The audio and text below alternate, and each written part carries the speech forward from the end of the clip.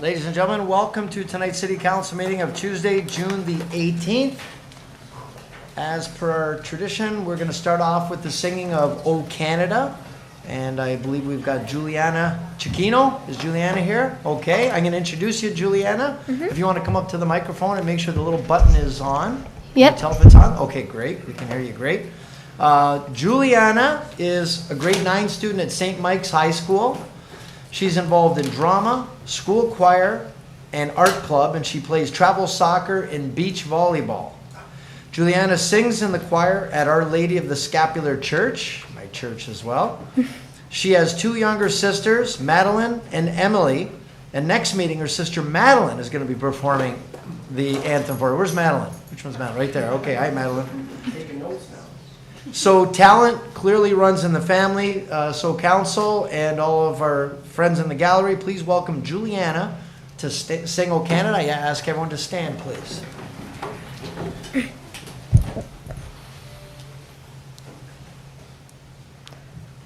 O Canada, our home and native land, true patriot love in all of us command.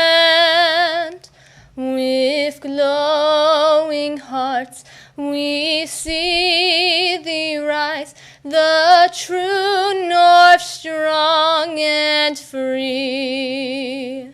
From far and wide, O Canada, we stand on guard for thee. God keep our land glorious and free. O Canada, we stand on guard for thee. O Canada, we stand on guard for thee.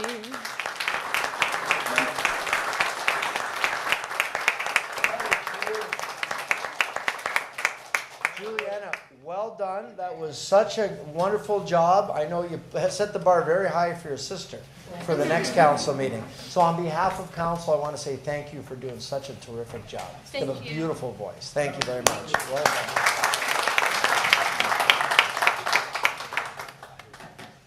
Heather.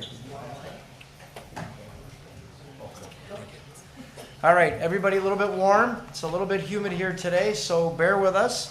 Got some really hot weather going on outside. Next up is our land acknowledgement and traditional indigenous meeting opening. We acknowledge and thank the indigenous peoples who are stewards of this land for a millennia before us. I'd like to welcome Brian Kahn, who's a local artist of Métis descent and an advocate of the indigenous community, to share his testimony.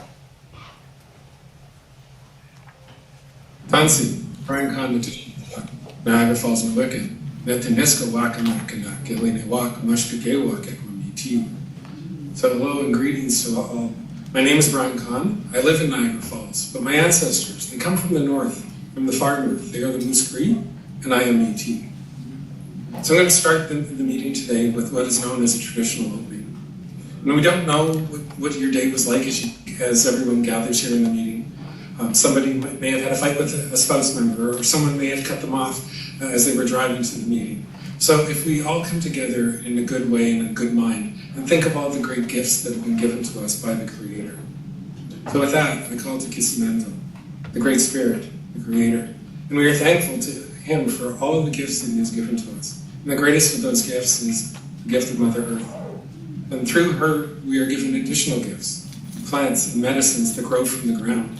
We are grateful to each and every one of them, for they nourish us and they heal us as we continue through our journey. We're grateful to the Tree Nation, because the Tree Nation, trees stand tall and proud, and they provide us with the materials to make our homes. Traditionally, they provided the materials to build our fires for staying warm and for our ceremonies. The trees and the forests and the lands are also a place for all the two-legged, the four-legged, the swimmers, the crawlers, the flyers, and we are grateful to each and every one of them. And when I think of all of those gifts that the Creator's given to us for us to use, must be reminded that as we come across an item that we want to harvest, that we don't take the very first one that we see, whether it's a plant or an animal. We don't even take the second one that we see.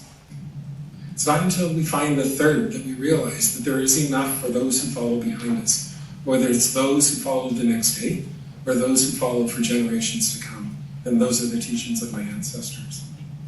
We are grateful for the four winds that blow and the four directions that surround us. With that, that brings the change of season and new opportunities. At this time, it is a time of harvesting of those plants. And with that, we take one of the sacred medicines, tobacco, and we lay it on the ground as a gift to Mother Earth for giving us that opportunity to grow and nourish that plant or that medicine, which ultimately comes back to us. So we're grateful for that harvest that we have.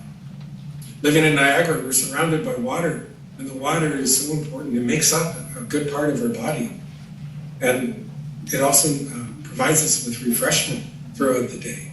But more importantly, it is through water that we have our very first homes. Before we were born, we lived within water, within our mothers. So we're grateful to that water.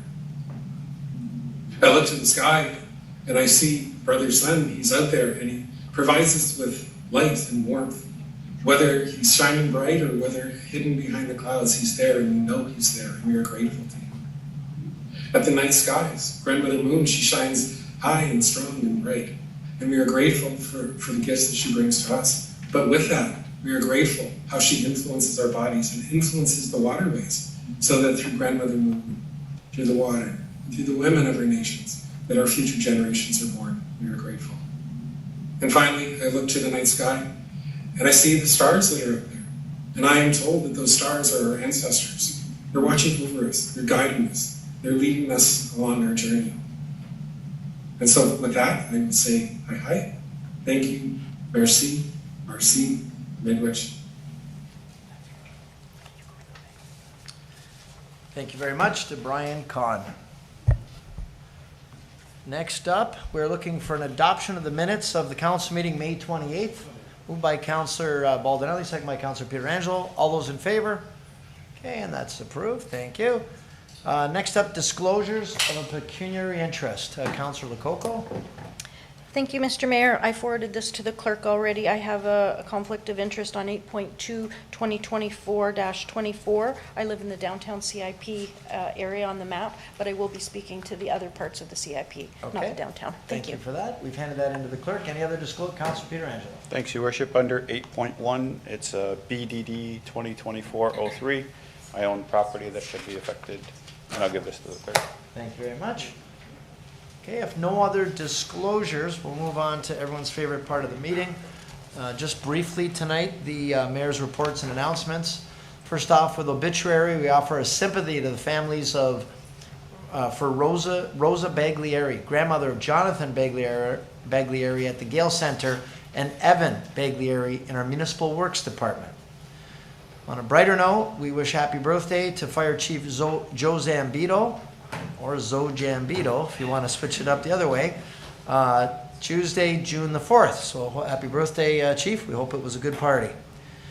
40 under 40 awards. We had the gala just take place, and I was joined by Councillor Patel, and there is Ms. Pignarti, our solicitor, as we honored Niagara's 40 under 40 business people. And there's the big group of all of them at one time. So congratulations to all the winners. We hosted in Niagara Falls the Niagara Canada International Film Festival. Took place at the Niagara Falls Convention Center. We had the producer from Schitt's Creek there, as well as in this picture is Ben Johnson. He's in the picture as well in the center. Actually, it was kind of funny. The one gentleman on the far right joked and said, "Hey Ben, I'd like to challenge you to a race." And he said, "Well, get your car."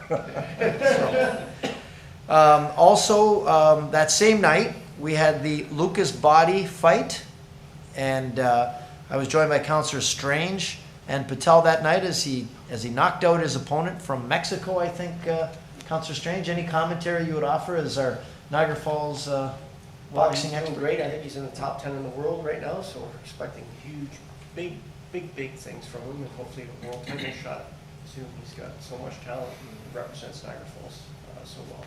Excellent. So congratulations to Lucas. Look forward to watching him with a title fight. We just had the annual Qing Ming Festival, took place at Fairview Cemetery, so our staff did a nice job that day of putting on the event. Well done. Also, I'd like to acknowledge Matthew Fisher, a student at St. Mike's Secondary School, and it was coordinated by Councillor Pietrangelo, who's a teacher at the school.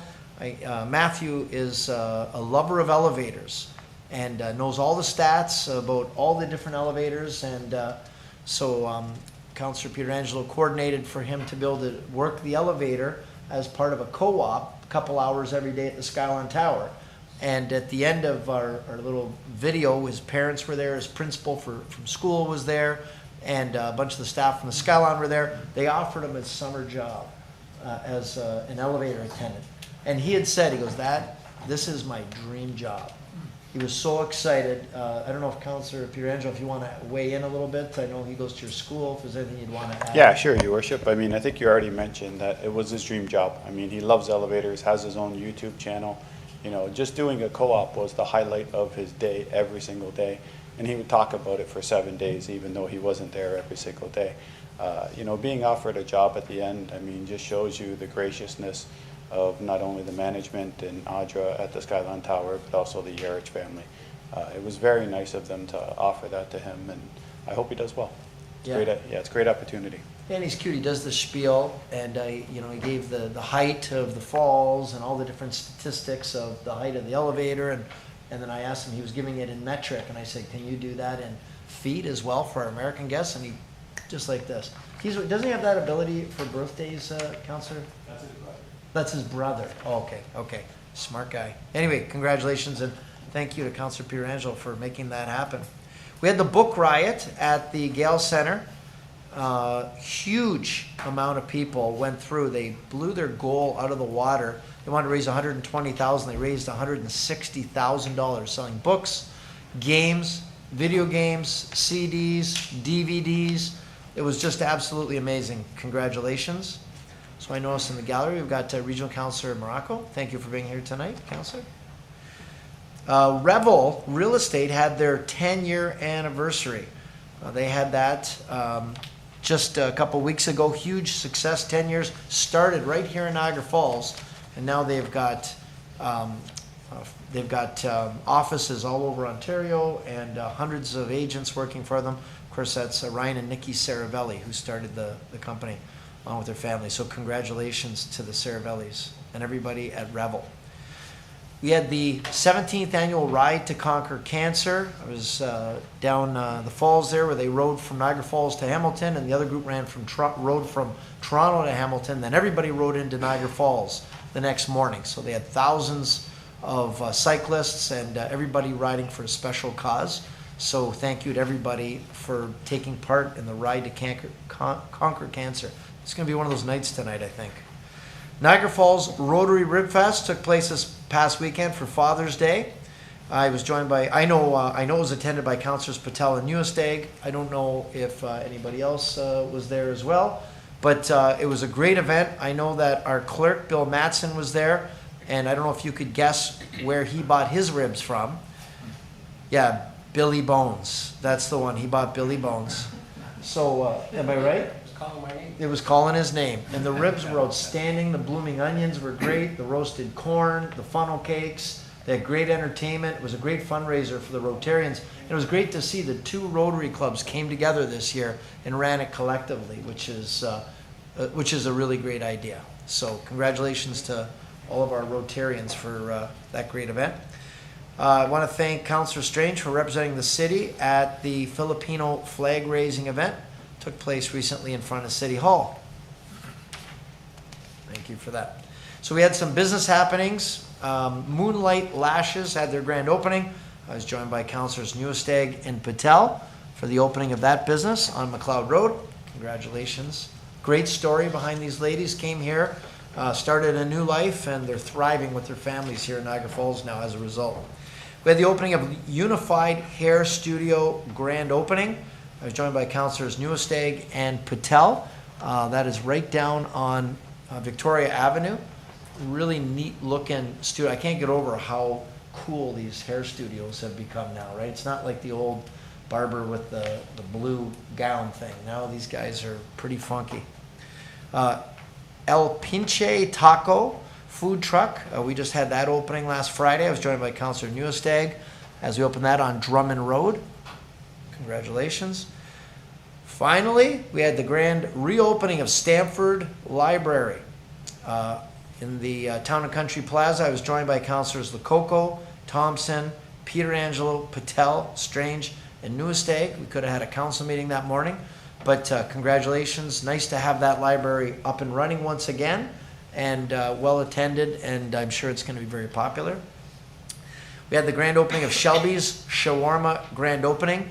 If you haven't ever heard of Shelby's, there's a guy there, Shawarma Man. I was joined by Councillors Nieuwesteeg, Patel, Strange, and Pietrangelo.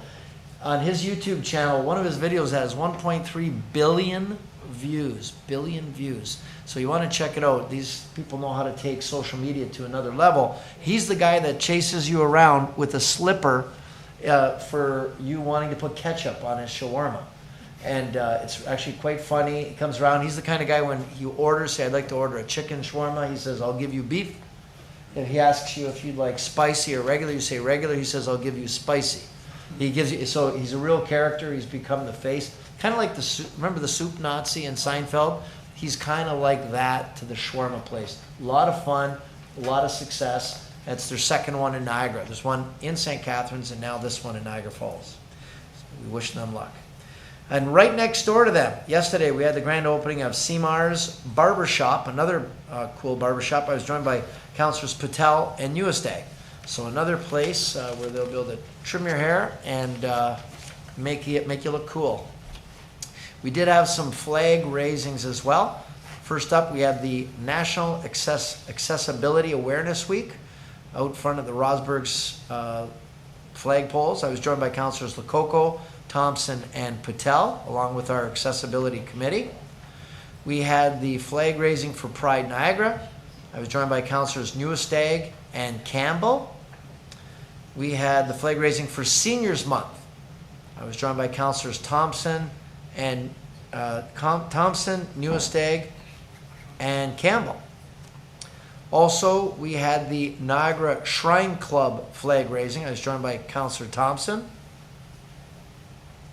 And lastly, we had the 14th year of Italian Heritage Month take place along with members of Club Italia out front of City Hall. So thank you to all who participated. Our next council meeting will be Tuesday, July the 16th. So be sure to tune in for all the excitement that day. So now as we move to item 4 on the agenda, this is the deputation presentations and appointments.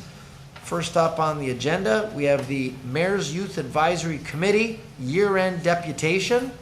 I understand we have some Mayor's Youth advisories, so if you want to come up to the microphone. I know we've got also a scholarship presentation with Nathan Smith, so I'm going to leave it to you how you want to handle it. Nathan, did you want to do the presentation first or the check presentation? Yeah, we'll let these guys kick off, especially if not everyone in the room is familiar with what MIAC does, and then we'll cap it off with the scholarship presentation. Sounds good. Sounds good. Gentlemen, so welcome. If you want to introduce yourselves to the council, that'd be great. All right, thank you, councillors. My name is Prancha Patel, and this is Sridev Patel. We are this year's MIAC co-chairs. We're not related. Start, can I ask any relation to Councillor Patel? No. Okay, just check. Just check. Okay. Thank you. Right. Yeah. Right. And we just want to say that leading MIAC has been a very rewarding and interesting experience for both of us, as we've been part of MIAC for the past 4 years. We've seen MIAC through its glorious ups and downs, especially through the COVID season. And it's been a pleasure leading MIAC for the 2023 and 2024 term.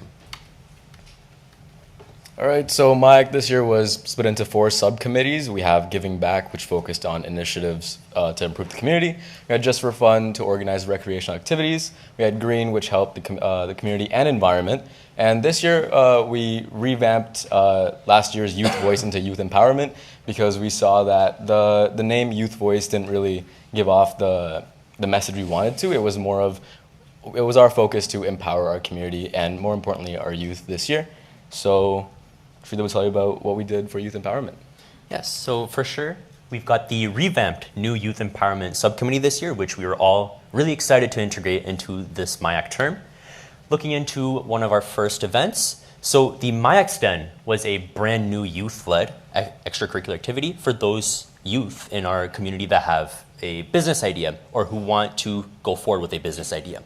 So this followed a Dragon's Den style type of format where participants would come to a panel of judges chosen by the Niagara Falls City Council Small Business Administration Office, and they would pitch their idea to win some sort of prizes, which we gave out were 2 spots in Summer Company for 2024 and various cash prizes from MIAC ranging from $200 to $350, with all 5 of the finalists achieving a prize.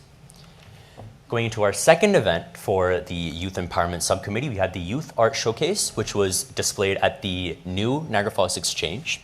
Due to the new traffic that was over there from the farmers market, we saw some great success from that as well. Criteria for this event included just physical art, drawn pieces of art. We didn't really choose digital art because we wanted the authenticity of artists, youth artists, in our community.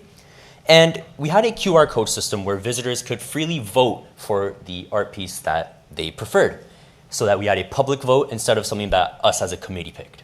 We had our prizes as well, which ranged from $150, $75, and $50 for first, second, and third, respectively, due to the amount of votes they got from the QR code system. On top of that, we had an event that we're planning for in the future, so hopefully for the next MIAC term, called the Student Summit. So the Student Summit was a student-run conference that was run by MIAC in the past, but because of COVID, it unfortunately did get shut down. It was a massive event with high school students from all of Niagara Falls coming to Brock University, where they could be enlightened about post-secondary decisions and other sorts of valuable information for their future careers outside of high school. Oh. I think you just... No, I can't. Disappeared.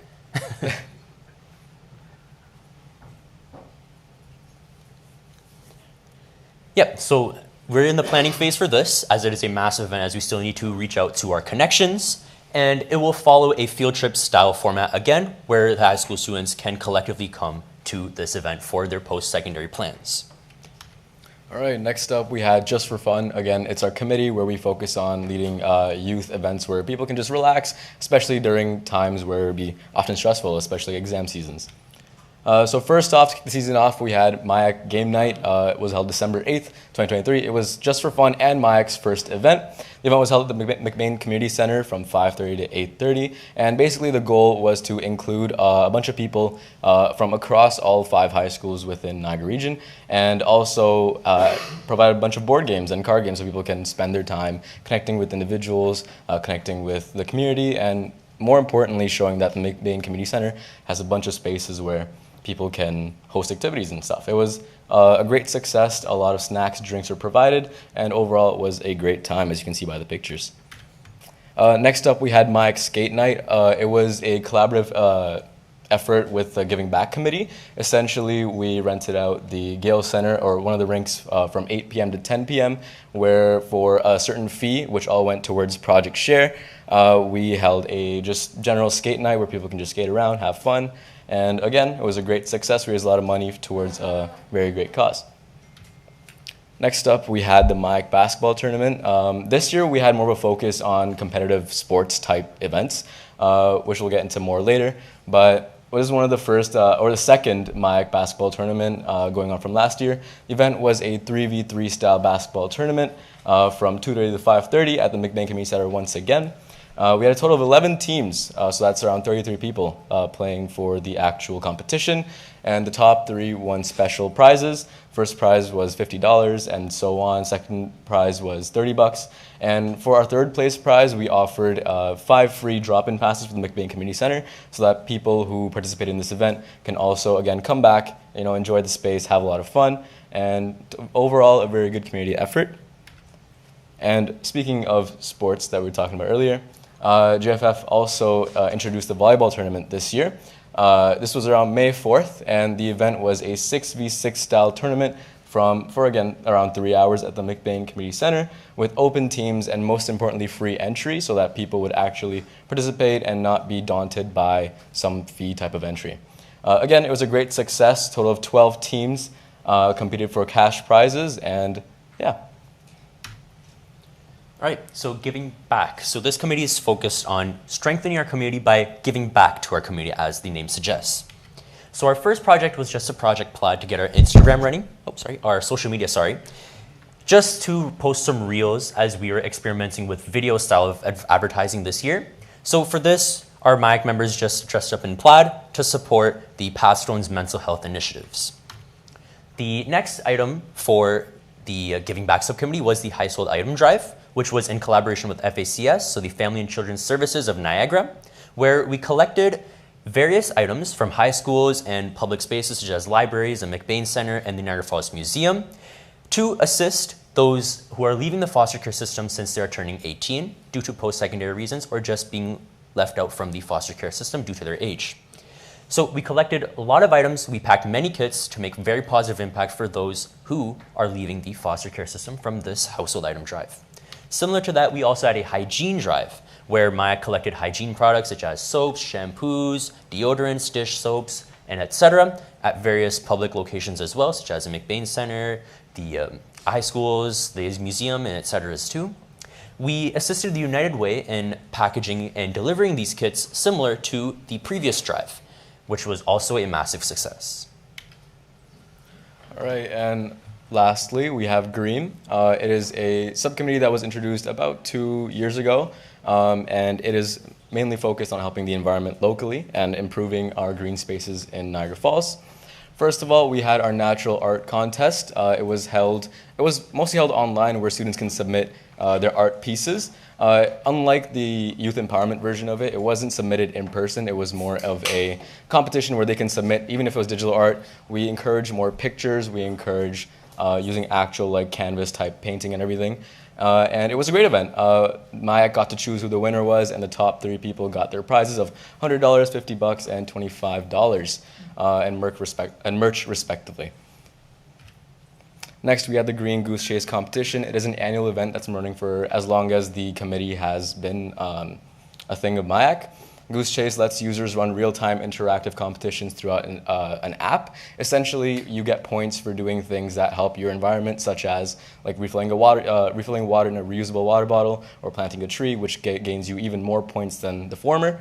Every year, it's a competition between the high schools where they can collect a total of points and get a trophy, which was made last year by hand using recycled materials. This year, unfortunately, Ann Meyer won, but it was a tight competition, to say the least. And we also had the Mother Earth Day. So every year, Green planned in-person events at the McBain Center Fireman's Park and throughout April and May around the Mother Earth Day.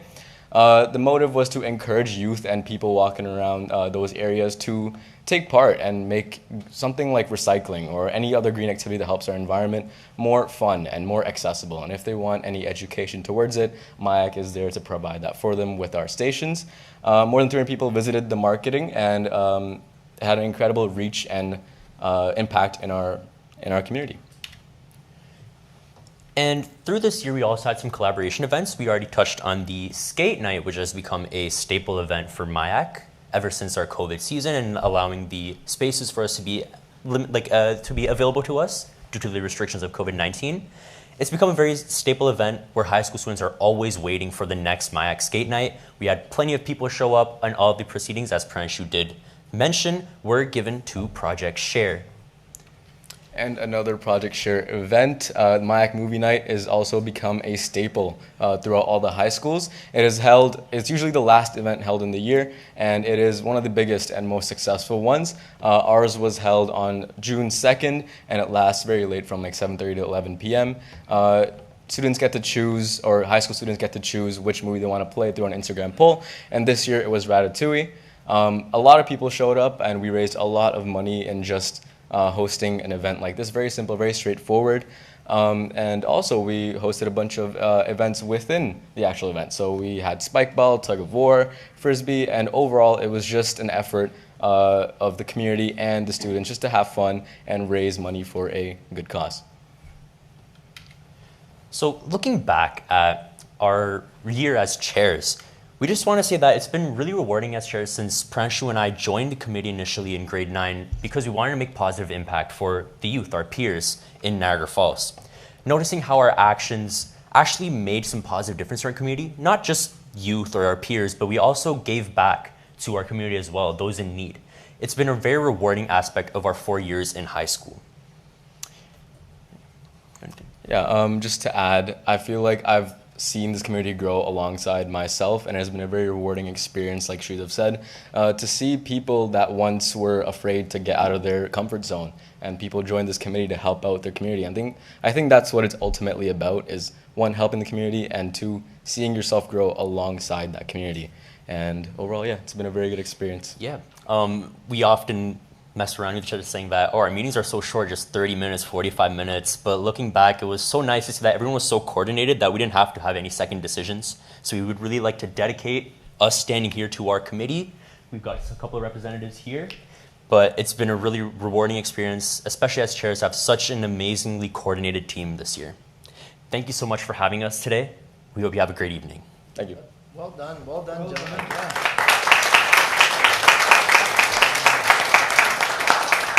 So let me ask you now, first question now, what are you both up to now? So you've done your 4 years. What are you up to now in September? Okay. Yeah, so I've committed to Western University for medical sciences.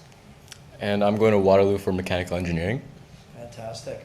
And next question is, if you had to summarize, so some grade 9 student that'll be coming into the school system and you're encouraging them, say, and they're like, I'm not sure what to do, what things to get involved in, and you were selling them on the MIAC, the Mayor's Youth Advisory Committee, what would you say the big takeaways are?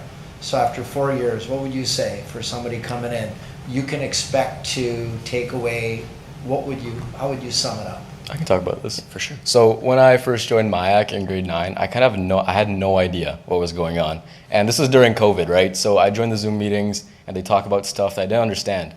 But give us an example. What's an example? So subcommittees and like motioning. I had no idea like the council format. I had no idea what I was doing. And it was this very scary experience, but I'm glad that I got myself out there and got out of my comfort zone because it has been a very rewarding experience.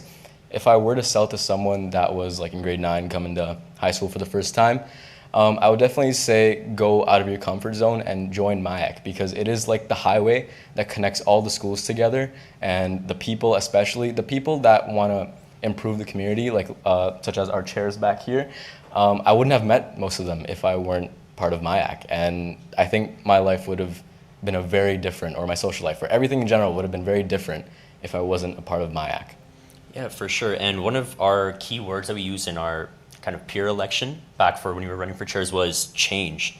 Looking back from 4 years, we've changed so much as people. We've become such dynamic thinkers, especially because COVID restricted us so much in our first years and we had to bounce back to get that image of MIAC back in the community.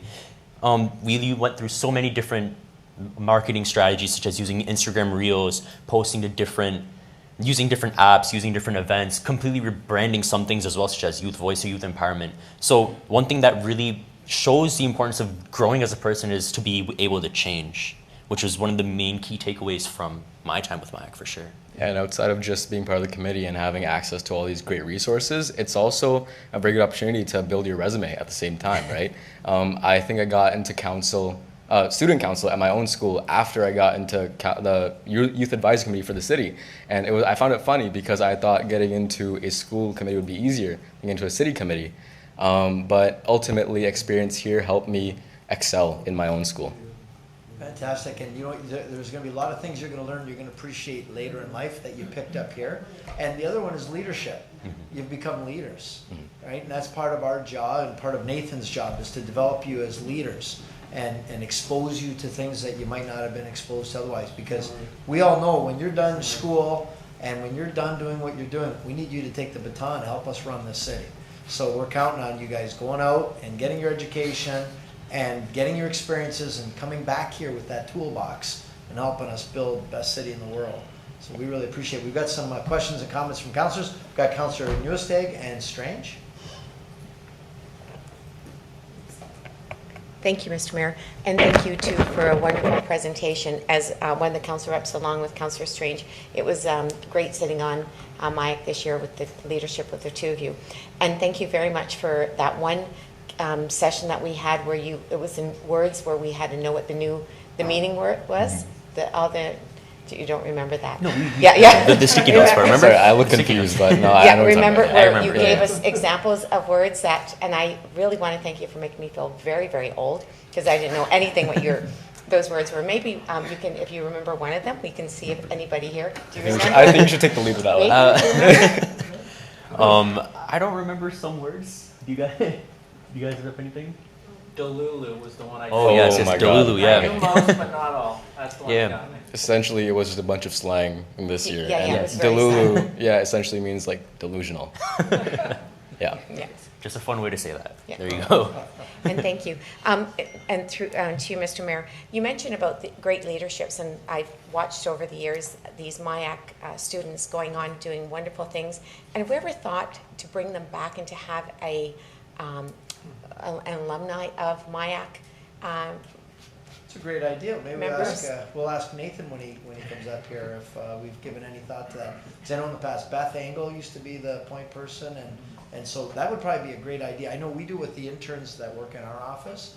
We have every year we have them all together, and you see what everybody's up to now. It's really neat and dynamic and exciting as they spread their wings. It's a great idea. Well, also because they were talking about the summit where they help other kids in the city. But if we have the leaders that have gone out and we don't know where they are and what great things they've been doing, but if they can come back and even speak to students, which kind of goes into my next idea, is it possible that we can look at, we have a seniors month, could we look at having a youth month where that would be something that we could bring the previous MIAC leaders or anybody on MIAC back to maybe presenting to the students, so a real youth month as part of MIAC. So maybe we'll do a motion when we're done here. We'll ask staff to come back with some ideas around alumni, alumnus reunion, and maybe something around a youth month or youth something, whatever that is. That's a great idea. And wasn't your daughter Mayor's Youth Advisor though? Yeah, She's a yeah, she doctor was now? chair of, she did, and she had a great experience from it.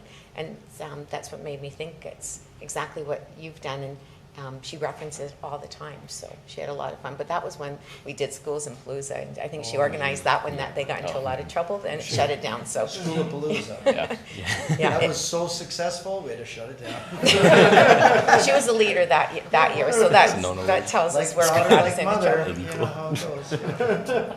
Anyway, Shall not thank be you named. for, and to all of the members of MIAC, you were great, and really nice group of students, so, and all the best to everybody who's moving on. Thank you. Thank you. Thank you so much. Yeah, Councillor Strange. Yeah, thank you, Mr. Mayor, and just kind of echoing Councillor Nieuwesteeg's congratulations to all of you, and watching you two. I've been on the committee since you guys started in grade 9. Watching you two just come as two shy little boys, basically in grade 9, and being leaders is really amazing. And you see all the hard work you do with these subcommittees and the rest of the committees, and thinking of new innovative ideas and raising money for great causes like Project Share. And you guys are our future leaders, and hopefully someday you might be sitting in Sooner than the later. mayor's seat, or you might be able to get like a pink sports jacket and sit in the CEO's. Congratulations. Miami Vice. So, okay, thank you. So, and this, of course, you're the chairs, the co-chairs, and are you related, by the way? No, no, we're not. We No relation. Okay, that's good. So I just want to say to all the committee, you're all back there, thank you to all of you. We know it's a team effort. We understand how it works. And first thing, I guess we'll look for a motion to receive the presentation Councillor Campbell, second by Councillor Strange. All those in favor? And then Councillor Nieuwesteeg, did you want to make a motion? Yes, so I'd like to make a motion that we look at a month, maybe throw it back to the youth, what would be a good month, like Seniors Month, we'll have a youth month, and also within that month is to reach out to former Mayor's Youth Advisory, which means you two will be invited to come back. So there's my motion. Awesome. Okay, great. Seconded by Councillor Strange. So let's call a vote. All those in favor? Okay, and that's unanimously approved. So on behalf of the city, gentlemen, we wish you well at Waterloo and Western, and to the rest of the committee too. I don't know, are any of you coming back? You're coming, but one's coming back, the rest are leaving? Where's the rest off to? Master for engineering. Mac? Yes? Master for Kin. University of Toronto for Social Science. To where? So University of Toronto. U of T. Okay, great, fantastic. And Queens for engineering. wow, you guys have covered the whole gamut, right? All the top universities in the province you're all going to, so congratulations. We're so proud of you. You've done so well. Did I miss one? Yes. Who did I miss? But someone's coming back next year, I think, right? Yeah. Yeah, you're coming back. Okay. You'll be in this chair. Councillor Thompson, did you want to weigh in? I just unbelievable what you are doing and over the years. I was the mayor at the time, and people said, why wouldn't you have young people involved? And we started for the high school, and the teachers were totally against it because it's political, and I think is this a great the work that the young people and you are going to be your future in here. Thank you. Yep. Thank you. Well, there you go, from the former mayor, 17 years, and he was the instrumental in why you guys got started in the first place. So anyway, I just want to say on behalf of City Council and all the city, we're going to watch you closely. We're really excited about now as you spread your wings, you get out into the world, and like we said, have fun, learn as much as you can. Just remember to come back because we need you to build this city. So thank you very much. Thank you to all of you. Thank you so much. Thank you.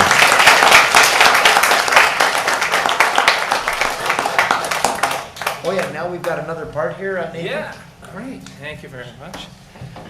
Yeah, our deputations are always a tough act to follow, but another component of my act that we're always very excited about is we get to honor the memory of a Niagara Falls resident who always gave back to the community and really embodied values like leadership and dedication, great community spirit.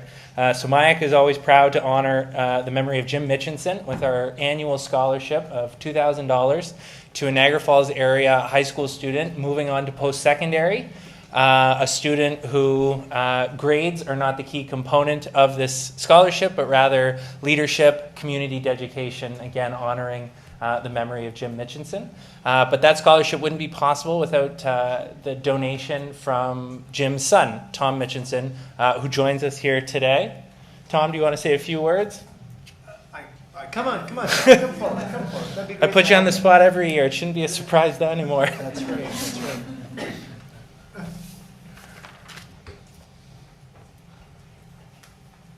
And then we'll do an official right out front here. We'll do it right in front of in the horseshoe. I don't remember that, Nathan, but Oh, there you go.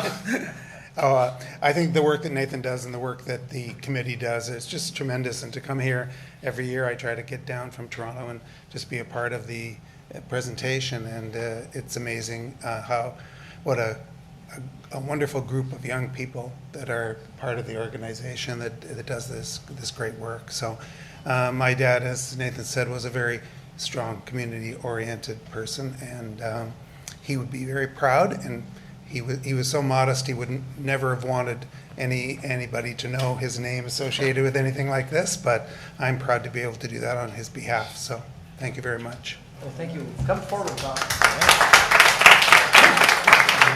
Oh, looks like he's dragging you up for the How do I phone. do that? Oh, yeah. Yeah, so for this year, the unanimous winner of the MIAC Jim Mitchinson Scholarship is Joy, a senior of Wesleyan Secondary School. Of Joy's many accomplishments include helping to spearhead the creation of the DSBN Equity Advisor Group, heading the Wesleyan chapter of the Rankin Cancer Run, and being involved with Niagara Public Health as both a member of their Youth Advisory Committee and a REACT peer leader. And we have no doubt she'll continue on these great accomplishments next year at Waterloo for mechanical engineering.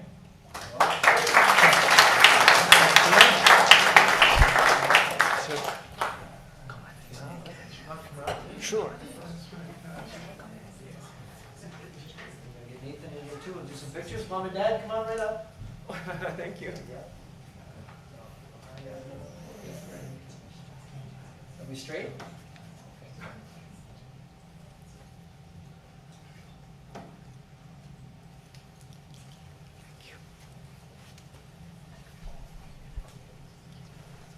Thank you very much. So now, Joy, would you like to say a couple words? First of all, thank you very much.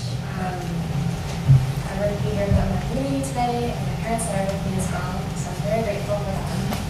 I look forward to extending the benefit of this scholarship beyond myself.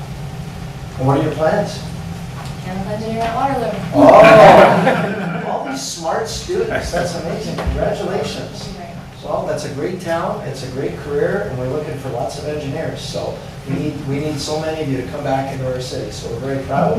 And Tom, we're really grateful for the legacy of honoring your father and doing some wonderful things like this for Joy, which is going to help her continue her studies.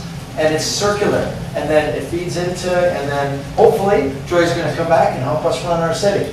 So I just want to say thank you to Tom on behalf of your dad, Joy, for being such a great role model and a great recipient, and to Nathan for being our conduit to connect with all you guys and bring it all together. So we're just grateful on behalf of the city. Congratulations. Well,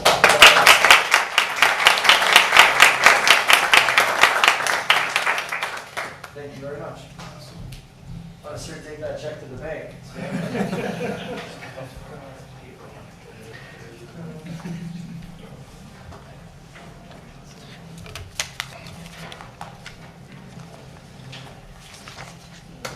So I'm going to ask our clerk if he could maybe explain to our gallery what's coming up next.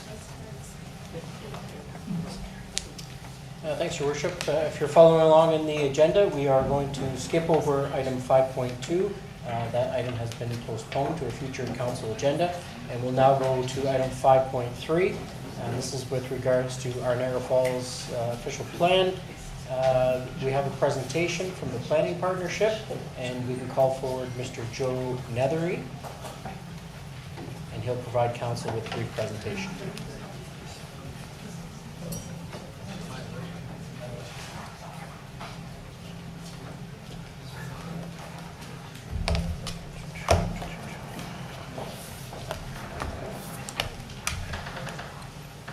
You guys are welcome to hang around or escape. I'll leave it with you. Slide 5. All right. So good evening, Mr. Mayor, members of council. So my name is Joe Nethery. I was in the peanut gallery for the special meeting of council back in March. I'm the lead policy planner who's going to eventually start drafting your first draft of our Niagara Falls plan. I get the distinct pleasure of following up the MIAC presentation, and as a Western alum and a Waterloo alum, it was kind of serendipitous to see the future alums from those schools up here doing a great job. So I will do my best to live up to the standard those two gentlemen just set. So we're here tonight with a project status update. We're looking to share with council to learn about who we've been talking to and what we have heard from those individuals, those stakeholders over the past 3 months. and to give you a little bit more detail about the topics that are covered in the 6 discussion papers that are now online through the Let's Talk Niagara Falls project webpage. So when our team was back here, it was here with you in March. It was phase 1 project launch, the Section 26 special meeting of council. We began rolling out those individual conversations that had been pre-planned with identified and targeted stakeholders. In those sessions, we learn a little bit more about who we should be talking to, who else we need to continue to be talking to, and continue to roll out that consultation program. We are right now in phase 2 of this study. So if there are folks who are coming up to you now who are asking why they hadn't heard about this project sooner, well, they're in luck because we're still very much in the early stages of this project and this program, and this is as good a time as any to come on board and learn about this study.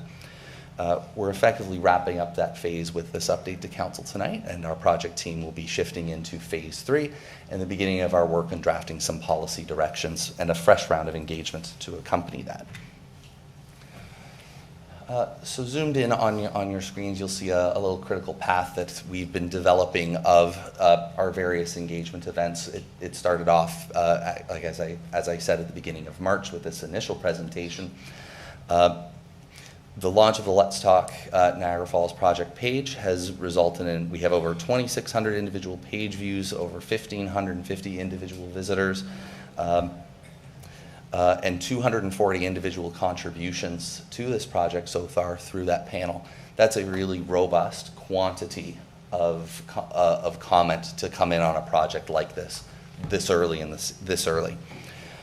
As a project team, Donna Hind and I facilitated 20 one-on-one individual conversations in the middle of April.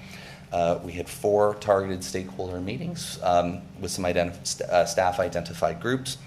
We've done 2 meetings with the technical advisory team, a very large room full of city and agency staff to ensure that we're getting their comments and their experience leveraged in this project as well. Our first online survey went out. Well, I'll have a couple of slides on the statistics and the performance of that work. 26 individual project contacts and conversations at the Niagara Networks and Industry Collaborative session at the Convention Center on May the 9th with a delightful brunch lunch, which for me is my favorite kind of event. City staff were out at the Mother Earth Day Festival at the beginning of May. We also have 4 youth ambassadors. That conversation started off through MIAC and has snowballed somewhat. So this is where I look over my right shoulder to Patrick Rivett, who's also on Mayor's Youth Advisory Committee, was the first person to put his hand up and has been doing a whole ton of incredible digital engagement work, helping to turn some of our work into an easily consumable survey for students to complete. He has been instrumental in leveraging his connections and his contacts at various high schools and through MIAC to help drive that youth engagement for us. I continue to work on getting him out of engineering and into land use and into city planning. We've done 2 visits to local high schools. We were at A.N. Meyer on May the 29th, at West Lane on June the 6th, with 108 individual student contacts through those classes, and leaving a whole bunch of extra maps for a particular grade 9 teacher at West Lane to continue that work and that engagement for us. We've also completed our first, I'll call them public information sessions, June 6th in person, Gale Center, June 11th online leveraging Zoom. We had 75 total contacts made between those sessions, a few repeat attendees as well between all of those. And our second online survey will be launching imminently in the coming days. So it's a lot of numbers and a lot of steps to go through, but I want to be in front of council and assuring you all today that's really tremendous turnout. And we are hearing really strong positive feedback about wanting this council and this city to make a difference in the community, how it looks, how it functions, and how it shapes, which is a really great project for me to be able to be in and make it really worthwhile getting up every day and working on stuff like this. Those are, I think I would be duplicative if I went through those particular key points again. So in terms of next steps on that engagement, as mentioned, we are in the throes of finalizing that second online survey to go live. Its content is seeking some responses to the various things to think about that were raised in the individual discussion papers themselves. So it's a fairly beefy, hefty survey, but the fact is that the work that's been undertaken so far and the questions raised by staff, by agencies, and the community is really generating a number of questions and options for us to think about as we're undertaking this study. It really means, in my opinion and the team's opinion, that we're going out with some very serious and hefty content in order to ensure we're being as comprehensive as possible. We are also being teed up with a series of appearances at various advisory committees of council over the coming few weeks. We continue our engagement and reach out to community groups. We continue to seek out and explore any opportunities for pop-up engagement and random appearances at events that we can deliver on as well to increase those points of contact. And as a reminder, as a part of this project, we will always be delivering reports on what we've heard at the various key and important milestones of this project. In addition to our own analysis and synthesis of that information, as much raw content as possible will also be provided so council can hear directly from from individuals as well. So in and amongst those multiple points of contact, we've heard from environmental groups, industry groups, business groups, the BIAs. We have school students who've been targeted, of course residents. I've mentioned staff in the city of agencies as well, and we have completed through Mayor Diodati's office the official notices of commencement to Indigenous nations in order to begin those conversations as well. If you, like me, enjoy statistics, there is your updated project count of over 3,000 individual visits to the project webpage. Those 240 contributions are actually up to 310. And a lot of those visits are actually coming direct. So somebody punching in the website directly, going to Let's Talk Niagara directly, rather than through those advertising searches. So this is a project that people are clearly coming to search out, to engage in, to be a part of. That is a very strong, organic kind of a reaction and engagement on this project. In terms of the online survey completion itself, perhaps typical with what I have seen in studies I've done in my past, our older age groups have been the most engaged through that particular process, but it is a fairly even spread and distribution from 26 through 75. It's a very even cross-section around the community. It generally aligns with population, maybe a little less so on the younger side, but we are going to be working on that throughout the summer and fall as well. 135 contributions to the quick poll itself and 147 formal form submissions. And some of the themes that we are seeing so far in the initial responses, we're being asked to look at housing, we're being asked to look at homelessness, alternative and emergency and supportive housing. A theme is emerging about focusing on non-tourism aspects in the city as well, and ensuring that those elements of the community also come through strongly in the future reports and the official plan itself. We continue to hear about the natural environment and ensuring its protection. We continue to hear about road improvements. We are also hearing strongly about cycling routes, traffic, and how bicycling, walking can integrate well into the urban fabric of Niagara Falls too. We are hearing strongly about the appearance of the city, the need for improvements or beautification of the public realm, of existing buildings, that the quality of development that comes through is improved going forward. Also seeking to identify those protections and improvements to the parkland system, especially given how much change has occurred rather at the provincial level, and how parkland is secured and provided for going forward. And in and amongst the appearance items, the property maintenance standards as well seems to have come up more than a few times. So a good chunk of our spring was working on publishing those 6 discussion papers. These were identified by staff early on in this project. It was a part of the proposal we ultimately submitted as well.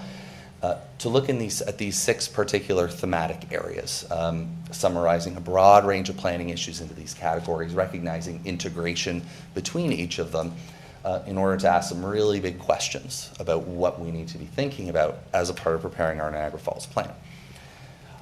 In terms of an attractive city, it includes that quality of development. It includes that perspective of development from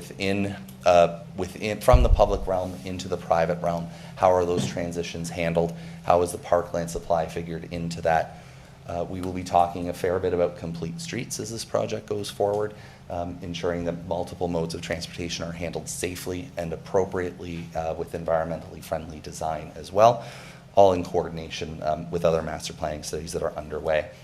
We will be talking about compatibility and intensification. That is always a concern on projects like this at this day and age, in ensuring that future development that happens in existing areas is appropriately transitioned and handled in a manner that's appropriate and sensitive to what already exists. In some of those key points that we are hearing, I obviously won't read them all off to you. There's a desire to see better quality development, better quality parks, better quality trails, a desire to revitalize and restore original buildings and some deep architectural and cultural heritage history that exists in Niagara Falls, and continue to drive and encourage those new businesses locating downtown. We've heard the word village and small town used many, many times throughout this study. We're obviously looking to come up with policies and suggestions on how that high quality and intimate feeling that living in Niagara Falls engenders can be captured in the policy framework and respected in future public and private projects. Under the Cultural City banner, we are discussing items around protecting heritage resources. How can we promote and enhance those particular experiences? And the role of programming that can exist within enhancing culture and how an official plan can support creating those facilities and spaces. We are also, of course, looking at planning for public service facilities as a part of this paper as well. There is a strong desire to see those cultural elements, those eventing elements spread throughout the city, that there is a whole city focus to these elements. Obviously, the Falls and the Niagara Parks experience is well known. Is there a way for all in the community to be able to enjoy that without necessarily having to cluster downtown or in the Clifton Hill area? There is a strong sense of those communities in those neighborhoods. Many of the people we've been speaking to are looking for that to be captured and reflected in the development that they are getting and in the facilities that they have. For which our team will have no shortage of ideas on how we can plan for and protect spaces for culture to happen. Under the Connected and Mobile City, we are discussing how people and goods move in, around, to and out of Niagara Falls proper. It is more than just cars and trucks and trains, although there is considerable excitement about GO Train service amongst our stakeholders and a desire to be able to leverage that and see it expand. We are very interested in those first and last mile experiences. It's great to get to the GO station, but how do you get from there into Niagara Falls? Or if you live in Niagara Falls and are looking to get it, how do those connections work? And are there ways that we can make that experience safe, enjoyable, with multiple choices and options to it? And facilitating those connections throughout the community as well. Excuse me. So, as I do on many projects that I participate in, we hear about traffic being bad. Can roads be expanded? Can they be maintained? There will obviously, in the recommendations that come forward, need to be a balance between wider roads, or else we end up consuming most of the land next to those roads where we would hope for development to be occurring. We want to ensure that we're coming up with and supporting a policy framework for rights of way that are designed large enough to be accessible, that can support proper sidewalks, that there's connectivity to trail sections as well, and hoping to facilitate some of those connections between facilities that already exist today and identifying an opportunity and a means to finish those connections and make those linkages together. Under the Green and Resilient City, we are talking about the protection and enhancement of natural systems. This features and functions throughout Niagara Falls proper, not just in the rural area, but in the urban area as well too, and if there are opportunities to introduce more green within the existing urban area itself. The council has done considerable work already with respect to adaptation to climate change, with respect to the urban forest and tree preservation, which are elements that this project will obviously be implementing considerable direction in and taking lead from some of that work in order to turn that into actionable policy. We are hearing it's a fairly deliberate choice to put the first point about being about public gardens and the ability to grow food. We have been hearing a lot about urban agriculture so far in this project, how it can be possible to, can we unlock and empower individuals or citizens to undertake community gardening and growing of food within the urban area, and we will be presenting some options in that regard as well. There remains a core tenet of this project and the provincial policy framework in its current state and likely future state about ensuring watersheds, forests, and wetlands continue to be protected. This official plan will obviously be building upon that framework and the framework of the Niagara official plan, the regional official plan, in order to provide that strength here at the local level as well, and be future-proofed and ready for any changes that may come forward. There are notations as well about how the diversity of urban green space can be provided in order to supplement and serve those many goals and outcomes through development. Through development, growth, and change. Under the growing city, we are going to be looking at and taking a good look at how and where the city will continue to grow. Council has already authorized and implemented a number of secondary plan studies that will give us some answers in this regard. It's incumbent on this work, our Niagara Falls plan, to incorporate those results and ensure that we're taking an appropriate look within the urban boundary as well. Council has committed to the provincial housing pledge. We obviously are here to help deliver on how those units can be provided.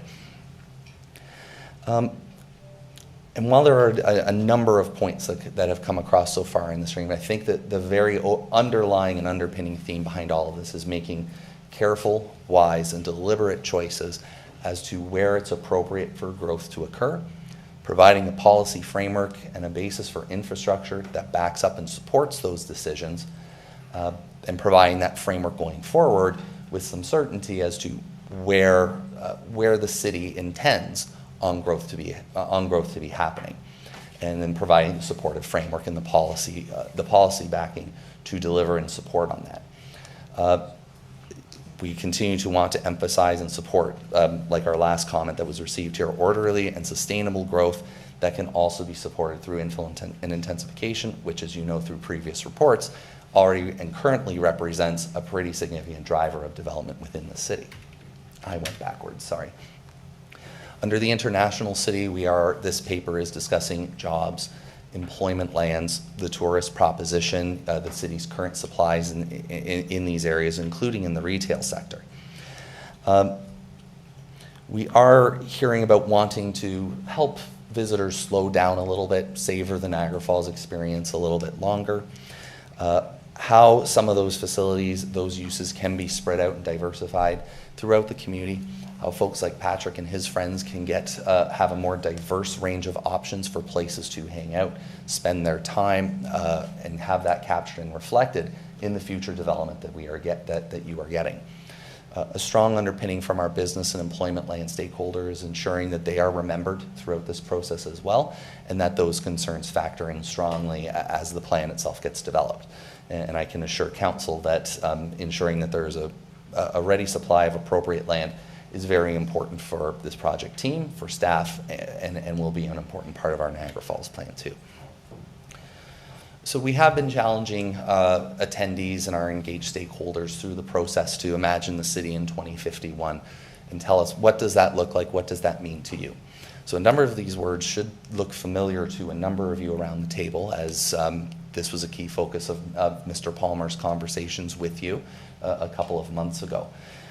Ensuring sustainability, inclusivity, a livable city where all people of all ages can come here with ease, about preserving our heritage and having a beautiful and green place. We're also hearing strongly from the public about Niagara Falls being the seventh wonder of the world and wanting to capture that and leverage that spirit going forward too. There's a can-do spirit with who we are hearing from on this project. And I'm looking forward to being able to present some ideas and options for you, along with the project team, on how we can harness that energy. So I'm drawing to my final slides here to remind everybody that we are in that second phase of work. We're completing our background work and our discussion papers. We're going to be, as part of shifting into summer mode, I and the project team will be starting to work away on some of those policy directions, including a separate report that will come forward through that work. And then we'll be back, of course, in the for fulsome engagement in the fall on the draft official plan content itself, and an approval process later this year and potentially early into next year as well.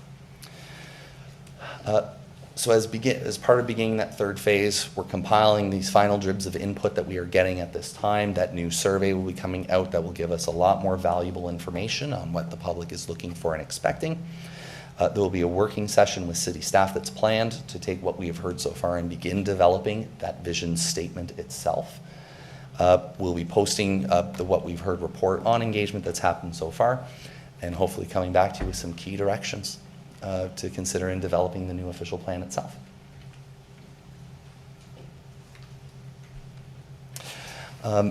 Lucky for me, I don't have to worry about restarting that machine, so thank you, IT, for taking care of that. I can assure you in behind that is just today's date. So thank you so much for that presentation. And Mr. Mayor, I'm happy to answer any questions council may have. That's great. Thank you very much. I've got Councillor Pietrangelo. Yeah, thanks, Your Worship. Obviously, the official plan is an important document for the city. It's our roadmap that dictates a lot of our policy, a lot of what developers can do, and a lot of what we're looking for as well. I guess a question through yourself to Mr. Nethery. In the one slide you had up there where you had the emerging themes from the survey, I guess when I read that, and it was all good information to intake for councillors, I think they were very raw comments. Some of it I kind of felt that the city does have 100% responsibility for. Others I kind of felt that it's a bit more multifaceted, maybe different levels of government, things of that nature. So I guess what I'm wondering is, when you look at these emerging themes from the survey, do you get the sense that you'll be able to address all of them through our official plan? Are some of them best suited for our zoning bylaw? And are some of them, items that we should be tackling with collaboration from other levels of government? Through you, Mr. Mayor. It's important, the short answer is no, that not everything that has been raised or suggested can be addressed through an official plan or is appropriate for dealing within an official plan. We deal with land use vision, managing growth development. It is a planning act instrument itself. But the official plan does set up a number of implementation mechanisms in order to capture various items. I'll pick let me try and think of an easy one here. A tree cutting bylaw is a municipal act bylaw. The official plan might want to talk about tree preservation and tree protection. So there is sort of a carriage there. Anything fundamentally that's in an official plan needs to be implemented somehow. Zoning is a primary home for that stuff. It could be a municipal act bylaw like what I had just said. It might be appropriate for a further study. Once our Niagara Falls plan is done does not mean that all of the work on planning in this community is finished.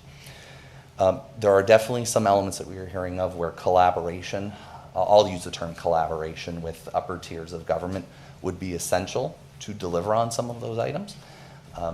There are opportunities for us to explore some of those items as a part of this project, although we may not necessarily be able to answer them all. So, we've been tasked, and council has tasked staff and this project team with coming up with a brand new official plan that's very new, that has new policies and new directions on things. You can certainly count on us all being very thorough in exploring what that could look like and what it contains. So I hope that answers the question. It does. That's kind of where I was as well. Like, I looked at this and I thought to myself, it's great information. I don't know that we can address all of it through our official plan. I know you mentioned in your presentation as well, you talked about employment lands, future traffic patterns. Obviously, I'm sure staff were able to bring you up to speed in the sense that the east side of the Queen Elizabeth Way at Lions Creek Road, from the Queen Elizabeth Way all the way to Stanley Avenue, has been overlaid as employment lands by the region. The city has recently acquired lands at the intersection of Sodom and the Queen Elizabeth Way as well. The regional official plan, I believe in their first draft, had an employment land corridor directly along the Queen Elizabeth Way from Lions Creek all the way to Sodom. Is that something that in our official plan you'll be looking at addressing for future employment lands? And if so, have we ever thought of, and I know you talked about future traffic patterns, but have we ever thought of another intersection? And the reason why I should say another highway intersection, the reason why I mentioned that is because if you take a look at the distance between all of our highway intersections right now, you have Mountain and then Thorold Stone and then Lundy's Lane and then McLeod. We're usually between 2 and 3 kilometers. I think the only one that's a little bit longer than that is from McLeod to Lions Creek, and that's because we have to go over the Welland River. But if you take a look at Lions Creek all the way to Sodom, and I use the Niagara Navigator as a measuring tool, I got 7 kilometers. We have a natural intersection that's there. There's a bridge that goes over the highway at Beck Road, and the intersection there is Beck Road and Marshall Road. I just think it would be an advantage, especially for planning for the future, for another outlet for Chippewa, because right now if you live in Chippewa, really the only access that you have is to get off the highway and go all the way down Lions Creek. Your other option is to go all the way out to Sodom and the Queen Elizabeth Way, but it's really out of the way. It would be nice to have another intersection on the highway. Just wondering if those are some of the things that you would be looking to address in an official plan. So yes, through you, Mr. Mayor, to the councillor, that the airport acquisition happened while we were writing the International City paper, so a rewrite was required of that paragraph. So it was excellent timing on that sense. It's very important that our Niagara Falls plan will, and I'm going to use some planning jargon, that it will conform to the regional official plan. So the Niagara official plan does show that the QEW corridor as employment lands. A municipality is allowed to plan for that employment land protection long-term, beyond the year 2051 that council hears so much about. So I would expect, yes, that is an outcome that would be reflected in the final plan. In terms of the interchange suggestion, it's something I would have to report back to council on, so I'll take the idea down, noting that that there is an ongoing transportation master plan at this time in the city, and this is feedback I can make sure gets through to them as well too. Okay.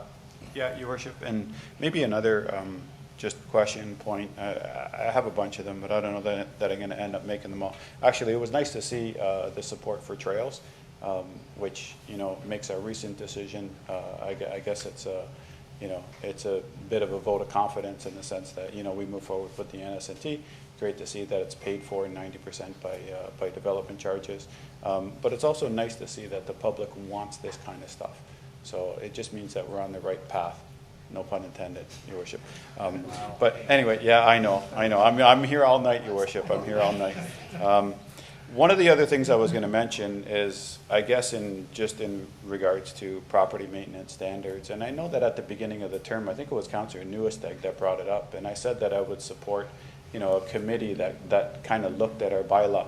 One of the comments that was in there was, well, Niagara on the Lake does it. They have a high level of property standards, but, you know, and they make sure that they enforce it. But Niagara Falls hasn't really adopted something like that. You know, I know staff are a bit hesitant, I guess from the standpoint of if we create a committee, then we have to create a terms of reference, you know, and then there has to be minutes from that meeting. I don't know that it needs to really be that difficult, though, Your Worship. I think if, you know, if council members want to sit down with some staff and, you know, take a look at our property standards bylaw, I really don't see a problem with that. I think we should be looking at making changes to that so that people can be proud of the property that they have and also proud of the property that they live beside. And I think that's part of the problem, really, is, you know, I think people who take care of their properties are getting upset at, you know, others that perhaps don't. So, I mean, I would be all in favor of looking at property standards, and I think if, you know, Councillor Nieuwesteeg and any other councillor really wish to, you know, sit down with staff and have a look at the bylaw, I think it would be worthwhile. So, thank you, Mr. Nether. Thank you for that. Just on that one point, I do want to mention, I know Councillor Patel was talking to me about exactly what you just said. Yeah. Because, yeah, did you want to just preempt that? Maybe just give a little, just address the property standards, that you're going to be addressing it later on, just so we don't have to keep talking about property standards, because I think, like, without going into the details, just in general, because I know Councillor Patel contacted me and was just talking about properties, because that's your committee. Mr. Mayor, driving around the city, I do see that overgrown grass on the boulevards, on the roundabouts, and even at the daylight triangles. And I know I have talked to you a few times about how it actually kind of bothers me when we drive around, and I have heard from lots of residents actually. This started when we had one email coming through all the members, and after that I had talked to 10 residents at least about them talking about how businesses do not cut the grass in front of their businesses, and our boulevards are all ignored in the city, and there's lots of overgrown weed and grass. That's one of the main thing, and lots of vacant properties are ignored. And I know a while ago I did ask for vacant property registry, and I don't think staff hasn't looked at it yet. So, and I know other cities do have vacant property registry where you collect, I think, $800 upfront for registry. So bylaws are in touch with the property owners, so they know what's going on. Squatters and people are trespassing on the property, and we had few fires in the vacant properties. So that's the way we can keep track of all of those, right? And other thing there is property standards. I think everybody has heard about the panhandlers too. That goes with the property standards, right? I have got actually quite a few people have talked to me about the property standards. Panhandlers. Because there are people if you talk about Highway 420, and then there's one on Dorchester, one by Walmart. There's a few places where people actually standing there for asking for money and the food. And people, I actually have it all written down, but people have actually told me that they have almost got in an accident because people slow down to hand in this money and food to people, and other people almost rear-end them. So I'm just wondering if that's even legal or not, but that has nothing to do with property standards. I'll talk about that later. So I actually want to bring in that Victoria Day weekend. I actually called you that evening, remember? I was driving around in the city, and most of those boulevards in the city, they all had tall weeds. There's supposed to be flowers there by then. And our city is, and I actually agree with all the comments the residents are saying, and I actually echo what Councillor Pietrangelo is saying too, that we need to look up to our property standard committee and expand our scope for property standards. Because when you go down the falls, look at the way Niagara Parks takes care of their property. And I understand we don't have the same budget or same workforce to deal with it, but we should take pride in our city. Our city is we have to beautify our city. Beautification should be top. So I agree with them that we need to expand the scope of property standard committee, and that comes to with the boulevards and all the public property. Even the businesses and plaza owners, we have to include all of them in property standards, not just talking about tall grass, neighbors' properties. And yeah, that includes that too, because you don't want to live beside a neighbor whose property is a mess, and the rats from their backyards coming into your backyard, right? And there's a bird feeder has been a problem in the city. That's a couple of the issues that I've been dealing with, and I know I've dealt with the bylaws about that too. And there's people are leaving their garbage all over the place, so there's lots of things to look into it. So I think I'll speak about that later, but yes, I'm glad that residents are saying the same thing, what I'm seeing and what I'm hearing from them. So beautification and expanding the scope of property standards is very important, and I think we are hearing residents loud and clear. Okay, that's great. Thank you very much for the Councillor. I've got Councillor Lococo and then Nieuwesteeg. Thank you, Mr. Mayor. Through the Mayor to Mr. Nethery, thank you so much for this presentation. I had the opportunity to join an in-person session and then 3 of the online sessions. It was really interesting to see the communication between the residents and what their concerns are. Going through some of those, litter did come up quite a bit, and I know we talked about litter at the last time. I'm a numbers person, so I wanted to make sure that I knew how many. I went back in my emails. For 2023 to the end of May, I had 51 email complaints regarding litter. So 17 of those came to all of council. They didn't just all come to me. There is an issue, and we can see that in our official plan comments. So I think it is important that we do address that. I wanted to build on what Councillor Pietrangelo was just talking about. A lot of comments have gone to the official plan that might not be able to be addressed in the official plan. I don't want to lose those comments, so I hope that there's a list provided of what's left that we can address, and then the city can figure out how to address them, whether it's through the zoning or bylaws or whatever. I just don't want to lose all those comments. Maybe we can ask Mr. Nethery, the ones that aren't specifically applicable to the official plan, are we saving them somewhere or staff categorizing them? Through you, Mr. Mayor, to the councillor, let me, so, I'm sorry, go ahead. So let me, through you, Mr. Mayor, let me provide an answer, and staff may supplement this as well. It is easy from a project management perspective to ensure that ideas that aren't able to be addressed in the official plan, that we maintain that list and provide that documentation. I'm quite happy to make that commitment tonight as a part of our various reporting, whatever stage that happens to turn out. And I think I'd like to provide just a teeny tiny clarification as well. The zoning bylaw would be your next major policy project after this one. It implements the official plan itself. So hopefully, most of the content in an official plan, thou shalt, these lands are for stores, these lands are for factories, the height is 2 stories, the height is 4 stories, will find its way into the zoning bylaw itself. There wouldn't be something in the zoning bylaw that falls outside of the official plan. It's a fairly linear, strict sort of defined boundaries, and something that we're happy to talk about at any time, and maybe is a good inclusion for our future reports as well. That's great. Yep. To that point, yes, Councillor. Just on that point, Your Worship, perhaps we can get clarification. I'm pretty sure our zoning bylaw update is coming after the official plan update, if I'm not mistaken. Do we have Signe? Did you want to weigh in on that? Through you, Mr. Mayor, yes, that is being planned for 2025. That is our work plan for 2025. And I just wanted to expand upon what Mr. Nethery said with respect to comments and input that we're receiving that go beyond the realm of the official plan. We're receiving comments with respect to bylaw enforcement, with respect to safety, with respect to maybe an issue in a park, or the desire for something in a park or road. So we are keeping that list, and once we get through this initial stage, we will be distributing that to relative departments, agencies, police, whoever it may be, because we recognize all the comments that we're getting do not necessarily fall within the realm of this project. Great, thank you. I'm glad that we're not going to lose those comments. Thank you. Okay, thank you. Councillor Nieuwesteeg. Thank you, Mr. Mayor. I want to just expand on Councillor Pietrangelo and Councillor Patel's comments about the city and Councillor Lococo. So we're all hearing it. It doesn't even matter whether we're hearing it or not. We're seeing it all over the place.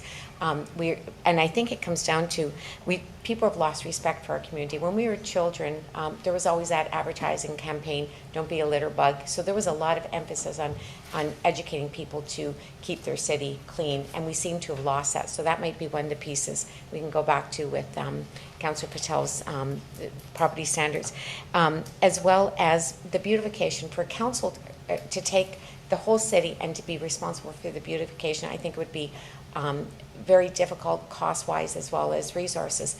So I would like us to see putting the onus on all the residents as well, so that everybody is incentivized to clean up their property, make sure their property is clean, and also maybe a penalty for people who aren't keeping properties clean. Just recently on Main Street in the middle of the night, Thursday nights or Friday mornings garbage, everybody puts their garbage out. We had somebody go up and down the street taking all the garbage bags and throwing them all over the place. We have never seen anything like this before.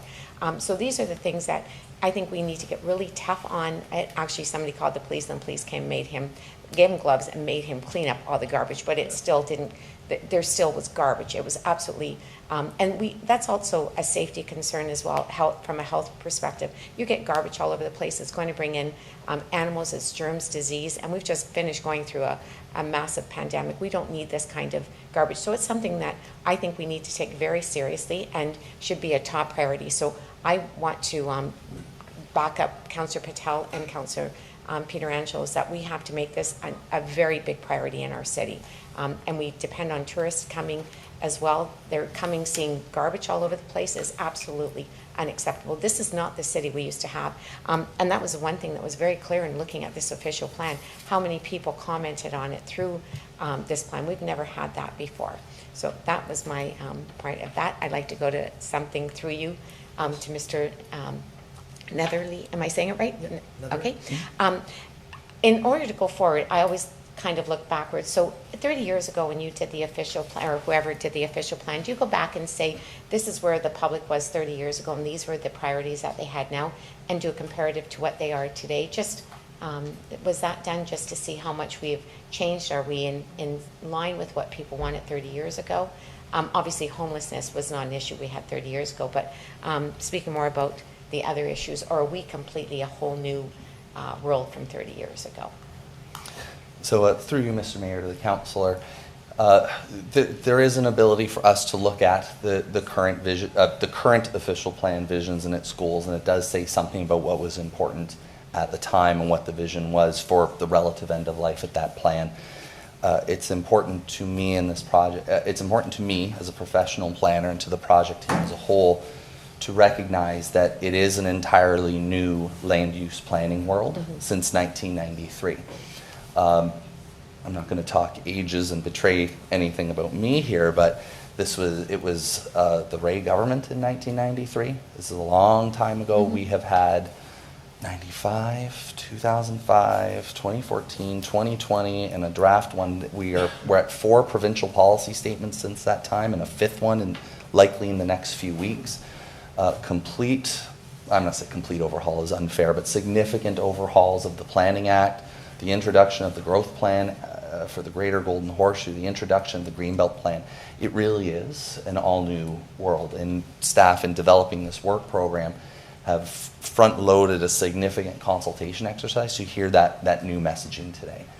Some issues remain present from that time. I would suggest that homelessness and housing challenges manifests in a slightly different way today. And we are hearing, and environmental protection has always been an issue. We have a stronger, I'm going to say, submit, we have a stronger policy framework today about protecting that work, and the Niagara Region Official Plan did significant work in that regard too. So it is a fairly new, it is a fairly new world. It doesn't stop us from going back and having that look at what was important back then and trying to document some of that change. So I'll take that as feedback back for our next report. And through you, Mr. Mayor, one additional comment. 30 years, it seems like a long time, like we just kind of to this point, 30 years ago, you just mentioned was forever ago, but we're doing a plan now to bring us 30 years in the future, and how everything's changing so rapidly. Do we have to go to 30 years, or can we look at maybe even a 15-year, I don't know how this all works, so I'm sorry, but a 15-year official plan, just so that instead of doing amendments, we know that this is like 15 years out, and then look again for another 15 years. Just 30 years seems like a long time. Of course. So through you, Mr. Mayor, to the councillor, there is an expectation that we are planning to the planning horizon of 2051, 27 some odd years. What should happen, not that I'm the CAO or the Director of Planning, is that in between now and then, it would be wise and prudent for the city to undertake, I'll call them interim reviews or updates. It's generally how the legislation was crafted. It's what was intended to happen. It's a not at all uncommon, not at all unhealthy, not at all unorthodox approach to say, after a few years into the term, that we should take another look at this, or a specific component of this, or a new issue Airbnbs were not a thing 10 years ago, and now short-term accommodation studies are very common as municipalities are trying to catch up to that. And I believe the city is well ahead of the game in this regard. So it's wise, it's healthy to undertake those interim steps and those interim reviews for the same reason that any private individual or corporation can file an application to force those sorts of issues, typically on a site-specific basis as an official plan amendment.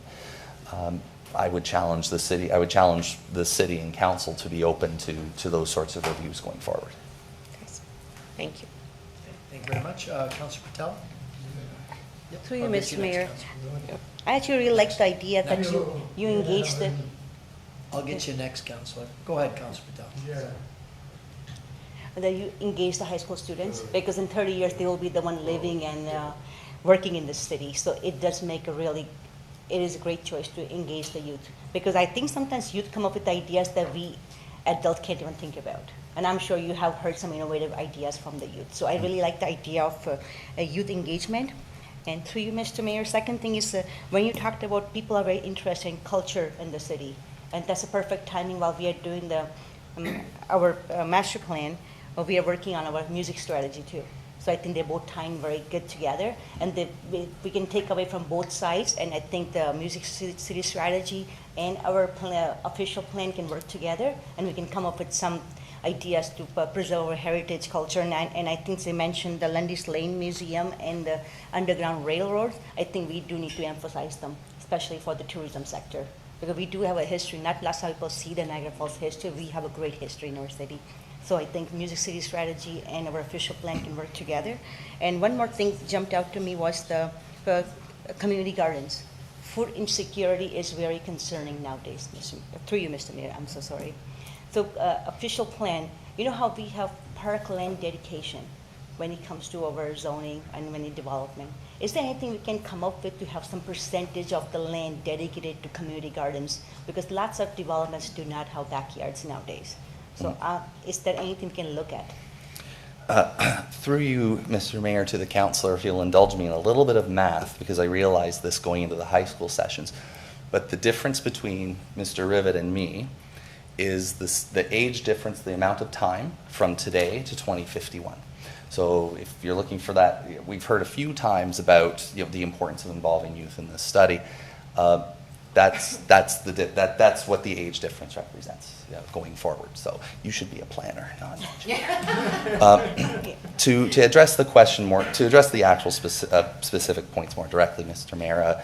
The music strategy and other various strategies are all very important and informative parts of the study, and we will definitely be looking at those. There was one recommendation right up front for sure that I know was an official plan item, and I think you will see that addressed.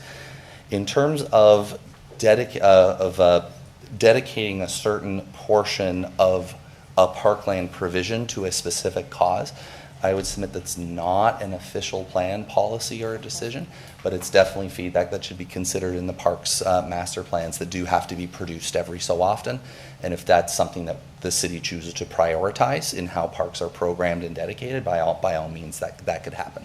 So future study, we'll put that on the future list.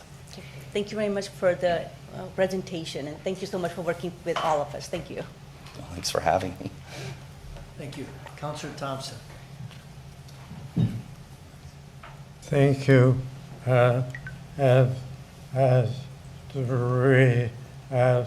over in my life have had official plan like this with and is very positive of the talking, and the only problem is focus more non-tourism aspect of the city where the tourism and Canada, and why would you even say that we had zoning for probably 35 hotels in the city, and to say that was, why would you do that? So I guess he's asking, because we've got 35 approved hotel development proposals, and obviously tourism is very, very important. And so some of the comments, I think that people are talking about, diversification. Is that what you're saying? Are you questioning the idea of the diversification? Not do about tourism. Well, Niagara Falls, what's that's, why would you even say that? So, yeah.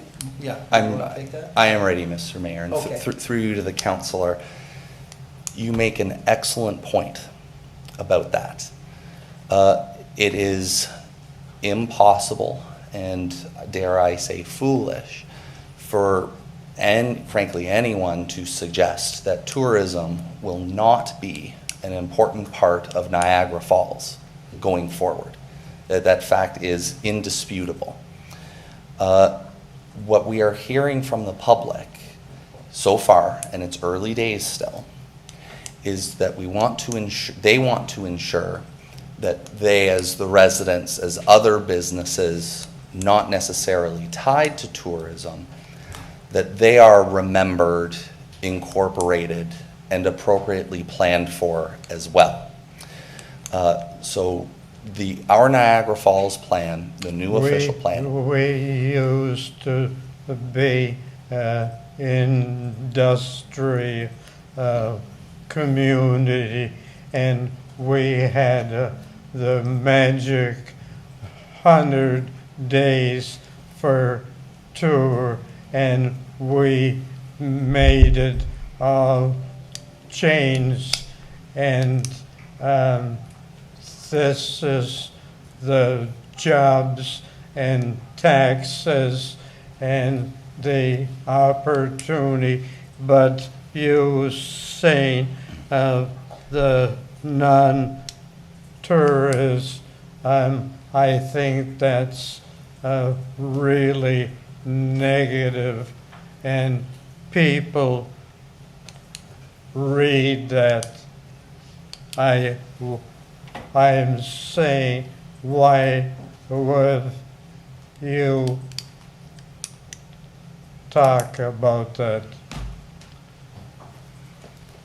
Those are comments, right? Those are comments from the public. Yes, Mr. Mayor. So that would have been the start. That is the start of my response. What we are reporting in this presentation tonight is what we are hearing from the public.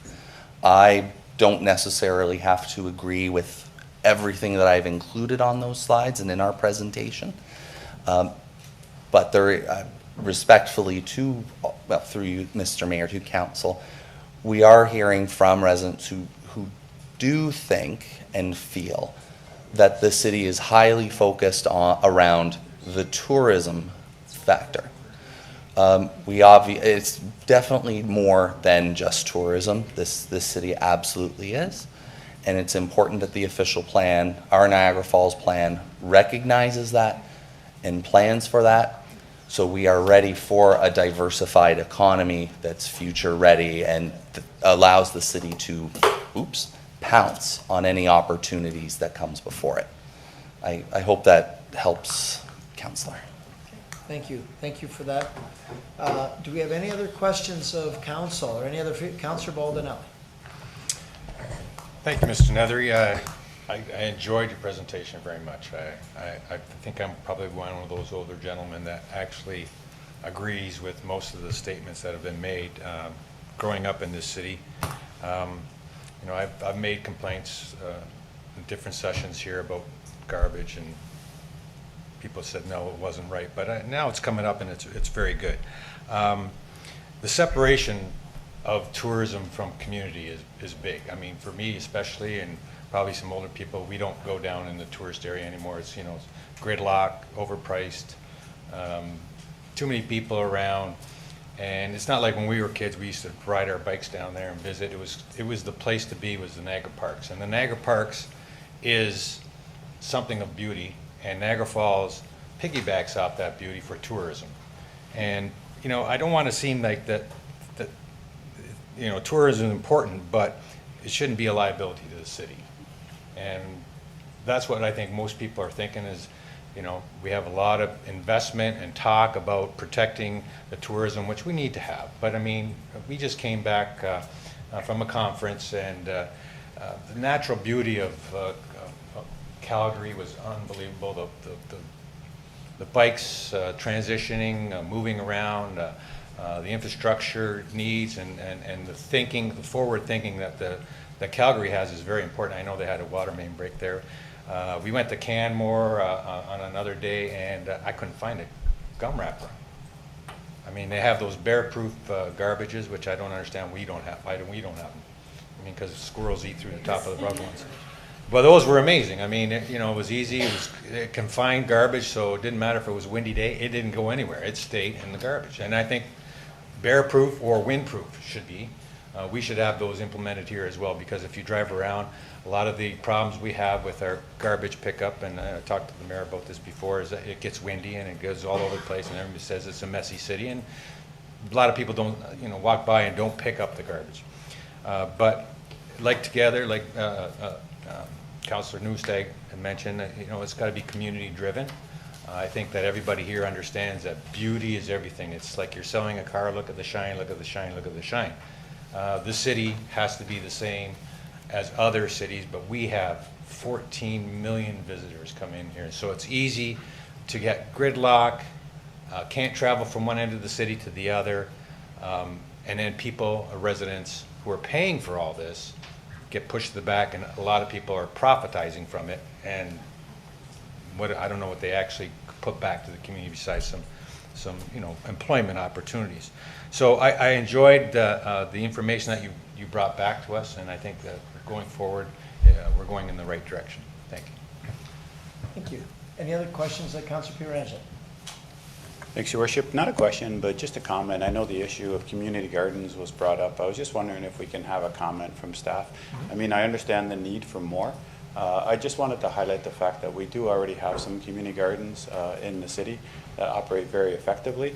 We're always looking for new places, but I think we need a community partner, not need, but they work best when we have a community partner. So for instance, we have a community garden at Our Lady of Scapular Church on Dodson Road. We have one as well, I believe it's on Valley Way at the old St. Mike's High School.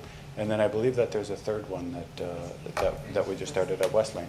Okay, so maybe a comment from staff, Your Worship, just about how community gardens work and how we're always looking for partnership opportunities. Who would like to take this? Ms. Moldenauer. Thank you, and through to the mayor. I will start the conversation.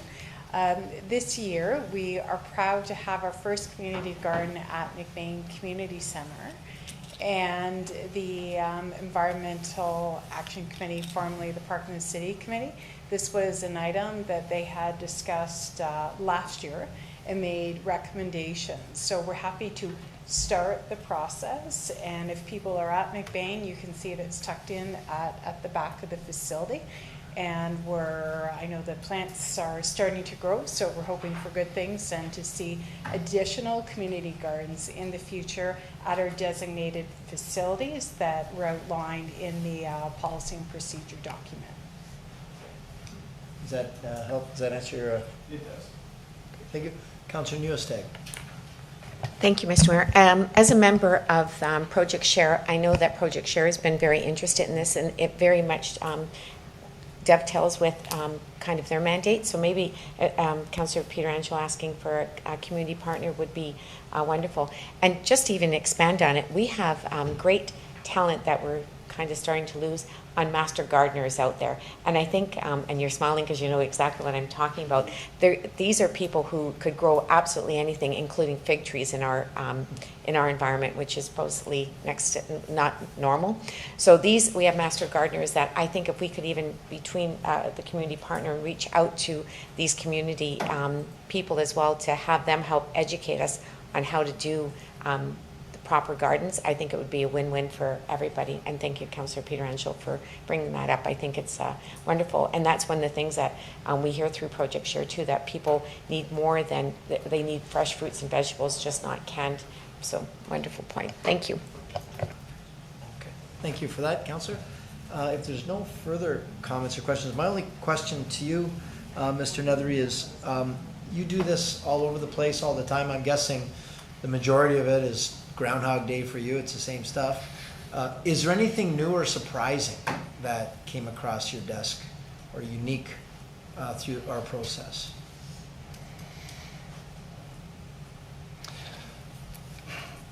Mr. Mayor, there is one, I've alluded to this in my speaking so far. There is one really big difference so far. This project is not Groundhog Day. There are elements, respectfully, there are elements that are, this is true. but the projects that I'm working on usually involve an awful lot of we don't want this to happen, we don't want that to happen, we don't need this to happen. And I'm not going to pretend that we're not going to hear that on items over the next 7 months or so. I think what is incredibly impressive so far is that can do, we want to do, we need to change things in Niagara Falls, and we want to be a part of that vision or process. That is very different from what I hear elsewhere on my projects in places larger or smaller. And that is what makes this project so much fun to be a part of. That's great to hear. I really appreciate that.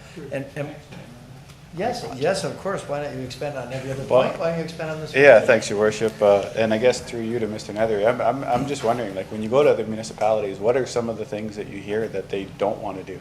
Is it all in regards to, urban sprawl and development, intensification, those types of things? Through you, Mr. Mayor, yes, that is typically the approach. And let's be clear, Niagara Falls is a growing municipality. We are required to target for a fairly significant amount of growth. Your historic trends generally support that, and you have staff that work incredibly hard helping you all deliver on that vision. But these are also places that are generally growing as well. And like, no more, we want to slow this thing down. I do think genuinely and sincerely that a good sizable proportion of the stakeholders I'm dealing with see the opportunity that growth and change offers to a place like this, to the amount of opportunities that are here for growth and change and to deliver on these new opportunities, for colleagues like Mr. Rivet and his friends who are excited to see different things happen here and new things grow and new things happening going forward. So it's not like there's a particular demographic anomaly that's happening here or a trend that would say, oh, you're 100% different from everywhere else. There's something in the air going on down here, and I'll put it back to our demographers on the study and our market people, but I think people really want to see some neat stuff happen here, and are ready to help create a policy vision for that to happen. Being restoring luster or building a new luster, which I think those are not mutually exclusive. Those are not repellent things. Just to follow up then are we able to stop that type of urban sprawl through an official plan, or are we beholden to the provincial policy guidelines that come down? Because I know every time the province passes a new PPS, that those policies just get pushed down onto municipalities because we're creatures of the province. So, I mean, on one side we have people saying, stop urban sprawl. On the other side, are we actually able to, because of all the, growth plans that get pushed down onto municipalities? So through you, Mr. Mayor, to the councillor, I think you've very accurately described the nature of the provincial-municipal relationship. I think everyone is aware that through the Niagara official plan process, some decisions were made in terms of greenfield or edge growth areas, which do have pretty significant density minimums and expectations around them that will result in a very different form than what I would have seen growing up, what you would have seen growing up. And I also am aware of that staff did prepare an excellent report on Bill 185 and the draft 2024 PPS that points out some of those items as well too. So this is not to say that everything has been baked in here and that we're helpless. I would not agree with that proposition. We do have some big decisions to make here in terms of how growth should look, where it should go. And I know some of that work has made it to council through the master planning studies. It's in the Growing City paper as well too. So if there are some big questions that we wish to grapple with as a part of this project, yes, we can definitely do that. Okay, Councillor Lococo. Thank you, Mr. Mayor. I think this is a great opportunity for us to work and collaborate with our residents. We have a lot of experienced people, just as Councillor Nieuwesteeg was talking about gardening. We have some environmental experts and some heritage experts. So I think it's a good opportunity for us to listen and learn and collaborate. I think a lot of times our residents think that we don't listen to them. So I think this is a good opportunity to establish a good relationship with the residents, listen to them, and move plans forward. Thank you. Speaking of that, Mr. Nethery, I didn't hear, maybe I missed it. I know you consult with everybody. How about some of the local planners here in town? We've got some local planning firms. Do we ever talk to them? It's funny because they think in broader planning terms more than maybe I would. So I just wondered if you've ever sought any voluntary feedback from them or if they give it. So, Mr. Mayor, we haven't actively sought out the local firms yet. There's a bit of a business expectation that, frankly, we will hear from them at some point as we get further into this process and there's specific actionable policies for for their clients to respond to. I do the same for my clients in other municipalities. It's the course of business. There is absolutely no issue with us as a project team being a little proactive to say hello either, and maybe I'll take that as feedback suggested. Yeah, because I did have one planning group just ask about feedback, and I said, well, I'm sure it's an open process. I'm sure you can, bring it into our consultants. So that's good to know. That's great. Appreciate that. I'm tied to this. Okay. Mr. Mayor, they will find me. Join the club. Join the club. All right. Well, if there's no further feedback at this point, so I'll look for a motion to receive the report. Moved by Councillor Pietrangelo, second by Councillor Lococo. If there's no further comment, we'll call the vote. All those in favor? Okay, and that's unanimous. So, Mr. Nethery, thank you so much for being here. We are now going to be going in camera. I'm going to ask our clerk to maybe explain exactly what we're doing so that anyone in the gallery will know we're going to be gone for a little bit. Yeah, thanks, Your Worship. Next on the agenda, we do suggest that Council pass a resolution to go in camera. There are several matters for the in-camera agenda, 7 to be exact.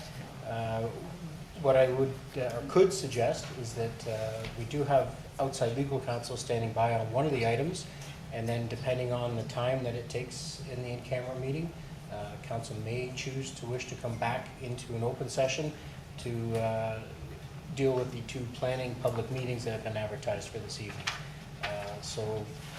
First and foremost, passing the resolution to go in camera. Motion by Councillor Nieuwesteeg, second by Councillor Strange, that we go in camera. All those in favor? Okay, so that's passed unanimously. So folks, we're going to be in camera. I'm guessing it'll be probably a minimum of an hour. It could be upwards of 2, even depending on how it goes. And then we'll resume back here and continue on with the regular meeting. So thank you for everyone. Here's your chance to grab a bite to eat.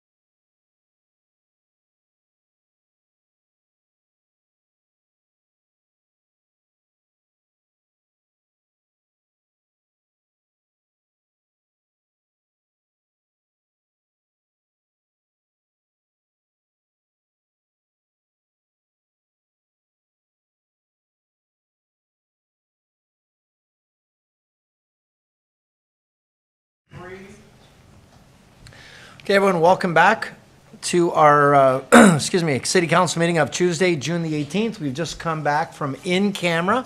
We are now out in open session, resuming with our planning portion of the agenda. For those following along, 7.1. So I'll now ask our city clerk, Mr. Billy Bones Matson, if he could please introduce the next item on the agenda.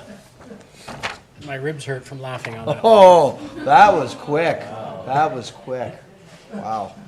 All right, a public meeting is now being convened to consider a proposed amendment to the city's official plan and zoning bylaw to permit the development of an 812-unit apartment dwelling consisting of two towers with building heights of 29 stories and 38 stories at Part Lot 175, Portage Road, north of Marineland Parkway. Notice was given by first-class mail in accordance with the Planning Act on May 17th, 2024, and by posting a sign on the property in question. In accordance with Bill 185, the minister, the applicant, or specified person, public body, or registered owner of any land to which the official plan amendment or bylaw will apply, who made oral submissions at a public meeting or written submissions to City Council prior to the adoption of the official plan amendment and or passage of the bylaw, may appeal the official plan amendment and or the bylaw to the Ontario Land Tribunal. Third-party appeals are no longer permitted. Thank you, Mr. Clerk. I now ask Mackenzie Cece, our senior planner, current development, to explain the purpose and the reason for the proposed amendments.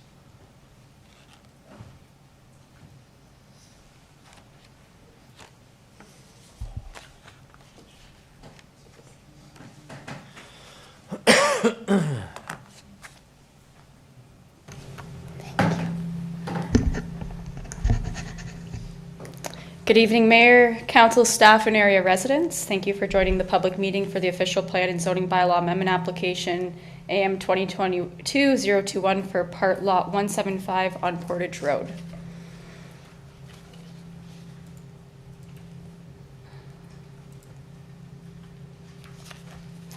The subject lands are located on the north side north of Marineland Parkway and on the southwest side of Portage Road.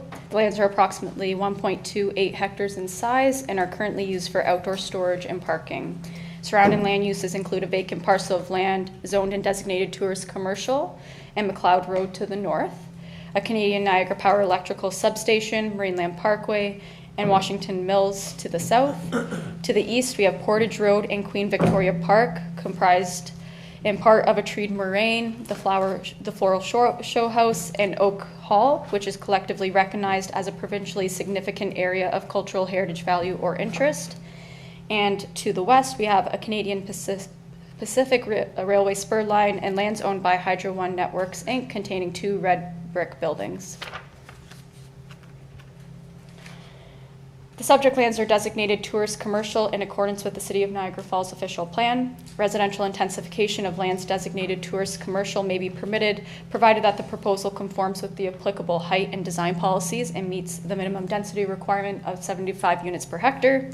And the subject lands are located within the Fallsview Tourist Subdistrict and adjacent to Queen Victoria Park Tourist Subdistrict, which form part of the broader Central Tourist District. The proposed development is located outside of the area of the city that is envisioned for high-rise development, which is generally 13 to 30 stories in height. And an official plan amendment is proposed to amend the height strategy in the official plan, as well as subsection 4.6.11 to facilitate the development of an 812-unit apartment dwelling consisting of two towers with building heights of 29 stories and 38 stories. The lands are currently zoned tourist commercial zone in accordance with zoning bylaw number 79-200. The applicant is proposing to rezone the property to a site-specific TC zone, and site-specific relief is requested to include standalone apartment dwellings as a use, to permit an increase to the maximum building height, permit reductions to the parking rate and rear yard depth, to eliminate maximum lot coverage as a requirement, to establish Portage Road as the front lot line, to consider the whole of the lands as one lot for lot area purposes, and to secure loading spaces on site. And although not requested by the applicant, it was also determined that a reduced width for the parking stalls was also required. This slide shows an image of the site plan that was submitted with the application. And the next few slides show some conceptual renderings of the development. This slide in particular shows a rendering of the development at the ground level from Portage Road facing west. This slide shows a rendering of the development at the ground level within the landscaped forecourt. And here we have an aerial view of the proposed development, and here we can see the terracing as well as the outdoor amenity areas that are located atop the podium.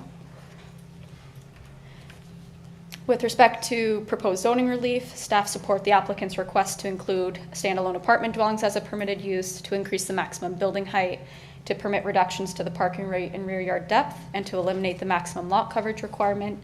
And although not required, staff also support the applicant's additional request to establish Portage Road as the front lot line, consider the whole of the lands for lot area purposes, and to secure loading spaces on site. Again, these provisions just help from an implementation standpoint and securing kind of the ultimate build of the development lands.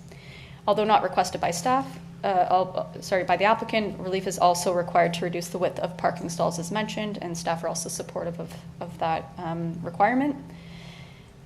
Staff recommend that the amending bylaw includes holding provisions to ensure that an updated wind study is submitted to demonstrate no uncomfortable or adverse impacts, that a detailed noise and vibration impact study is submitted to the satisfaction of the City of Niagara region, that future site plan and/or condominium agreements contain standard archaeological warning clauses, and to ensure that various noise and air quality mitigation measures and warning clauses are implemented through any future site plan and/or condominium agreements.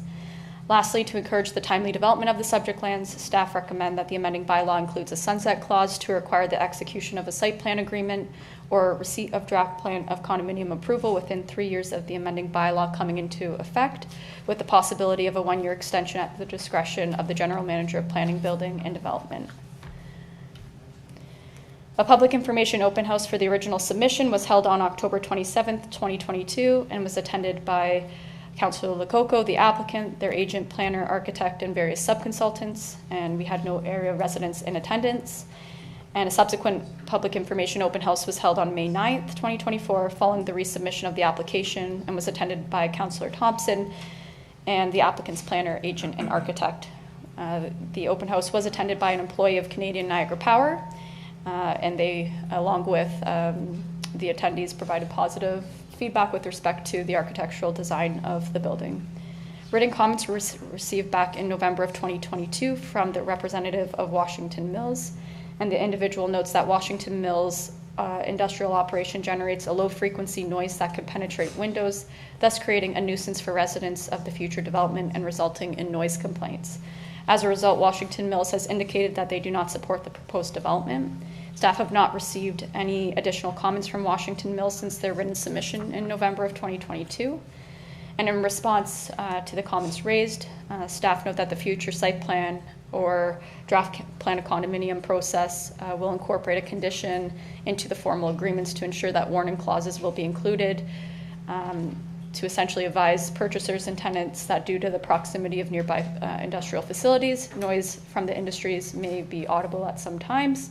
And further, we have recommended the inclusion of a holding provision to recommend and require a detailed noise and vibration impact study submission.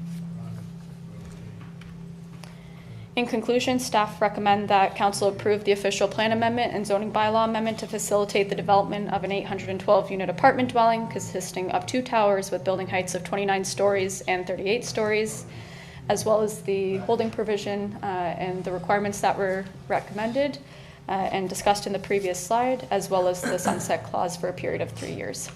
Thank you. Excuse me. Thank you very much, Ms. Cece. Is our microphone a bit louder here, or do you need to turn down? Do you hear the feedback? Yeah, I can hear it too. Yeah, it's almost like those speakers might be a touch louder with a little bit of feedback. Don't know if we can. It's kind of like just ready to total. Could it be the speakers? I think it's just the speakers making noise, to be honest, because I tried to turn them down. Like It didn't change? To eliminate any feedback, you know?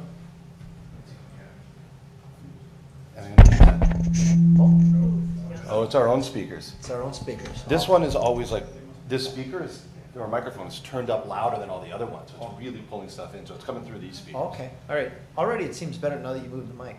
Well, we can get it. Yeah. Power of your presentation. Actually, I think it's better over to the side. When you put it to the side, it was good. Then we won't hear at home, right? Then we won't hear at home. And you're going to yell out, Mike. Oh, let's see. It's a break for station identification. Look at that. Wow, well done. Well done, Thank KJ. you. Thank you. Well done. Wow. Huh? He is. He's already there. Okay, do we have any questions of council? Yes, Councillor Lococo. Thank you, Mr. Mayor. I have a few questions, and then I'll make some comments later, but specifically questions for the presentation. Through the mayor to Ms. Cece, it talks about the removal of trees on neighboring properties requiring written permission. What neighboring properties, and why would that be put in the presentation? Through you to the councillor, in that event, if the tree preservation plan had identified any trees for removal on the boundaries, it's just more of a kind of cautionary note for the developer to note that if there are any trees along the boundaries that are proposed for removal, that as of right, they can't undertake that, and that they would have to consult any adjacent landowners to complete such work. Okay, that makes sense, but to put it in that anybody would have to get permission is just a little strange. Compensation is not being sought through the mayor. Why are we not seeking compensation for the amount of trees that are being removed? Through you to the councillor, we currently don't have a compensation policy. It has been our practice with previous applications that may have an environmental conservation area designation that we would recommend compensation on a site-by-site basis.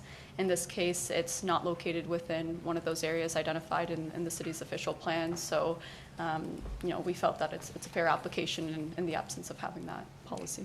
Thank you. Maybe we should have a policy looking at that, not for this application, but let's look at that. It talked about 0.2 parking spaces for electric vehicles, and in the report it says that some would be above ground and some would be below ground. The reason why I'm bringing this up is there's a lot of studies now regarding EV chargers being in the foundation, so underground parking, and I did speak with the chief and we've been talking back and forth about some of this. If they catch on fire, the fire is so hot it starts breaking down the foundation and there can be problems. The chief is very confident that the fire specs would be covered within the building permit, but I wanted to start looking at our new bills about where we're putting these chargers. So I was wondering through the mayor to Ms. Cece, do you know where the chargers are? Are they above ground or below ground? Through you to the councillor, we don't have the specifics of the locations yet. That's more of a site plan matter, and something that we can review in tandem with the fire chief's team to make sure that they're located appropriately and in accordance with any approval authorities and such. Great, thank you. It's one thing to do a brand new building and then you can put them where they are and give the proper requirements compared to putting EV chargers in a building that already exists and then going through that. So the other thing is it is still tourism, commercial, and that could allow VRUs if they met the requirements for parking through the mayor to Ms. Cece. Is that correct? That's correct. Okay, those are all my questions, and then I have some comments later. Thank you. Thank you for that. Councillor Nieuwesteeg. I'll come to you next, Councillor. Okay, we'll go to him first. I have had dealt with this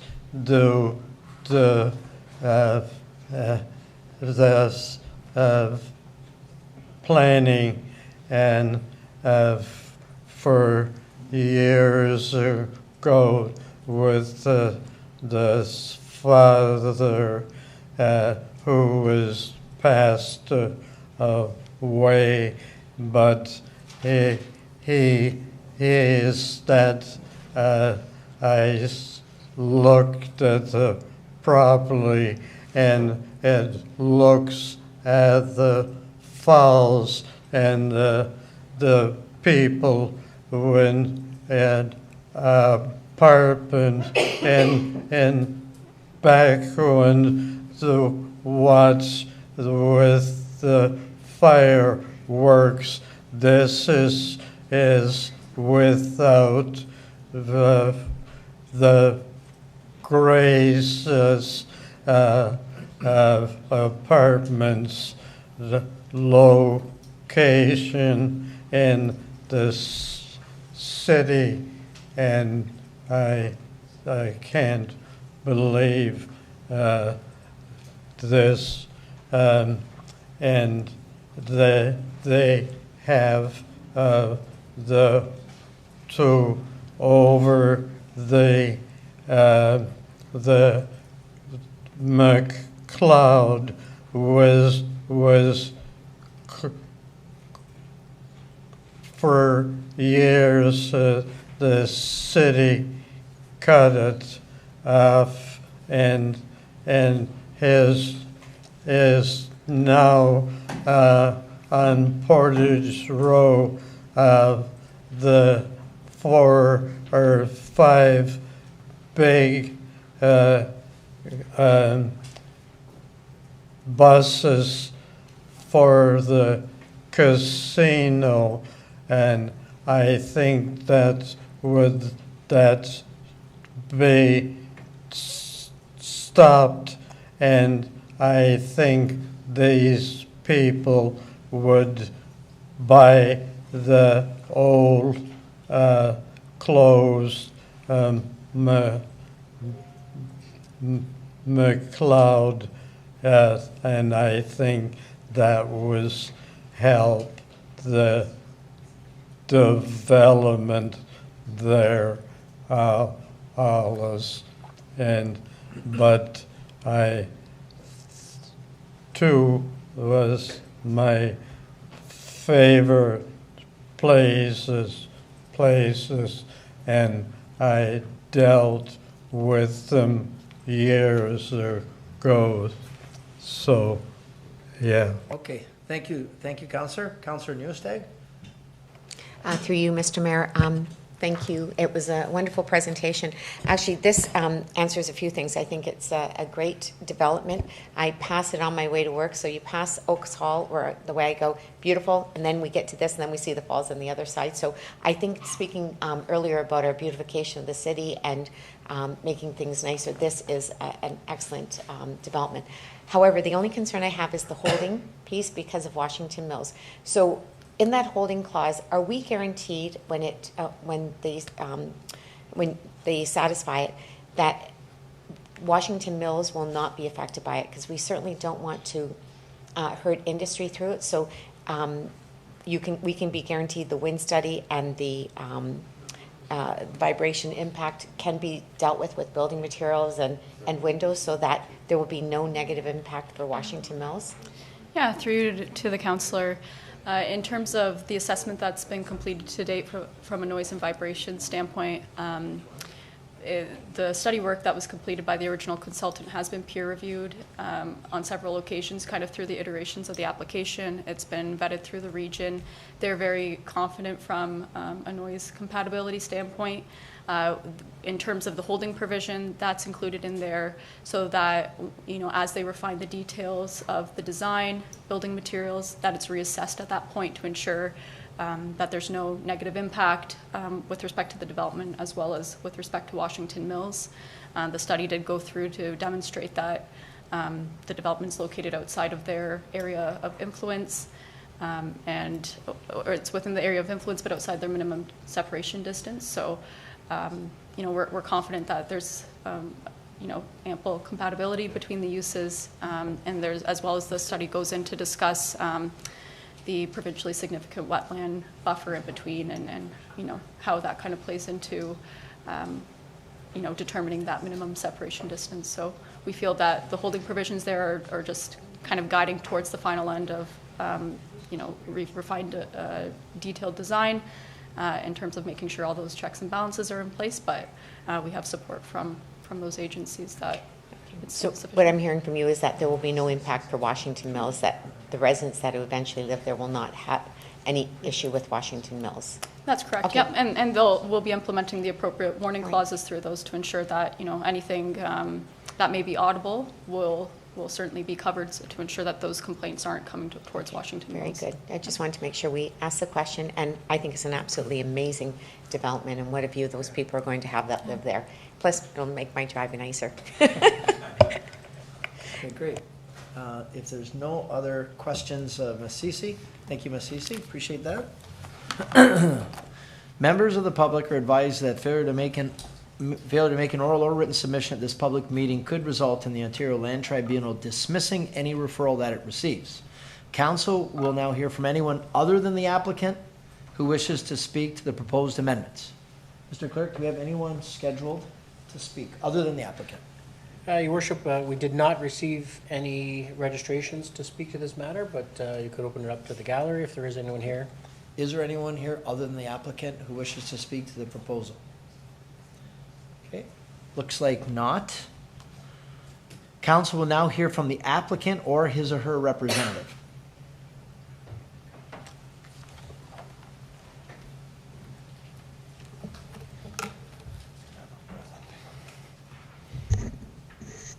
Welcome. Thank you, Your Worship, members of council. My name is David Falletta, and I'm a registered professional planner with Bousfields. This is great. Here, pulling up the presentation. Thank you. And we're the planning consultant to Rodanko, who's the owner of the subject site. Before we get going on the presentation, if we can go back a couple of slides, that would be helpful. I do want to start by thanking staff, and specifically Mackenzie Cece, who's done a comprehensive job. I think when you read the staff report, it's very clear in terms of looking at all the key issues that have been addressed. My presentation mimics a lot of the information that Ms. Cece went through. I will not be repetitive. I will skip through them as quickly as possible because I know you all want to get home to watch the hockey game, right? We got 3 more in us? I don't know. I'm hoping we do. We'll see. Next slide, please. So in terms of, I'm just going to briefly walk through purpose of the agenda tonight, vision and objectives of the project. I think it's important to highlight some of the architectural elements and what the vision for the project was. I'll touch on the planning context and, again, not be repetitive, and then we'll go through the proposal and then outline our final request. So next slide, please. You've heard already that we're here today for an amendment to the official plan as well as the zoning bylaw to redevelop a vacant, underutilized site in your urban area right at the edge of the tourist commercial district. In our opinion, it provides a great opportunity to be a gateway development for this city that can add permanent population to your downtown, or sorry, to your tourist commercial district. You've heard it's 38 stories and 29 stories, and it's going to add 812 new residential dwelling units for you. Next slide, please. In terms of the vision, again, we're looking really to intensify an underutilized site at a great location, and part of the leading elements of the design was really related to your official plan that calls for an iconically distinct skyline for the city, and that's what the architectural team and the design team has put forward today. So next slide, please. I'll kind of briefly go through the objectives. I think there's some really great objectives about, adding new development to your urban area, linking the design to the landscape. This is a very picturesque location right along your embankment. I think you know it really well, and I think the design really tailors to it. We want to create a complete community by adding permanent residents to your tourist district. And then, of course, architecturally, it's got to be designed well. It's got to be of the highest caliber. Next slide, please. Some other, building new housing for the city, super important. We know that the region is growing, and we have to accommodate those new people. We talked about the permanent population, and then finally, landscape design is very important. We heard we're going to lose some trees, but we're going to plant some new ones. Next slide, please. In terms of the site context, I think we all know it well. Just wanted to highlight some of the key elements in terms of its walkability. There's some great amenities within 800 meters, and that's typically the standard that we go by. 800 meters, about a 10-minute walk, and you can get to a lot of the tourism commercial amenities that can service a permanent population. It's also got access to transit, and of course, most importantly, all of the great natural amenities, so walking trails, great views. Next slide, please. We can go on, next slide again. Miss Cece walked us through some of the key policies. I feel like I'm speaking really fast. I know we all want to watch the hockey game, but maybe I got to slow down a bit, okay? I think I should slow down here. So in terms of the official plan, we know that the tourist district really is an important intensification area for the city. And I think your staff agrees with us that adding permanent population is one of the key objectives for that district. Next slide, please. In terms of a height structure, we know that there is an existing height structure in the tourist district. There's kind of the high-rise area and the transition area. This is identified as a transition area, but it's not surrounded by low-rise residential areas. So it's got a different type of transition, and we've kind of interpreted it a little bit differently in that we want to transition to the natural features of the area versus the low-rise residential, stable residential areas. Next slide, please. And again, you know, in terms of the last slide, we also know that it is a gateway into the tourist district. We know its importance along Portage Road. Ms. Cece walked us through the zoning, so I won't go through that again. There are some site-specific modifications that we're looking for that would only apply to this site. Next slide, please. Again, we're amending the official plan to increase the height, and then we're amending the zoning bylaw to create site-specific performance standards that's going to implement this proposal, which is what I'm going to walk you through next. So the next slide, please, and we can go one more. Just wanted to kind of touch on some of the inspiration behind the design. It's inspired by the rugged beauty of the area. We know that the embankment's there. We've got these beautiful waterfalls, and it's the natural environment that we're really looking to blend in with. Next slide, please. In terms of layering, we think that landscaping is a super important component to this. It's a really gorgeously landscaped area, and we want to blend into it. And when you get to the design, you'll see that. Next slide. Just want to touch on some of the work that Pietrangelo architects did, and what they really wanted to do is start to think about the form. So they looked at the site. We know that there's a 15-meter setback to the rail corridor, and then we identified sort of a drop-off area. So you're starting to take a form. Next slide. And then we really want to blend in with the surrounding context, the natural context, and that's why you've got some of this moving podium, which really does want to landscape itself and really blend in. Next slide, please. So we're covering the podium elements, which are sort of those internal elements for drop-off, for amenities for the neighbors, so that stuff can be covered. And we don't really want to see that from the street. We'd rather see a more natural element. And then, of course, we think there's a great opportunity for a grand boulevard along that rail corridor where we can animate it, create a trail for this neighborhood to connect us back to the tourist district. And then the next two slides really relates to the form that it's taken. So these really slender floor plates are now projecting beyond that podium, and they're really separated apart to protect for sky views and really not create any shadow impacts to the surrounding context. Next couple of slides, I think you've seen them in your package of materials. Just really want to show you the level of architectural design that we're going after here. Really like slender, gorgeous towers that sit atop a podium. Next slide, please.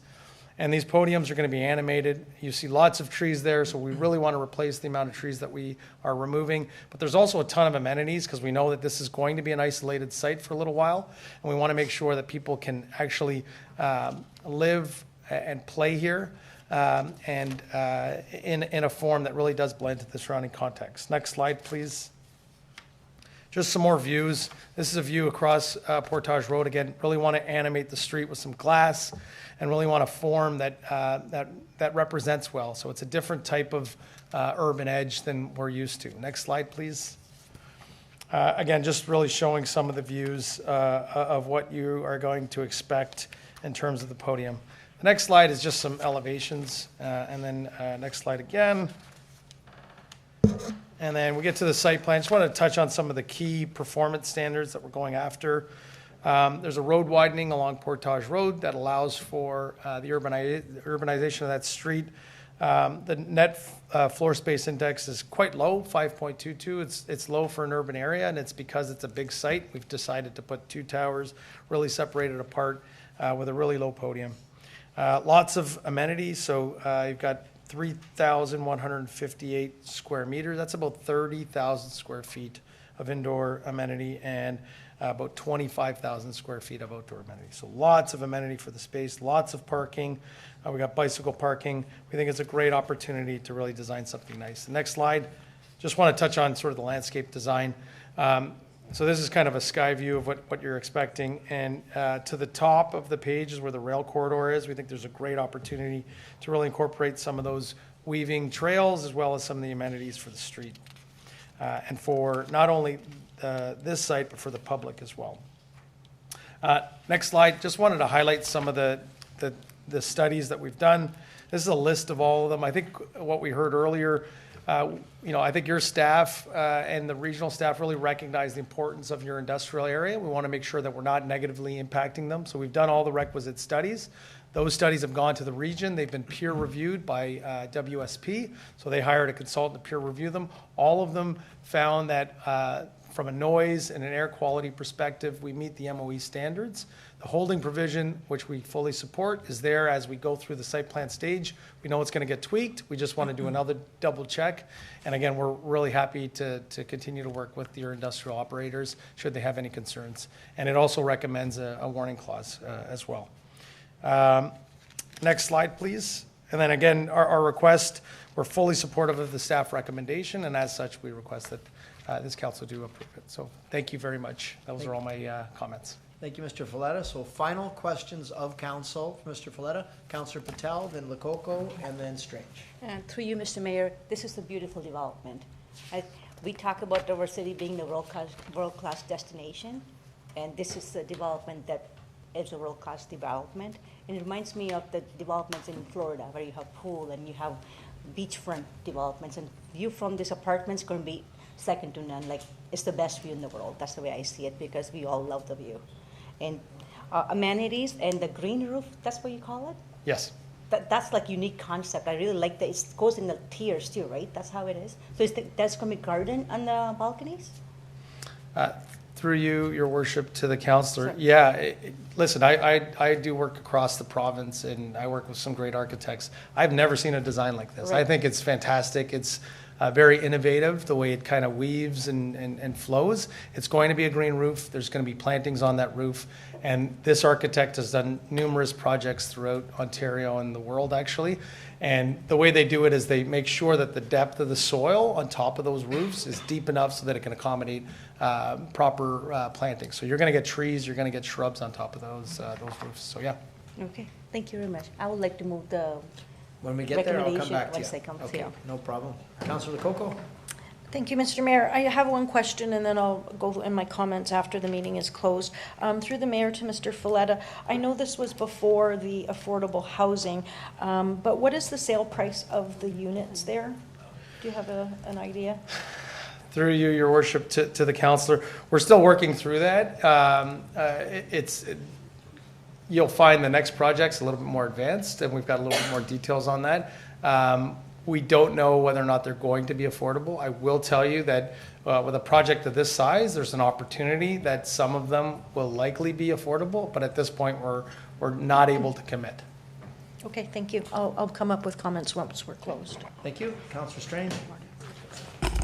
Yeah, thank you, Mr. Folletta. Great presentation, and I agree with Councillor Patel. It's a beautiful development, and also with Councillor Nieuwesteeg. As you drive by there all the time, you almost see like an industrial wasteland almost, you know what I mean? And so it's like, hopefully someone will put something someday to really beautify that, and today is the day, it looks like. It's great because you're getting a specific view of the falls too. You're not interfering with any other motels, hotels, or interfering with shadowing or anything like that. It's beautiful. These are all apartments then? Through your worship to the councillor, yes, they're all 812 residential apartments of varying size. Okay. The ratios, I can go through them if you'd like. No, that's But fine. they're- No, at this point, we don't know if they're going to be condo or rental. They're Yeah. likely to be condo. Yeah, that's perfect though, and I think that's what we need in the city too. People want rentals. You know, that's where we're getting in the city, especially the older people. They want somewhere where they can enjoy, you know, if the rest of their lives or 20 years, maybe they're pensioners, and they want somewhere where they can enjoy and look over the falls and look, and so peaceful. It's a great spot, great location, and it's a great development. So when the public meeting's over, I'm willing to second Councillor Patel's motion. Thank you. Councillor Nieuwesteeg. Through you, Mr. Mayor, just clarification, I am not understanding, is it an apartment or condo? Are they condos that you'll be selling, or they're, because here it said apartments? Yeah, through your worship to the councillor, I believe the staff report doesn't distinguish between rental or condo, and we still haven't decided. It's most likely that this will be a condo project, but again, we're not going to make that decision today. It's going to be very market dependent. Okay, no, very good. Thank you. Thank you. Councillor Baldinelli. Thanks very much for that presentation. Absolutely fantastic. I just, you know, we always think about planning and where locations for good development is, and if this isn't the right development for the right location, I don't know what is. It's going to be great for the city of Niagara Falls. It's a beautiful, beautiful design. I mean, everybody's talking about it. It's just beautiful, and it's beautiful that the way you, you know, you put for that green infrastructure integration into the building. It's just going to fit nicely over there, and I'm in complete support of it. Thank you. Great. Okay. Well, if there are no further comments, the public meeting with respect to the proposed official plan and zoning bylaw amendment is now concluded. Councillor Thompson makes the motion. Yes.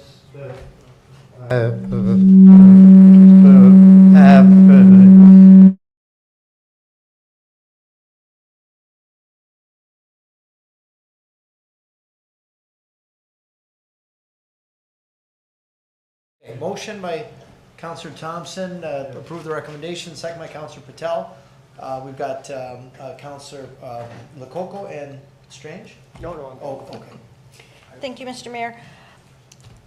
I think that the presentation and the development is absolutely beautiful, but I do have a few concerns. One of them is about the Class 3 industrial, the Washington Mills. We have specific guidelines about 300 meters and then area of influence of 1,000 meters. This definitely falls in that.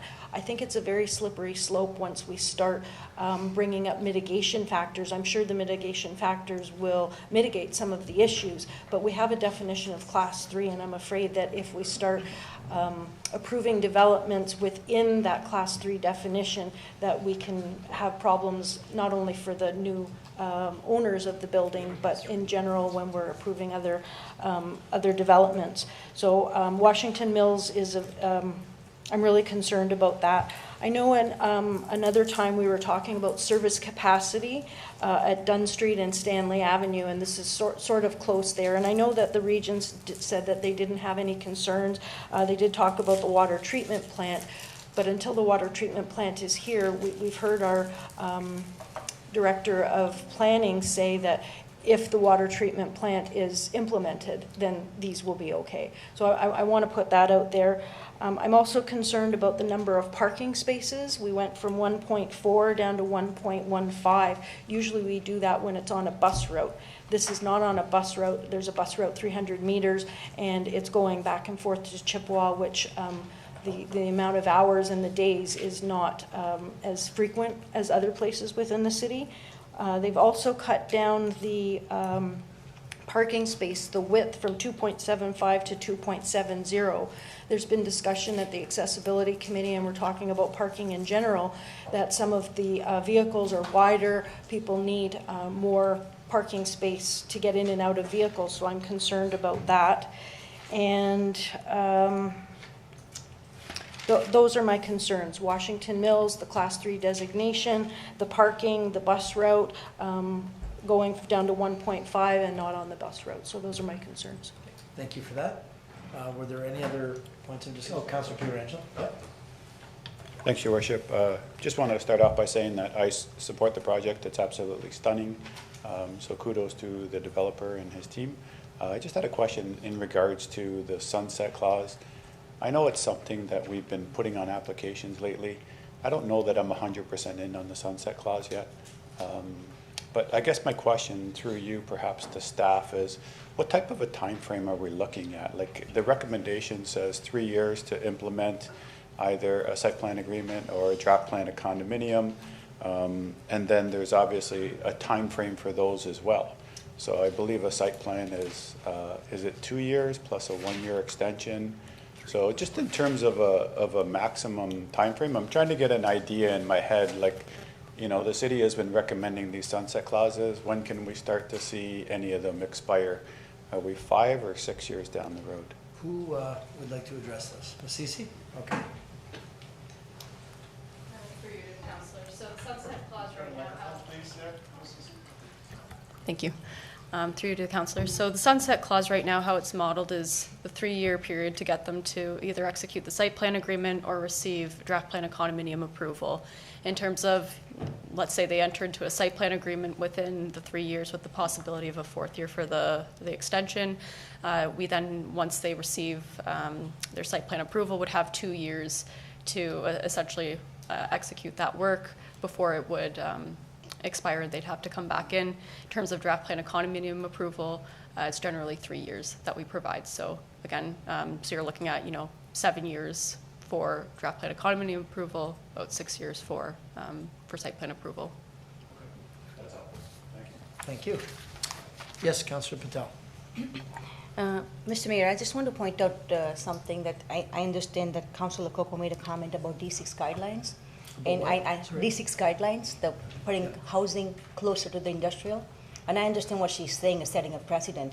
But the way I see it, we have approved development that's closer than this development in our city in the last 2 years. I remember BB Glazing across the street from there behind the campsite, we have approved the 10-story. So we have approved development that's like 50 meters away from the industry. So it's just not setting precedent. So I just want to point that out. That's it. Okay, thank you. Councillor Lococo. Thank you, Mr. Mayor. Thank you, Councillor Patel, about BV Glazing. The issue with BV Glazing was there was a discrepancy about a Class 2 industry and a Class 3, and I specifically asked what a Class 2 and what a Class 3 was. The developer said it was a Class 2, and then you could go within that amount of feet, and number of feet, and BV Glazing said it was a Class 3 industry. I asked, where do we get these Class 2 and Class 3? And the answer was that we rely on the consultant to give it. And to me, that didn't make sense because it's either Class 2 or Class 3. There should be a list, and there was none. So BV Glazing was a Class 2. It was not a Class 3. Completely different. Well, speaking of BV Glass, maybe they'll need triple pane glass from BV Glass to deal with Washington Mills for the sound, which seems to be the issue. Okay, we've had full discussion on this matter. We've got it moved by Councillor Thompson, seconded by Councillor Patel. We'll call the vote. All those in favor? Okay, opposed? Okay, with one opposed? No, okay, thank you for that. So, that is approved. And now, I would once again go to our clerk, Billy Bones Madsen, to introduce the next item on the agenda. Public meeting is now being convened to consider a proposed amendment to the city's official plan and zoning bylaw to facilitate the development of a 20-story residential building containing 193 rental units, including 5 street townhouse dwellings, at lands west of Allendale Avenue, south of Main Street. Notice was given by first-class mail in accordance with the Planning Act on May 17, 2024, and by posting a sign on the property in question. In accordance with Bill 185, the minister, the applicant, or a specified person, public body, or registered owner of any land to which the official plan amendment bylaw will apply, who made oral submissions at a public meeting or written submissions to City Council prior to the adoption of the official plan amendment and or passage of the bylaw, may appeal the official plan amendment and or the bylaw to the Ontario Land Tribunal. Third-party appeals are no longer permitted. Thank you, Mr. Clerk. I'm going to go to Matt Kernahan, Development Consultant, to explain the purpose and the reason for the proposed amendments. Good evening, Mr. Mayor, members of council, staff. I'm going to be very mindful of council's time this evening in light of what's on TV at the moment. So the file I'll be providing a very brief overview on this evening is agenda item 7.2, which is for applications for a combined official plan and zoning bylaw amendment to permit a 20-story building containing 193 dwelling units. The applicant is Caitlin Allen, although I believe Mr. Fletta will be providing a presentation on her behalf, and the owner is Gelco Holdings, which is owned by Jeremiah Rudan.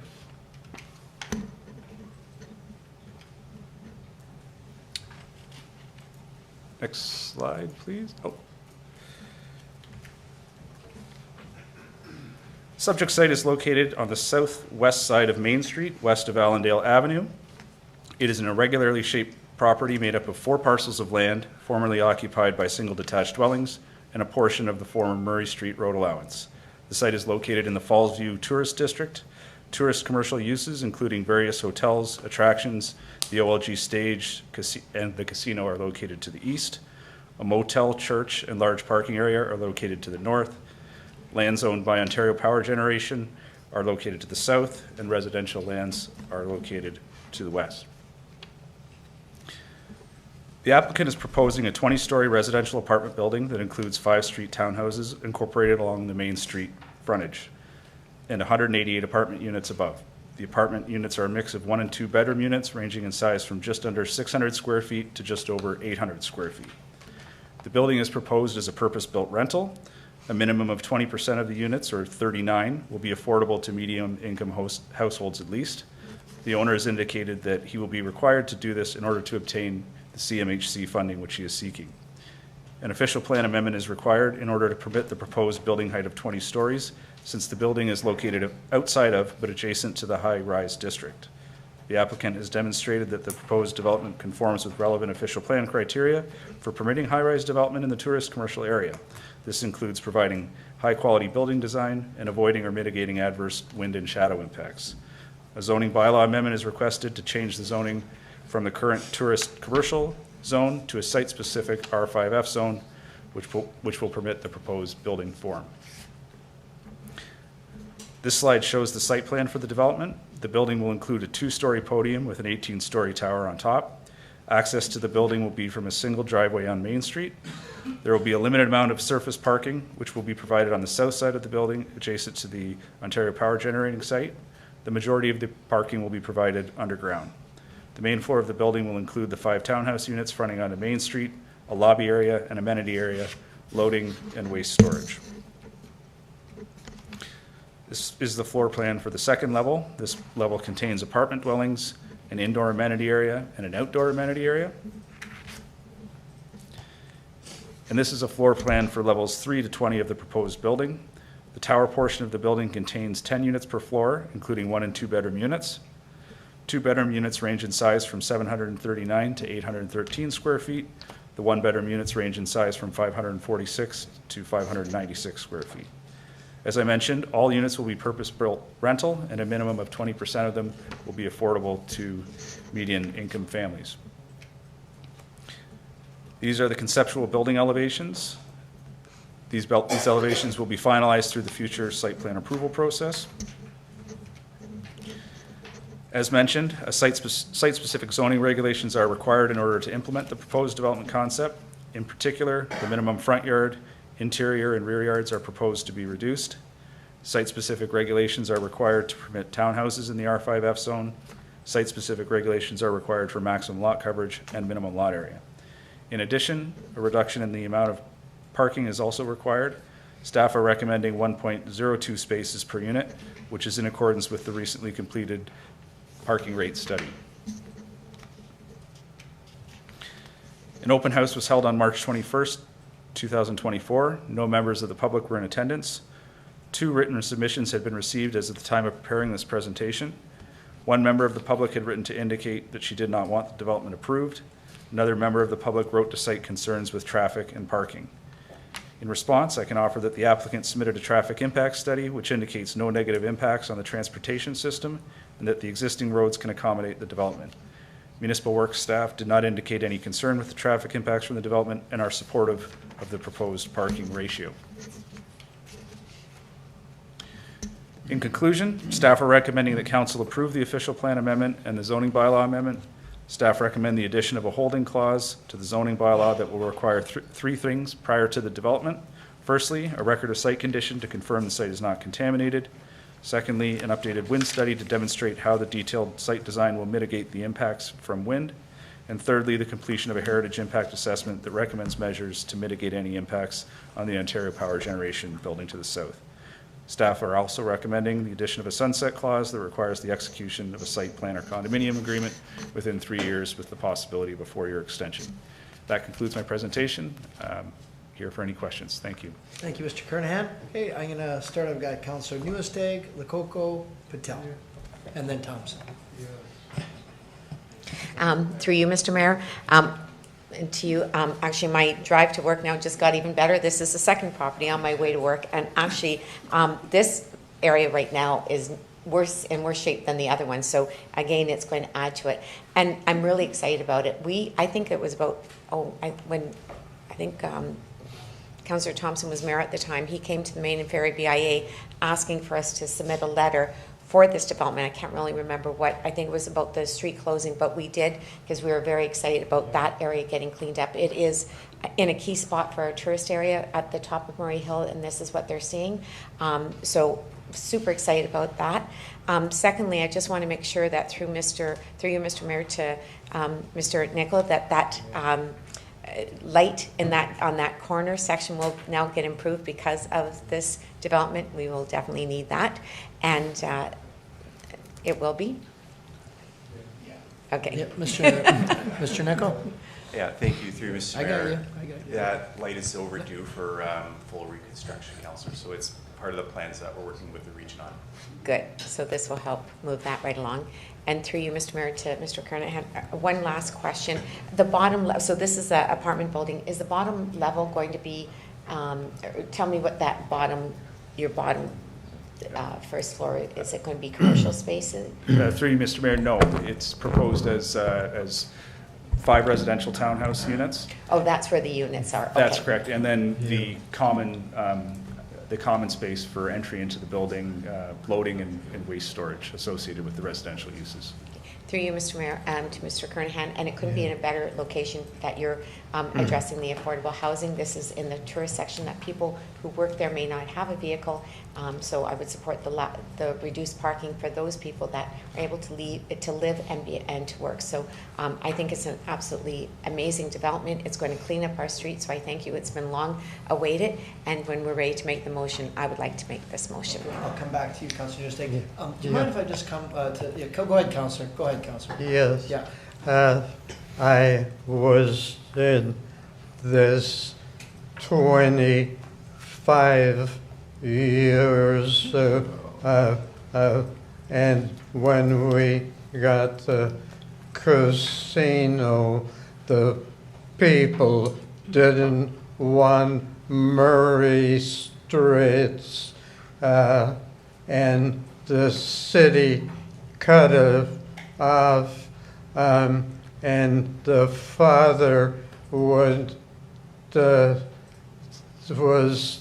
had 5 houses beside, and he bought the Murray Street, and that's where all the parking there, and we helped them a couple of times, 5 houses, and they were all vacant, and he said, I'm going to tell them, and the council said, this is tourism zoning, and it was the Terry them. There was really the problem with the money, and so the council said that if you tell them curse the zoning, they'll stay residential, and also the double tree for the tearing all the houses out, and then he had 3 apartments in the city and never do anything one, but this is tourist and is probably less than 1,000 feet from the Hyatt yet, and the right across as a hotel, and so if he builds this, you look down Murray Street and you could see the U.S. Falls. Yes. Yeah. So it's a great development, and the Main Street BIAN, they CIP, and they support apartments for the business, and that was really good. Okay, great, thank you. Thank you. Councillor Lococo? Thank you, Mr. Mayor. Through the mayor to Mr. Kernahan, I love this development. I'm really excited about the affordable units and where it is, but I do have a couple of questions. On page 13 with the map of the diagram of the location, is this going out onto the road? Like, when you look at it? Through you, Mr. Mayor, no, it does get built right very close to some of the property lines, but it will not extend past the property lines. Okay, thank you. Through the mayor, I'm just wondering why the yellow on the diagram goes right to the edge of the road then. And I heard about the road closing earlier on page 13. Through you, Mr. Mayor, that's an indication of the extent of the site plan. Okay. Okay, that's one thing. And as I talked about before, this could be a VRU if the parking requirement was met. If we approve this as is, we're going with the 1.02 parking, that's correct, right? Through you, Mr. Mayor, that's correct. Thank you. My last comment, in the environmental assessment from CEGP Consultants, which is not on here, it's in the Dropbox on the website, it states that a reddish clay silt was obtained from a residential development and only laboratory and analytical results were provided. No review from a qualified person. Imported material should be considered as potentially contaminating activity and as an area of environmental concern. The Phase 2 environmental, the site assessment should be updated with additional soil sampling before the record of site condition, and I don't see anything in this report that addresses those concerns in that consultant's report. So through you, Mr. Mayor, one of the requirements for the removal of the holding provision is the completion of a record of site condition and its acknowledgement by the Ministry of the Environment and Climate Change. In order to achieve a record of site condition, the applicant will have to do a revised environmental site assessment that meets the requirements of Ontario Regulation 15304. So they will need to address that particular comment through an updated environmental site assessment that will then inform a record of site condition. And until they do that, to the satisfaction of the ministry, they can't develop, they can't remove the holding provision nor develop. So that's the protection that the city has on that one. Okay, thank you. Through the mayor to Mr. Kernahan, I think it's important that we know it might be contaminated. Contaminated with what? I just found it strange that it wasn't in the report. You seem to have something about the record of site condition with the holding provision, but I just don't know why that wasn't in the report. With that, do we know the answer? Through you, Mr. Mayor, to the councillor, I didn't, given that there was a requirement for a holding provision and by extension the need to address that particular element of the Phase 2 environmental site assessment, I didn't find it germane to put in the report. Okay, as long as it's covered in the holding provision with the record of site condition, I'm fine with it. Thank you. Thank you. Councillor Patel? Through you, Mr. Mayor. It says that the water main capacity confirmation is required. So if it's not up to the level, who will pay for the water main reconstruction? Through you, Mr. Mayor, I'm going to direct that comment to Mr. Nicol. Yeah, If I may. thank you, through you, Mr. Mayor. So, I mean, there's multiple circumstances where it might not, where the reconstruction of the water main might be a cost sharing if there's an existing need to upgrade or upsize that old water main. So we'd first need to know what extents needed to be upgraded, if at all. The last application required an extension and an upgrade, so the applicant is required to contribute to that through development agreement. We just need the study to be completed first so we can determine if it needs to be done, and if so, what our cost share will be for our existing pipe and what their share will be for the new size of pipe. Okay, thank you. Okay. Any other questions of our presenter? Yes, Councillor Nieuwesteeg. Thank you, Mr. Mayor. I'm not sure if you know the answer, but would your applicant be, or would the developer be going through the historic Drummondville CIP grants and for this development? Through you, Mr. Mayor, I don't have an answer to that question, but Mr. Fletta will be up here in just a moment. You can ask him. All right, thank you. Thank you. Okay, thanks very much. Mr. Kernahan? Members of the public are advised that failure to make an oral or written submission at this public meeting could result in the Ontario Land Tribunal dismissing any referral it receives. Council will now hear from anyone other than the applicant who wishes to speak to the proposed amendments. Mr. Clerk, do we have anyone registered other than the applicant? Again, no one had registered. Feel free to go to the gallery. Is there anyone here other than the applicant who wishes to address council on the proposed amendment? Okay, seeing none, council will now hear from the applicant or his or her representative. Mr. Folletta, if you'd like to come forward again.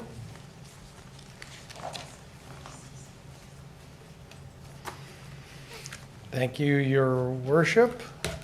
I do have a short presentation. I'll see if I can turn into an auctioneer this time again, speed through it. Just anything that hasn't been covered yet. Yeah, I'm just going to touch on a few things. So we could probably go right to slide. Okay. Slide, I guess there's no page numbers. Yeah, you can just keep flipping through. Next one more. Keep going, yeah. Yeah, till you get to the proposal seeks, yeah. Okay, there you go. So in terms of this proposal, similar to the last one, this is actually a completely different context. We know we're within the tourist district.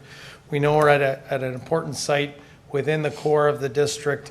It's also sort of at a transition area, so similar to the last one, it's outside of the high-rise area. But this one's very unique in that it's, again, located far away from low-rise residential. We know that there's a surface parking lot behind this site. We think that the height does not create any built form impacts. And in terms of what the proposal is seeking to do, again, intensification at an underutilized site in your tourist commercial district. It's a great opportunity to put people, put housing at a location where people can walk to work, walk to places to play, and walk to places to live. And then, of course, developing in a compact, pedestrian-oriented built form. And similar to the last one, very nice architecture. It's a little bit more subtle than the last one, given its location. It's got an urban vibe. Next slide, please. Some of the items we kind of really wanted to touch on is accessibility. We know it's got a low-rise podium that really relates to the street with active street frontages. We've got sort of the parking pulled behind, away from those active street frontages. Next slide, please. We know it's 20 stories, 193 units, 20% of which will be attainable housing. It's got a small floor space index of 5.7, and then an overall 140,000 square feet, or about 14,000 square meters. It's got a lot of indoor amenity space and outdoor amenity space, 856, which represents about 8,000 square feet of indoor amenity for 193 units. And then, in terms of parking, we had proposed a lower parking rate. Staff are proposing 1.02. We would prefer the lower parking rate to try to make the building as affordable as possible. However, we do recognize staff's position, and we're open to working with staff to address that parking shortfall. Next couple of slides, I just wanted to highlight sort of the sleekness of the building. We really do think it will enhance the skyline and the amenities to the area. Next slide. The podium is where it's going to happen. This is where you're going to get a nice response to the surrounding context. We know that there are some low-rise uses in the areas, and that's what this podium does. Next slide. In terms of why we're here, again, we're looking for amendments to the official plan and zoning bylaw. Proposed height is a slight increase, and the zoning bylaw is really looking to address some of those site-specific elements. I do want to touch a couple of things with respect to the grants. I can answer the one question about grants. Yes, we will be seeking those grants. And one other thing is, this proposal, given that it's a smaller project to the last one, will move a lot quicker. And it's also purpose-built rental. We think it's important to add this inventory to your city, and what it'll do is it'll allow the project to advance a lot quicker than a condo, which needs those sales to progress to the next stage. So those are my comments, and we're fully supportive of the staff recommendation. So thank you. Thanks very much, Mr. Valletta. So we've got some questions. Councillor Lococo, then Patel. Thank you, Mr. Mayor. Could we go back a couple of slides? I'm going to bring up that road again because on here it looked like it was closed again. Yeah, right there. See, it says Murray Street on the left-hand side. So when I look at that, I'm thinking Murray Street is ending and the development is on the road that you couldn't drive through Murray Street. That's what I'm seeing. Through your worship to the councillor. So Murray Street has cul-de-sac, and there used to be a right-of-way that extended all the way to Main Street. And I believe that's what you're referring to. So that's been purchased. That was sold. That was sold by the city to the applicant, who has purchased it, incorporated it into the development. Okay, that answers my question. Thank you. Thank you for that. Councillor Patel, and then Strange and Nieuwesteeg. Through you, Mr. Mayor, another beautiful development, another falls view development. That's actually, it's something to commend. It's a great design. I have one question: is affordable unit or attainable unit? What is the price point? Through your worship to the councillor, I don't have those numbers in my mind. They're in your staff report. Those are numbers that the region has determined based on their analysis in terms of what an attainable rental housing unit is. And I believe the range is between $1,800 and $2,400 a month. Depending on the size of the unit. And then similarly, I don't know what the condo price is, so I do apologize for that. But again, it's in the staff report, so we've committed to doing that. And again, the applicant has the owner has advanced discussions with CMHC, and we think this is an opportunity to really provide a great project for the tourist district. Yep. And through you, Mr. Mayor, just one more question. What are the average size of the unit? Through your worship to the councillor, the units range in size. They're quite large. The 2-bedroom units are north of 700 square feet. The 3-bedroom units, those range between 720, I believe, and 830 square feet. Again, that information's in your staff report, but they're large, especially considering all of the other GTA sort of size units. And then the bachelors are a little bit smaller, and so are the 1-bedroom units. And I believe 59% of the units are one bedroom. However, there's a large, significant amount of two bedroom units, which is, I believe, 35%. Okay, thank you very much. Okay, thank you. Next I've got Councillor Strange, then Nieuwesteeg. Yeah, thank you, Mr. Mayor, and thank you for Mr. Folletta for another great presentation and another piece of land that we drive by and wondered if anything or any development is going to be there, because it's another kind of wasteland that we're just hoping something will get some infill there. So it's a great place, a great development, and especially with rental units, we need more rental units to our inventory. So and it's going to beautify that part of the city. So amazing. And when the public meeting is over, I'm going to move the recommendation. Thank you. Thank you, Your Worship. I will again give kudos to your staff who hold all developments to a very high standard and really push us to make sure that we're incorporating affordable housing, that we're doing the right thing. So really want to thank Matt Kernigan, Andrew Price, of course, and Kira Dolger. So thank you very much. Thank you. Councillor Nieuwesteeg. Thank you, Mr. Mayor, and thank you very much for answering the question about the CIP and using that. So right now we have it going for one more year, and there is recommendation on the agenda tonight. So that's really going to help move the development up. That's very good. Secondly, because of the CIP grants, is that something? Did that go besides the CMCH? It helped with the affordable housing. Yeah, through your worship to the councillor, every little bit helps. You know, construction costs continue to skyrocket, so anytime we can get any sort of incentive to help reduce the cost of construction as well as the cost of the units, that plays a significant factor, and it has played a big factor in accommodating the 20% affordable housing units. So I'm not sure if this is the first development that we've had that the CIP grants is helping for that. So maybe it's a good test case study that we can be looking at. I'm not quite sure, but I think it is. And going to the, so these are going to be, you've just said they're going to be large apartments, they're going to be affordable. The view is absolutely amazing. The location is Main Street, I'm a fan, so second to none. How are you going to determine who's going to get one of those apartments? Because everybody, actually Councillor Patel and I said, oh, we want one of those apartments, or just the view and everything else. How are you going to determine who would be eligible? Is it going to be a lottery system, or because the demand is so high and you've got beyond not only affordable, but you've got everything else. How will you be determining who gets it and who won't? Yeah, through your worship to the councillor, I think you've touched on a whole bunch of different things. So what I will say is affordable housing is an important aspect and important city building objective, not only for the city of Niagara Falls, but every city. And when you can put it in a location like this, that's close to all these amenities where you can walk to everything, it's even more important. What I will commit to is working with your staff to make sure that whatever the rules are around affordable housing, those get implemented. So I'm not going to be the one making that decision. You probably don't want me the one making that decision, but we'll work with your staff and your regional staff to make sure that they go to the right people and that they're secured for the long term.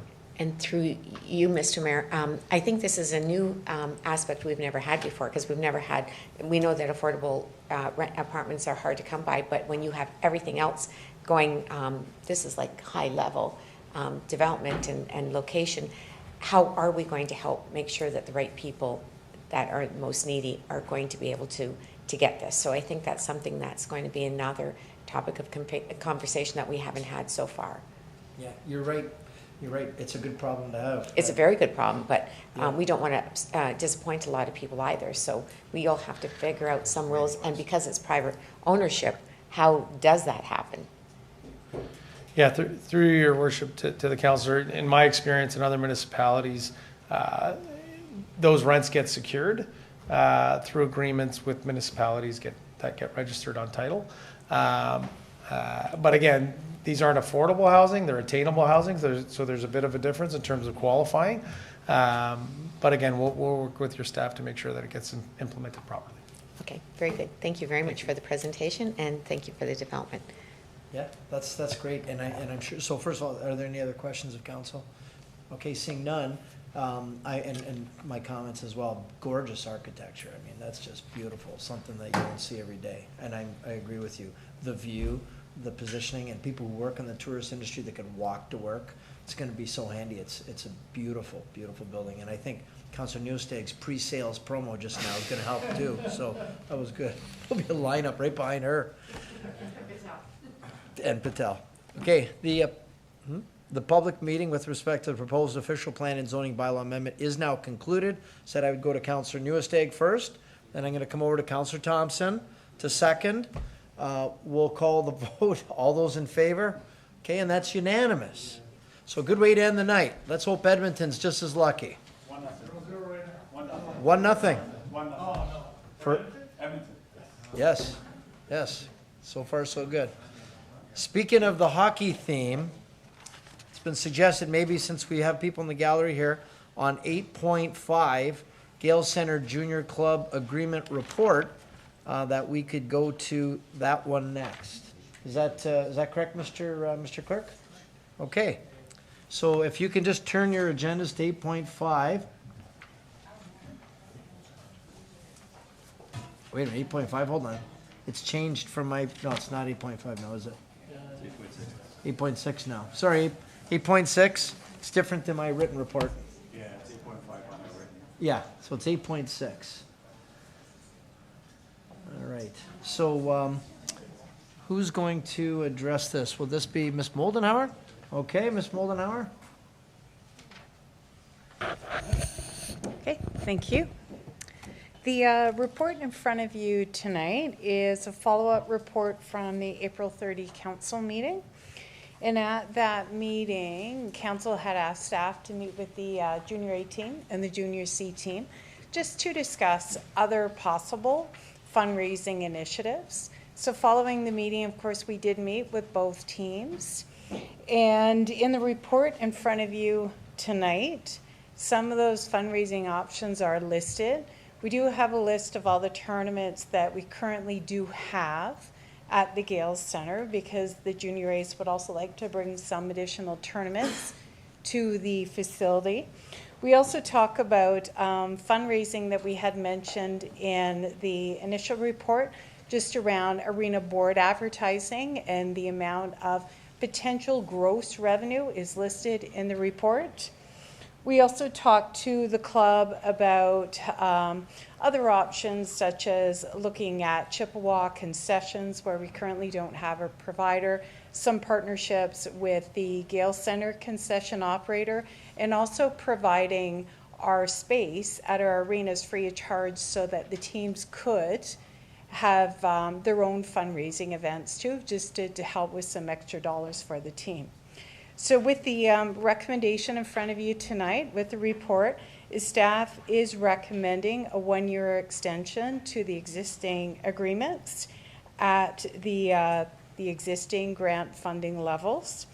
And then recommendation number 2 was an alternative to providing the grant was to issue an RFP or RFI for the arena rights in both of the arenas, to provide some alternative funding just through advertising alternatives. So I know Frank and Brandon, of course, are here. I can see that Brandon will be speaking. Is there any questions of me before Brandon has the opportunity to speak? Councillor Strange. You also have Mike Cressman here from the junior C's as well. Mike. You snuck in on me. So do we have any questions of council for Ms. Moldenhauer? Okay. Oh, yes, Councillor Strange? Yeah, thank you, Mr. Mayor. And I think originally they wanted an increase with the amount of money they were getting, but I don't think they mind the 1 year, but I think they would prefer a 5-year. I believe so anyways. They're going to get up and talk about it anyways, but I think they would like to keep maybe the existing contract that they had with no amount of money raised up, but just have the same. They just want to be comfortable getting a 5-year contract. You know, we have a junior, used to be a junior B, now it's a junior A. They're just in their first year. And what I like about, you know, the junior A is because, you know, OHL team, you can't get scholarships and that. With junior A, you can still go to school, chance to get a scholarship to university, like I know Kevin Dahlman did years ago and played in the NHL. So it's a league where there's a lot of potential for not only excelling in hockey, but possibly getting a great education as well, going to the States and whatever. And then we have the junior Cs, and you know, they've been here for a long time, and with Mike Cressman and some of his other guys who actually used to play, all 5 of them, I think, played for the junior Cs, and now they've taken over so it's a big legacy, you know, especially with the Masterson, you know, dear to my heart, the Masterson twins and their dad, carrying out to the Apostle, our Stanley Cup champion. We have some alumni here, Councillor Baldinelli playing for the Canucks. So, you know, it goes down the line. I would hate to ever lose any of these good franchises. And when you got a junior C and a junior A, it's a perfect fit for our city. So I'll welcome their comments and see what they might have potentially. But I would like to see something a little bit more secure for both teams if possible. Great. So I don't know who's going to speak, both of you or Mr. Boone? The Apostle just sits there. Yes. Tough to talk about hockey when it's 100 degrees outside and the Edmonton Oilers are flying their way back into the Stanley Cup final. Hey, Brandon, can you push the button? Yeah. If you can push the button there on the mic. Can't hear you. I'm sorry about that. I was just about to say, it's tough to talk about hockey when it's 100 degrees outside and the Edmonton Oilers are in the process of clawing their way back into the Stanley Cup finals, right? 1-0 Edmonton, by the way. Yeah. But Frank and I are very happy to be here with you tonight, Mr. Mayor, members of council. And we're very excited because tonight's presentation comes on the heels of our meeting just last week at the Gale Center with Rob McDonald, city's manager of arenas, and Rick Morocco, vice president of our league, the OJHL. The purpose of the meeting was for Rick to do reconnaissance, for lack of a better term, to determine the suitability of the Gale Center to host the OJHL Governor Showcase this September, starting this September. So the OJHL Showcase, I know I talked about it a little bit last time, but that involves all 24 OJHL Junior A teams descending on the host city, hopefully Niagara Falls in this case, for 3 days in September to play 2 games each in front of 150 to 200 scouts, NHL, NCAA, U Sports, and other leagues. The best part about it is that it happens midweek, Monday, Tuesday, Wednesday. This year it's September 23rd to 25th, when not a lot is happening at the Gale Center. So Rick was here to do some reconnaissance. I think it went well. I think you'll see the City of Niagara Falls, the Niagara Falls Canucks, hosting the OJHL Governor Showcase starting this September. And the OJHL views it as a dry run to hosting the National Junior A Championship. That would be 10 days, 10 teams in the month of May.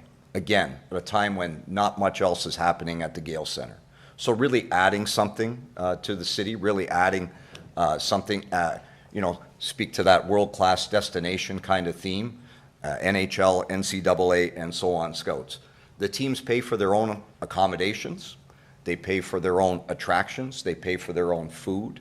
They pay for their own transportation. The OJHL covers the ice time. So for the showcase, it's 24 full junior games, 3 hours of ice time each, 72 hours of ice time in total, all paid by the OJHL. They also cater to the scouts, to the media, to their staff, and so on. Hundreds of thousands of dollars in economic benefit to the city, to the host city, and really national and provincial exposure. Again, that world-class destination, world-class theme. The Gale Center will be decked out in OJHL banners. You know, you'll have Flow Hockey TV broadcasting live in 2 rinks for 3 days. You'll have, you know, podcasts and photographers and social media and print media. OJHL staff, scouts, and media walking around with badges. Quite a significant event for the city.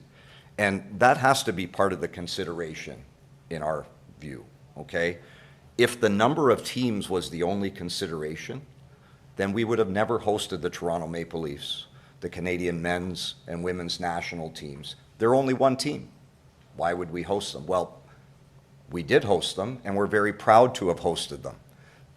That feeds into this whole world-class destination, national and provincial exposure. As a matter of fact, we still have memorabilia from the Toronto Maple Leafs hanging in the lobby of the Gale Center. We still have memorabilia from the Canadian men's and women's national teams hanging in the lobby. Their signage hung for years. The Toronto Maple Leafs, their banner, their box office signage hung for years at the Gale Centre, something we can all be very proud of. So we want to bring, these are the kind of events that Frank and I want to bring to our hometown. Remember, we're Niagara Falls people as well, right? But to do that, we need a long-term commitment from the city. The OJHL wants us to host the Governor's Showcase for 4 to 5 years. How can we make that commitment with a 1-year renewal? Just impossible. The fact is, in the 14 years since the Canucks moved to the Gale Centre in 2010, they've always had a long-term agreement with 4 to 5 year renewals, never a 1-year extension. And we've been asking for a long-term agreement, a long-term renewal for over a year now. So Frank and I are asking, and it's in the alternative option on page 5 of the staff report, that council approve a 5-year renewal so that we can commit to hosting the showcase and other events such as the National Junior A Championship long-term. The OJHL AGM is in less than 3 weeks. It's July the 6th. Frank and I would like to advise them tomorrow that we will host the Governor's Showcase for a 4 to 5 year term. And as for the financial terms, Frank and I were very happy to hear that there may be other revenue generating opportunities for the Canucks through the city, like selling advertising at the Gale Centre, concessions, rink and room rentals, and so on. To be very clear though, they have not been there for us for the past 14 years. So it used to be, as you may remember, that the Canucks sold advertising in the old Niagara Falls Memorial Arena. They operated a bar in the Blue Line room. As part of the business plan for the Gale Centre, though, the city wanted to control all of those things. So the Canucks have not sold advertising in the Gale Centre. They've not operated a bar, a concession, a pro shop, or done anything of that nature since at least 2010. Would we like to explore those additional revenue generating opportunities? Absolutely. The grant that we received from the city has not increased since 2010. Those dollars no longer go nearly as far as they used to, particularly now as a junior A team. So we're happy to hear that other opportunities may exist. But after 14 years, it'll take some time for us to rebuild that part of our operation. So we're asking again, as the alternative option on page 5 of the staff report, that council approve maintaining the Canucks' current grant during the 5-year renewal. And we're asking that council direct staff to work with us, starting now and throughout the term, on realizing additional revenue from the sources identified. For example, the report mentions that the Gale Centre concession operator is willing to work with us in a few ways. Well, there's no reason why that couldn't start now, this season, particularly since it appears that they'll be catering to 150 to 200 scouts, along with OJHL staff and media for 3 days in September. Just to be clear, the increase that the Canucks requested, it was not based on a wing and a prayer. Like, it was not just something that we were aspiring to. We need to generate additional revenue to make ends meet as a junior A team. So we'd like to explore those type of opportunities going forward with a long-term renewal at the current rate. We're here to answer any questions. Thank you very much. Okay, do we have any questions of council for Mr. Boone? Okay, yes, Councillor Strange. Yeah, thank you, Mr. Boone. Just so with the tournaments coming up, you're not requesting any money or anything to hold these tournaments here. They're going to come here, generate hundreds of thousands of dollars possibly for people to come see, people staying in hotels, eating at our restaurants, and you're not asking for anything for that. Correct, Councillor Strange. Through you, Mr. Mayor, to Councillor Strange, absolutely. We're not asking. The OJHL pays for all the ice time. They pay for the public address announcers, the broadcast announcers, the cameramen, the scorekeepers, the timekeepers, and so on. Frank and I would have to supply our own game day staff, box office staff, and so on, which we would do at our cost to make these events happen. Because again, we're Niagara Falls natives. We both played for the Canucks. We're happy to do this, and this is what we want. We want to bring these world-class events to the city. So we will supply our game day staff. The OJHL will pay the others. And the teams pay for their own accommodations, as I say, attractions, food, transportation, and so on. Absolutely no cost to the city. As a matter of fact, the city gains through 72 hours of ice time midweek in September when not much else is going on at the Gale Center. The concession operator benefits, everybody benefits. And my goodness, if we could bring the world class, or the National Junior A Championship, Councillor Strange, to Niagara Falls, what a absolute windfall for the city that would be. Thank you. Okay, if there's no other questions, I'm going to ask Mr. Cressman if you'd like to come forward and present to the council. Thank you, Mr. Mayor, Council. Appreciate the opportunity again to speak. Very much going to mimic what Mr. Boone said. We're in very much a similar situation. Operating a hockey club, junior hockey club in 2024 is much more difficult than it has been in the past.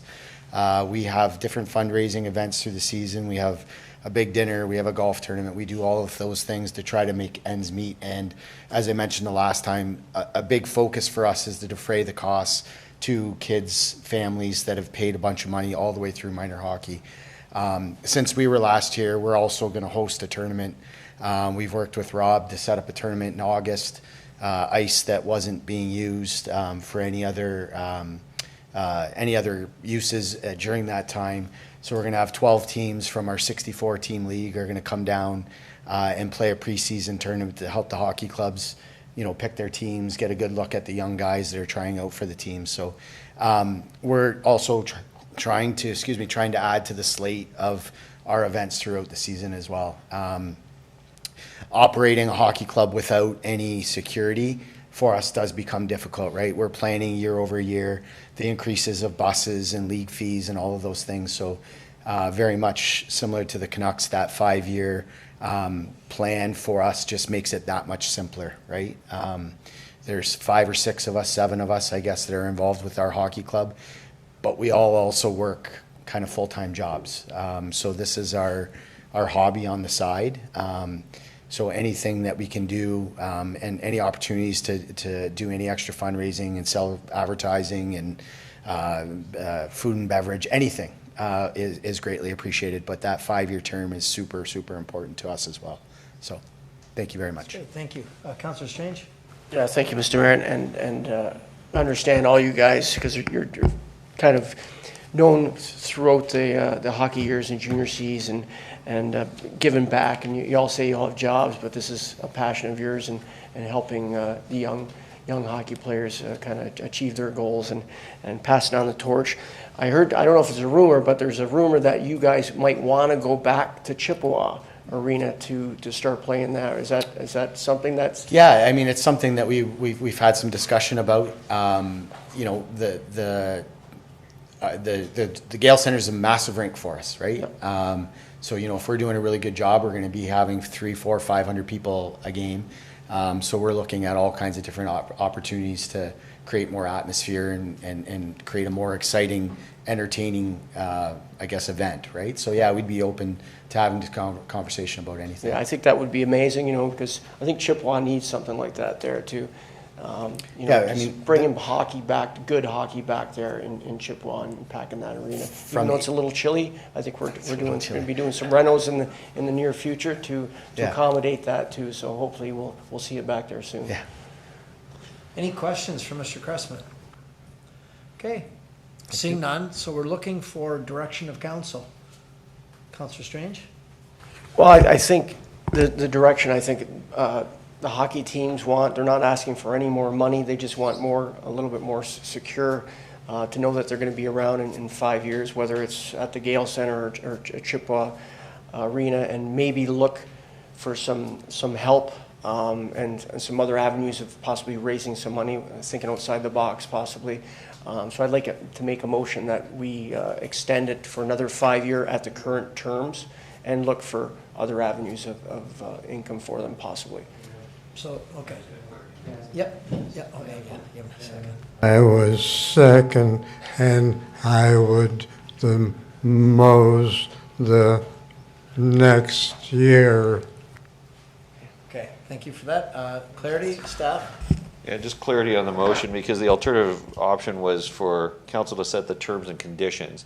So if it's just a 5-year grant and no other requirement for the grant, i.e. no other requirement to attract a tournament, no other requirement to execute on other revenue sources, or is there clawbacks for if certain conditions aren't met, or is it just a pure grant and it doesn't matter about the other revenue sources? Well, I think even just, I don't think there's a clawback or anything like that you're saying. I just think even just meeting with staff for looking at some different resources. You know, you got Mike Cressman who does that for a living. So he might think some other alternatives that might help our city as well.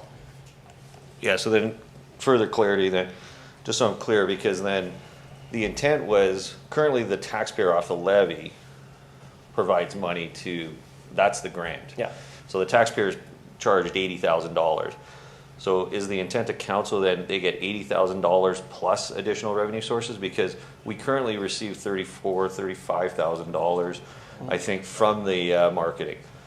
So then, because then we'd lose both ways, then our cost will No, go up. and I don't want that. I think it's open up for discussion. I don't want to take money from the city, but maybe they have some alternative ideas of possibly, and it's not written in stone that it will happen. Maybe it does, maybe it doesn't.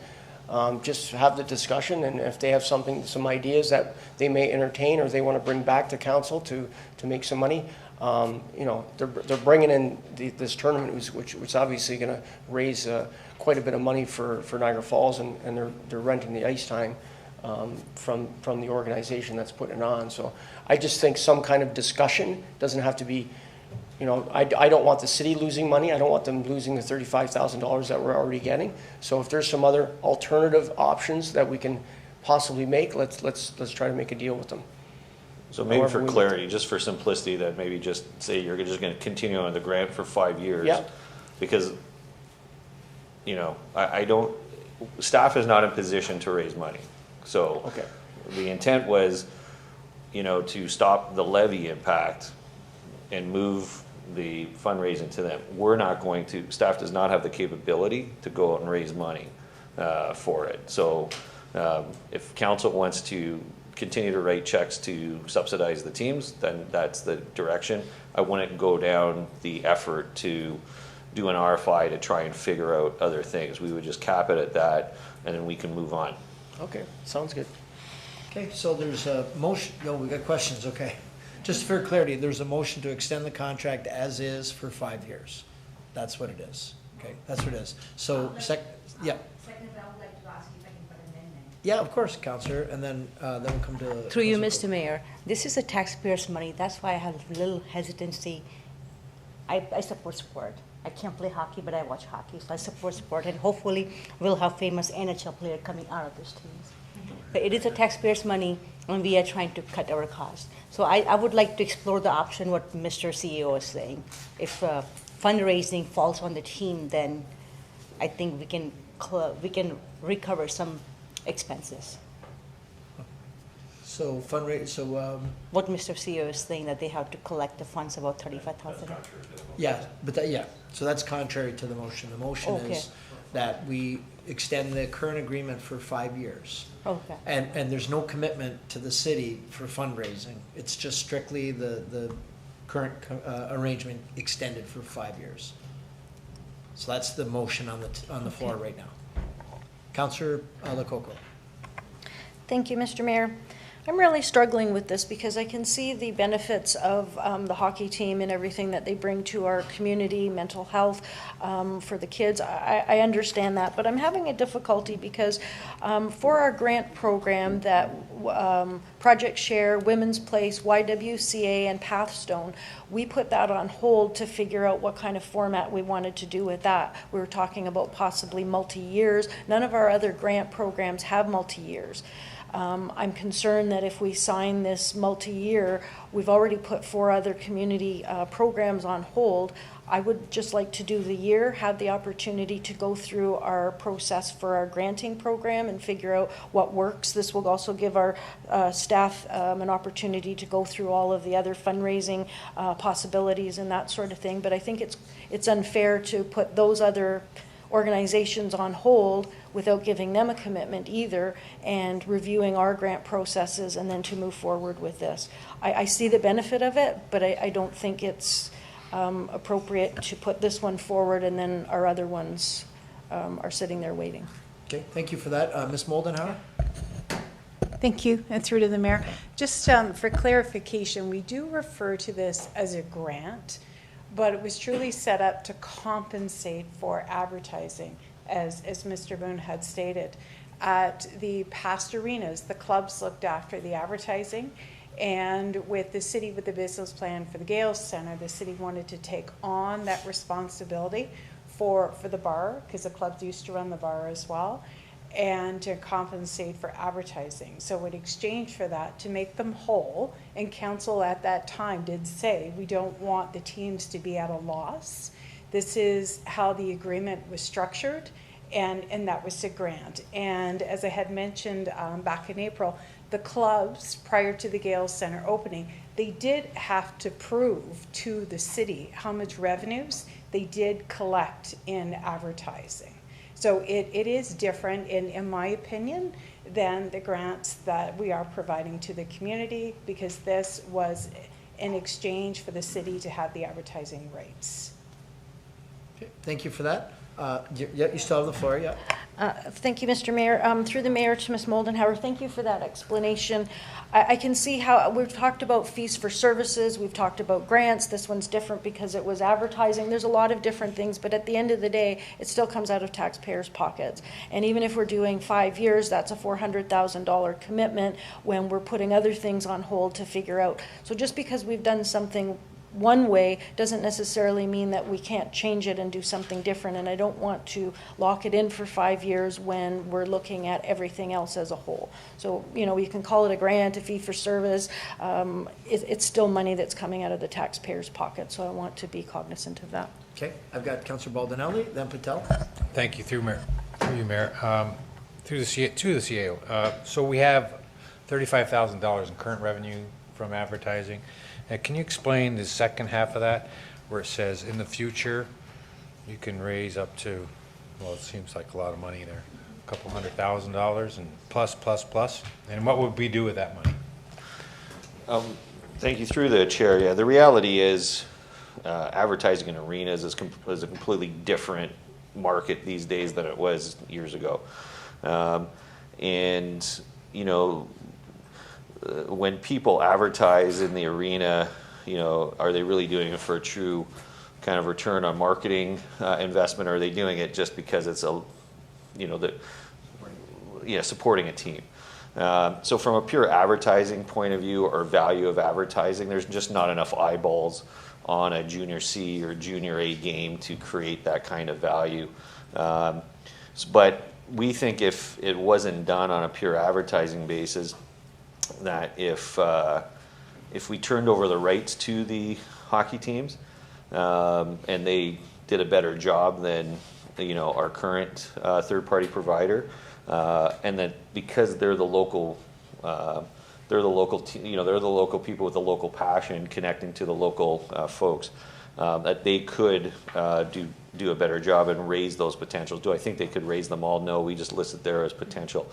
The other thing is, the reason we listed it that way also is you have to remember that there's other users to the Gale Centers. In fact, they're much bigger users than the two junior teams. So we were looking at opportunities where we can lower the cost for minor hockey. Niagara Falls minor hockey is by far the biggest tenant there. And is there a way to subsidize that? Because on a per player basis, our level of subsidy for a junior player is significantly higher than for a minor league, you know, a minor league player.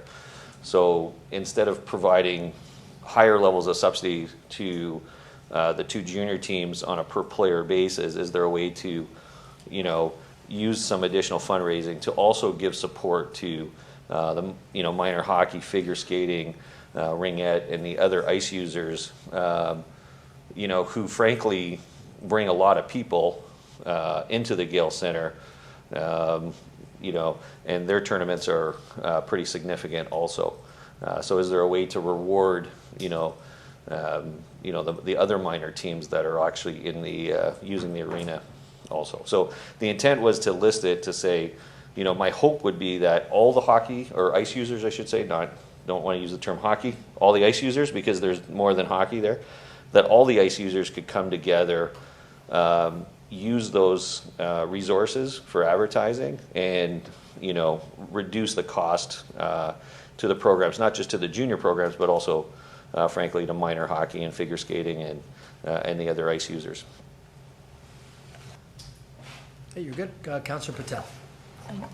Mr. Mayor, after Ms. Moldenhauer explained about the $35,000 for the advertising, it kind of comes to $45,000 of the city's portion, because if they're getting the advertising revenue back, $45,000 for two teams and supporting the kids, I think I'm okay with it. I'll support the motion. Okay. Thank you for that. If there's no, yes, Councillor Pietrangelo. Yeah, thanks, Your Worship. I just wanted to add on to Ms. Moldenhauer's comments as well. I know it's been said that the city raises $35,000 from advertising right now. I think the other component that hasn't been talked about is how much the city gets for renting out the concessions. We have to remember, as Ms. Moldenhauer said, that, you know, when we went from the old Niagara Falls Arena to the Gale Center, it wasn't the teams that went to the city and said, can you do me a favor and take over all this? It was the city that went to the teams and said, we're not going to allow you to advertise anymore. We're not going to allow you to run the concessions. We're going to do all that ourselves. We went and we leased out the concessions, and then we leased out the advertising. And to compensate, we said to the teams, okay, we'll make you whole for the money that you make on that. And they had to provide proof, as Ms. Moldenhauer said. So it wasn't the teams that came to us to ask us to do it. It was the city that went to them. And the one reason why I really don't agree with the one-year deal is kind of along the same lines as we've heard from the social service agencies, Project Share, Women's Place, you know, Women's Place of South Niagara. You know, they've all come to us and said that in order to be able to provide a pathway for our organizations, we need to know that there's stable funding in place. And I think that these groups are in the exact same boat, Your Worship. They need to know that there's a commitment from the city that we're going to provide stable funding for a given period of time, and I don't think 1 year does it for them. I'll support the motion myself. Okay. Thank you. So we have a motion made by Councillor Strange, seconded by Councillor Thompson. We're going to call the vote. All those in favor? Okay. Opposed? Okay, with one opposed. Okay, thank you. You're all set, gentlemen. Thank you. Go enjoy the game. Thank you guys very much. Mr. Clerk, what do you suggest? Do we continue to the agenda, then go on camera, or? Yeah, okay. 8.1, okay. We're going to back up a little bit, folks. Going to go to 8.1, municipal accommodation tax. So is it still 8.1 on the, yes it is. Okay. Beautiful. 2-0 Edmonton. Love it. Okay, so there is report BDD 2024-03, recommendation that we receive the report. Looking for a motion to receive. Moved by Councillor Pietrangelo, second by Councillor Campbell. What? Oh, I'm sorry. Declare. I'm sorry. Moved by Councillor Campbell, second by Councillor Baldinelli. All those in favor? Okay, and that's approved. Thank you for that. 8.2, Community Improvement Program, Industrial Development Charge exemption incentives. Councillor Lococo. I do have the conflict with the downtown CIP, but I have a question in general, nothing to do with the downtown. On page 6, the second paragraph, it says, if a grant application is approved and industrial use is confirmed, the grant amount may be deducted at the time of the building permit issuance. Or DCs paid may be refunded upon approval of the application if it is submitted within the 90 days of building permit issuance. What is it? Is it either or? Is it by a specific date? Why are there two options there? I'm confused about how the program is going to work. Okay, let's see if we can find the answer for you.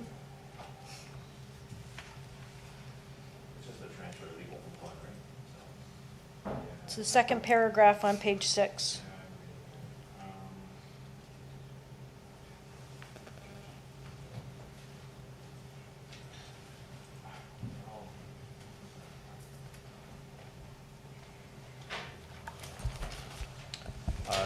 Through the chair to the councillor, I think realistically what it's trying to accomplish here is just acknowledge that there's a few different complexities when it comes to development charges. So as you're aware, currently DCs are due and payable at building permit issuance. I think where some of the struggles, I know it was mentioned in a couple places in this policy, is that there's some verbiage with respect to when industrial uses are determined. So I think that's really just speaking to the fact that there could be a situation where if it isn't absolutely clear, they may be required to pay their development charges. But if they, are able to clarify that within a prescribed period of time, they may be eligible for a refund if they can sort of furnish. I think Mr. Burgess wants to elaborate. Actually, there's some live examples where you can have what is considered majority industrial, but then there's actual other uses to it. So if you look at a winery, for example, part of a winery is considered industrial, and part of it's considered retail, and part of it's considered storage. So you can get actual situations where after it's actually completed, there's actually differences in the DCs and the CIP eligibility. So I think that's what the clause is. That being said, the intent of this report is really for us to come back with a completely revamped program. We're just trying to have something in place for continuity purposes, and then we're going to go and consult with the various industries that come back with this council and given us direction to have more targeted, more smarter incentive programs coming forward. But that was one of the, I've lived through those examples where we assume it's a manufacturing, but when MPAC comes in and we make the assessments, it actually changes after the fact. Okay, thank you. Okay, so I have a motion to move the staff recommendation made by Councillor Thompson and seconded by Councillor Baldinelli. Are there any other questions or comments? If not, all those in favor? And that's carried. The next report is 8.3. Report F 2024-25 dealing with the White Drain petition and the municipal drain analysis. Councillor Lococo. Thank you, Mr. Chair. I would move that we accept the staff's recommendation to approve the $95,000 capital budget amendment and that the cost be billed to the property owners. Okay, and is there a seconder to the motion? Seconded by Councillor Baldinelli. Any questions or comments? No? Before we call the vote, I just want to say thank you to staff for writing the report and acknowledging that in the past, City Council has paid for the clean out of these drains. I know it's not something that's common. It's something I've always fought for because I view it as that drainage is part of an overall plan. I do understand that there is the mechanism to go through to charge the property owner. I just don't agree with it. So with that said, there is a motion on the floor to approve the staff recommendation. I'll call the vote. All those in favor? And that's carried with myself opposed. 8.4 PBD 2024-22. This deals with the council education session on the city's housing strategy. If there aren't any questions or comments, I think we have a staff member who is going to speak to us on it. Welcome.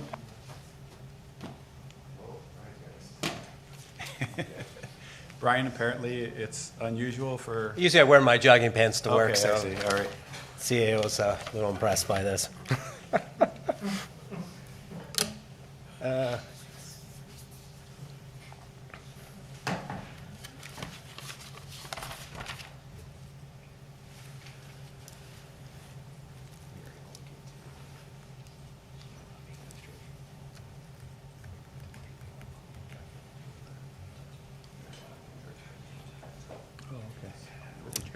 A presentation coming up?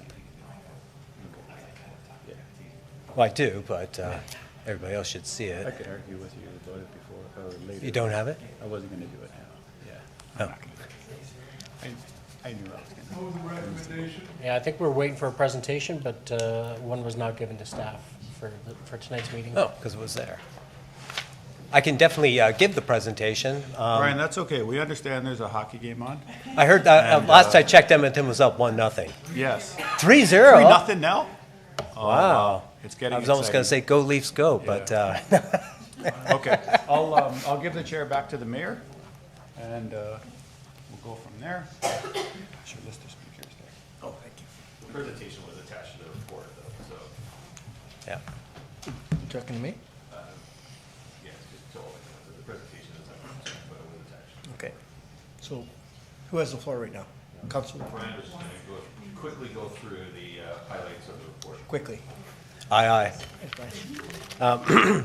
Thank you, Mr. Mayor and members of council. I will give a brief update on the status and currently what's involved with the Niagara Falls housing strategy. If you remember, back in 2021, it all kicked off with respect to our housing supply, our housing needs and supply report. That was basically provide a comprehensive understanding of the housing market and key housing issues facing the city. It assessed the city's present and future unmet housing demand, and it identified that there's a large percentage of our households in the city in core housing need, given the city's large service and hospitality sector. At that time, the report recommended that the city set an affordability target that was higher than the region's target of 25%. Then we proceeded on to the housing strategy that appeared at council in 2022. It proposed 21 action items grouped under 6 themes. Quickly, it established an affordable housing target. It promoted a greater diversity and supply of housing types. It ensured a healthy supply of rental units. It increased public education and provide advocacy for partnerships and provide financial incentives to promote the development of affordable and rental housing. And then that last component was to monitor and report on progress.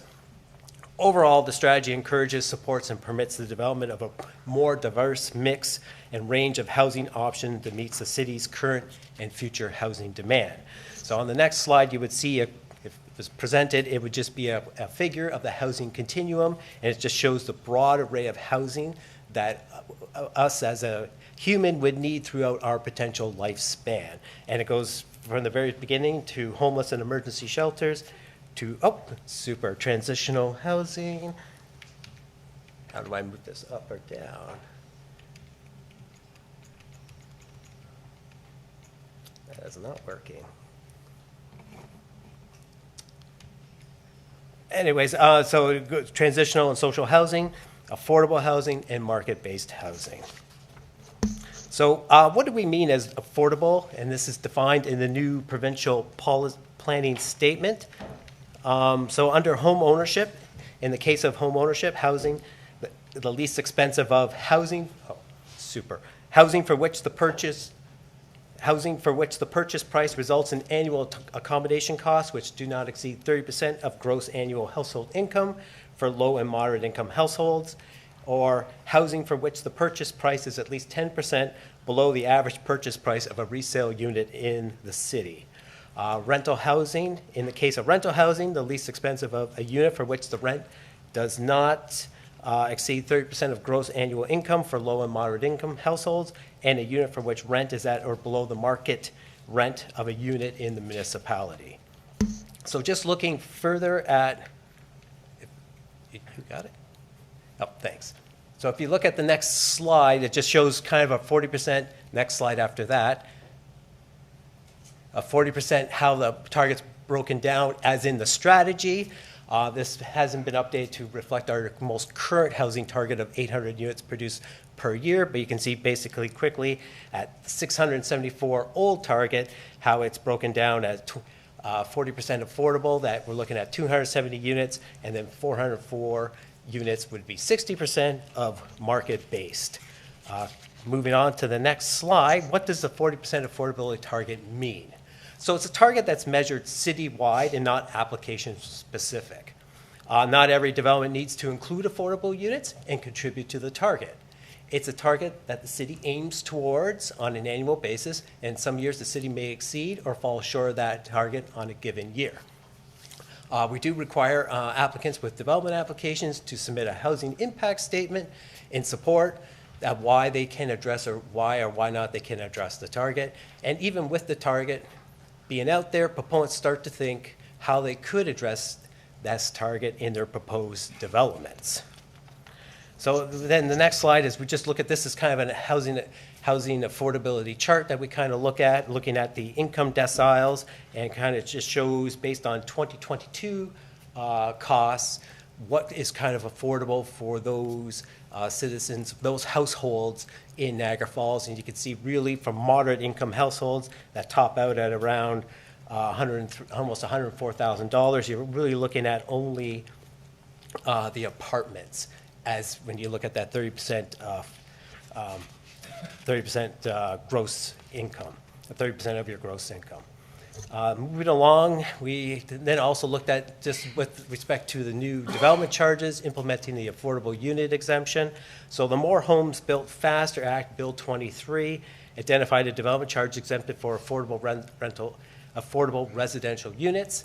The exemption was subsequently revised through Bill 134, Affordable Homes and Good Jobs Act 2023, and the exemption is summarized as follows: affordable rental, where the rent is no greater than the lesser of the income-based affordable rent set out in the affordable residential units bulletin and the average market rent identified in the affordable rental units bulletin.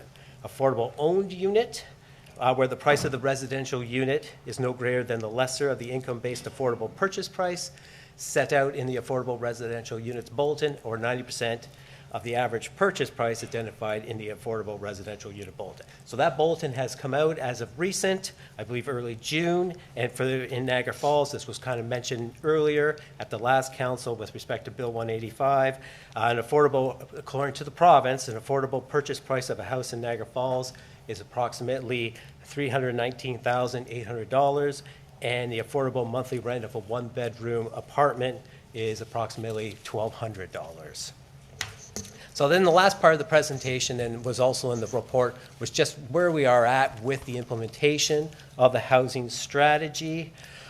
So the first section was basically establishing those affordable housing targets, and action 1 and 2 have both been accomplished through the adoption and approval of OPA 149 by this council, and that was done in, I believe, the summer of 2022. Moving on to the next slide, where we're promoting a greater diversity of dwelling types. Action 3, support and permit higher density types of housing. This will be addressed through our new official plan as we try to diversify our housing supply. Currently, the city's around 65% single detached, and as we try to diversify the supply, that will reduce a bit and we get more alternative forms of housing. Action 4, support and permit alternative forms of housing. That is ongoing currently, and if we receive the Housing Accelerator funding, that will become part of that initiative. Provide for the opportunities for the creation and ongoing monitoring of second units, a great way to provide affordable housing in the city.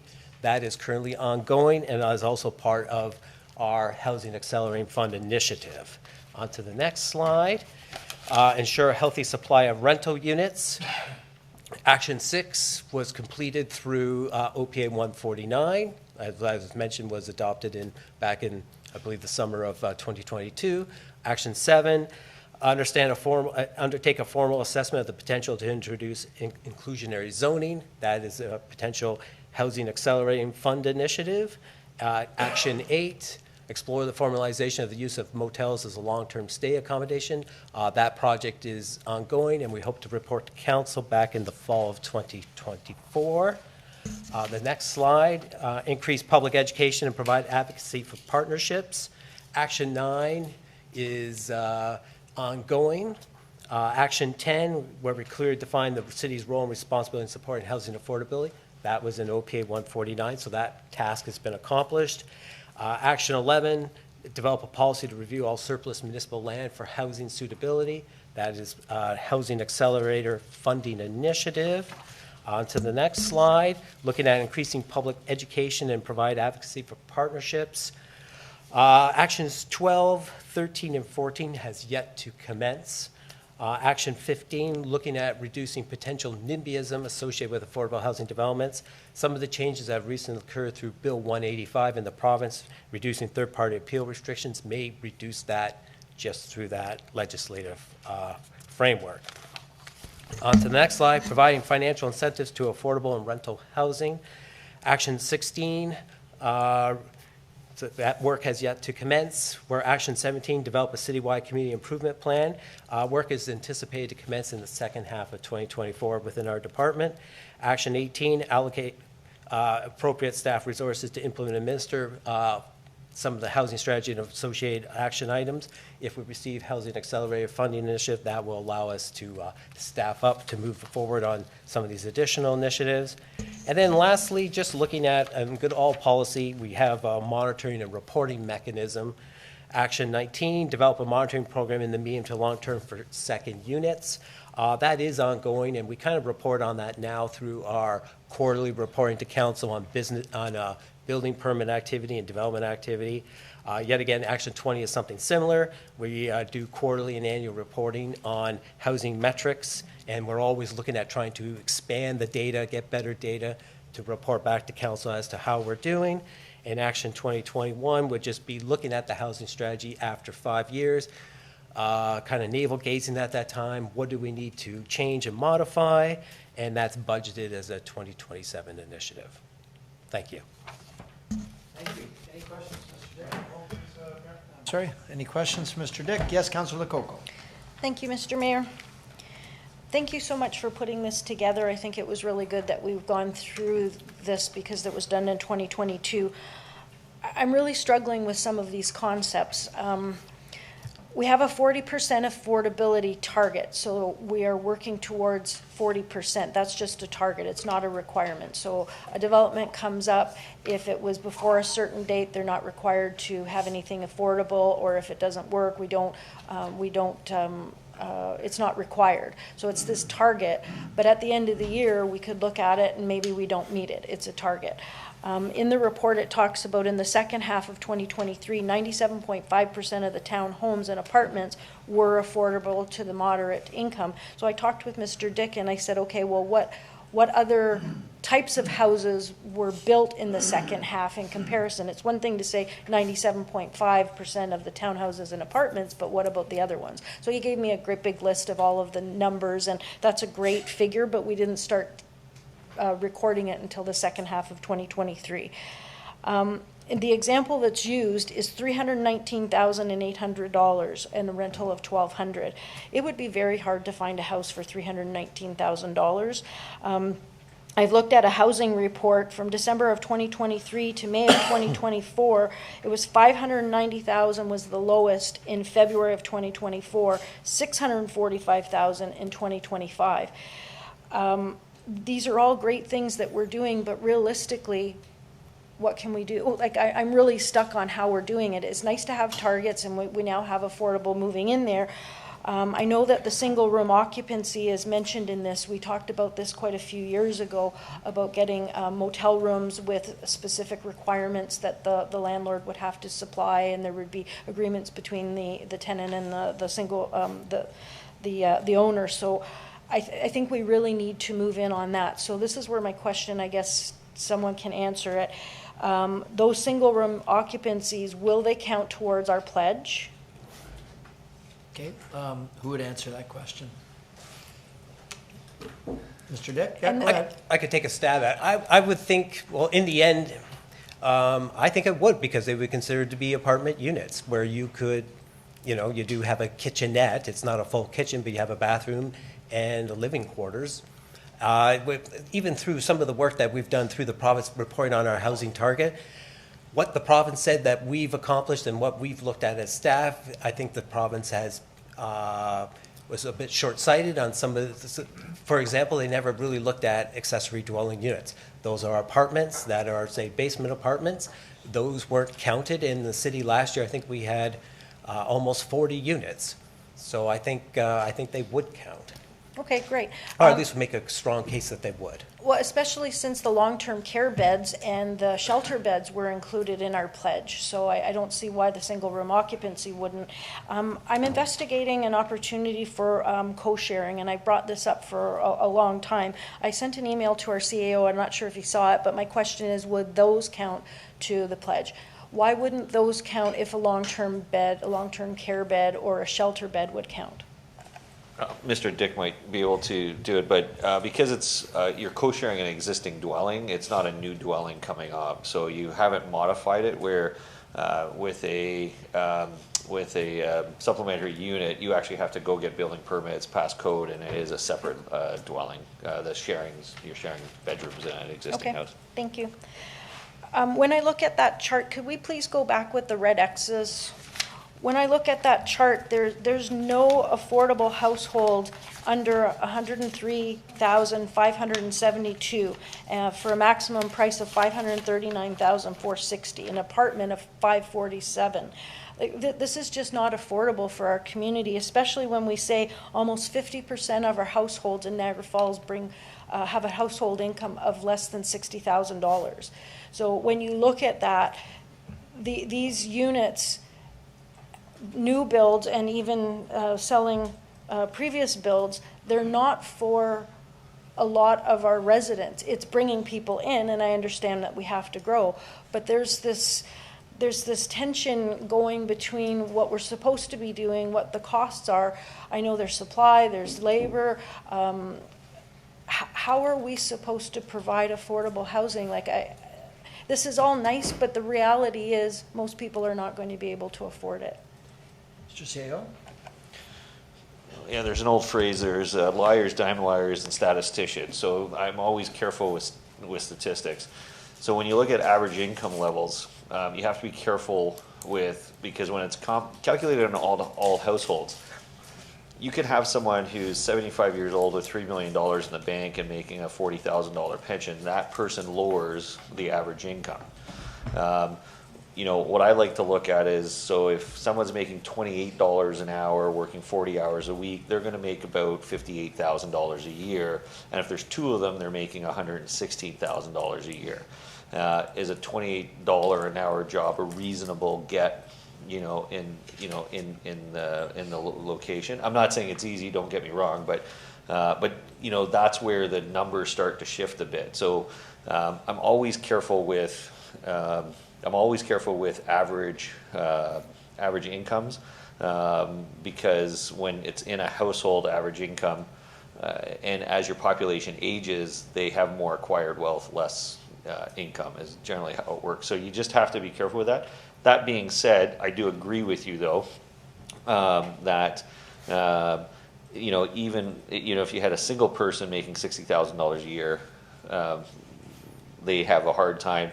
And even if at $120,000, there's just not a lot of opportunity out there. So I do agree with you, and that's why we are looking at, we will, as per the prior report where we looked at our DC incentives, one of the things we're going to come back is with a DC program that instead of asking for specific types of builds, our recommendation might be to target specific price points.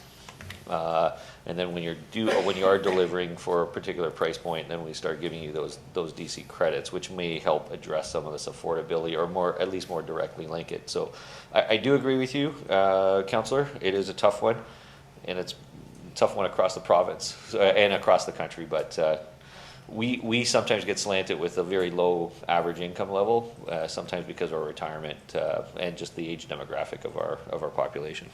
Thank you. That all makes sense. In addition to that, we have a lot of lower income wage earners in the tourism industry and working for minimum wage. So when you add that, then you add the ODSP and OW recipients, that brings it down as well. And Niagara does have a large sum of OW and ODSP recipients as well, so that it is skewed. And as you said, you can look at statistics and make them be whatever you want, but I've in the last couple of years I've always heard under $60,000, almost 50%, and that's really jarring when you think about our community and how people are going to live. So I really applaud everybody in trying to come up with unique solutions, and I like the idea of what the CAO just said about the DC and specific targets.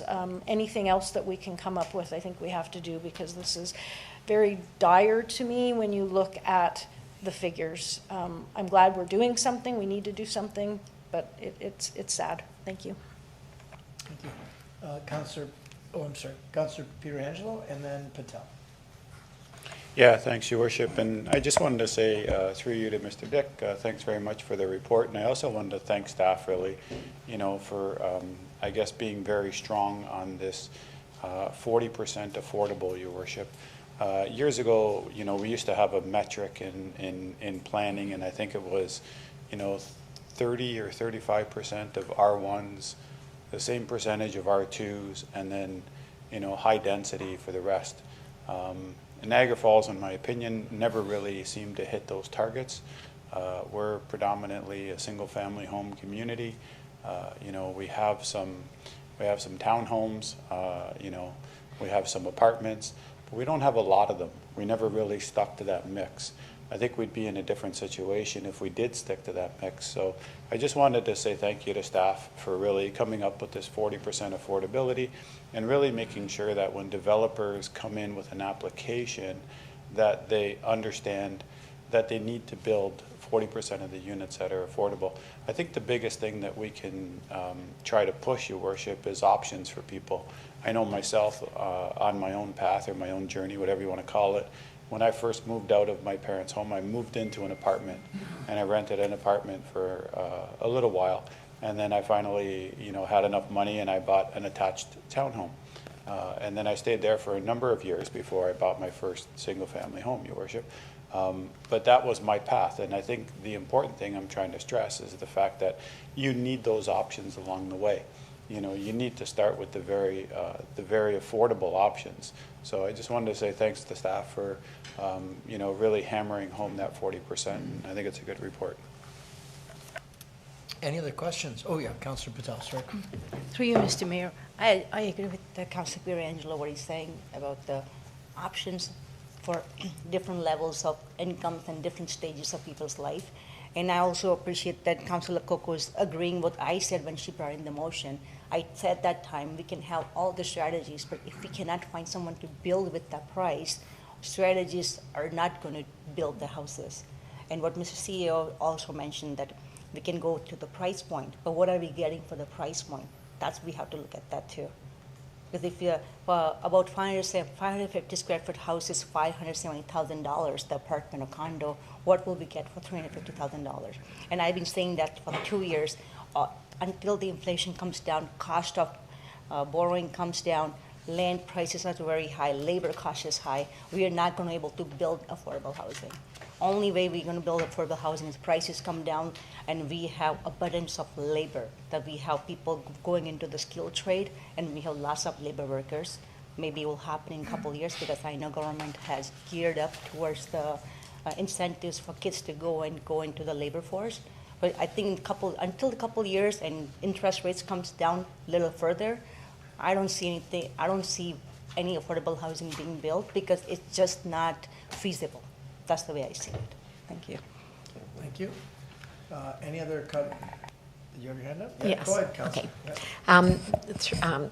To you, Mr. Mayor, we were just at the conference, the FCM, and there was one, through the trade show, there was one gentleman there talking about the ADUs, and he had a whole plan where you can get an ADU put in a backyard for $150,000. He had a whole strategy in terms of how much somebody would make, how they'd be able to afford this. He had financing in place. He even he's now looking at a car that somebody can purchase for $20,000. So it's quite interesting, and although it's not an answer for everything, it was just one piece to this whole puzzle that it at least will start to look at things. So something that I think we should explore it more, and I brought the information back so we can take a look at it as a city as a whole, that anything like that can help through, actually through you, Mr. Mayor. Have you been looking at these ADUs and how how we can supplement with these? So through the mayor to the councillor, I will start, and maybe Ms. Hanson can add to it. So one of the things that we are looking at as a department, in part also as the Housing Accelerated Fund, of looking at backyard designs for ADUs.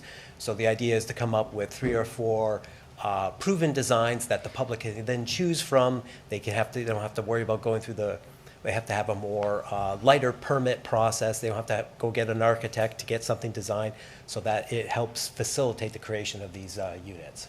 Through you, Mr. Mayor. So this one company that I spent a long time chatting with him. He said they've got about 4 different designs around that $150,000 mark where you can actually add on as well. It was quite interesting. He had everything right down, even gardens that they can do their own gardens out in the front on the porch. So he had everything very well detailed in terms of financing, had that all worked out for people to work with different finance institutions. And again, he's going as far as finding a car that's worth $20,000. So he's really targeted in on this income level person that we're looking at and how they can make it work and have their own place.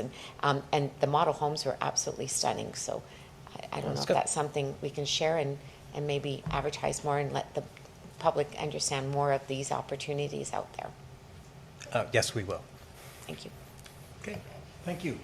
Okay, we've had a fulsome discussion. There's a recommendation that we receive the report, moved by Councillor Lococo, seconded by Councillor Baldinelli. All those in favor? Okay, and that's approved. Thank you, Mr. Dick. Okay, we already did 8.6, 8.7. Mr. Mayor, we missed 8.4. We missed 8.4. It's just because it was switched, so it's not the same on your paper. Oh, I see, okay. 8.4 was 8.7 and then. Okay. Sorry, and through the chair, it relates to one of our closed session items, and I'm wondering if council would find it beneficial to deal with that item after closed session. Just a thought I'd put out there. What our solicitor just said. What our solicitor just said. Okay, so we'll come back to 8.4. So we'll go to 8.7. 8.7 is addendum to the domed Columbaria capital budget project. There are 2 recommendations from STEP.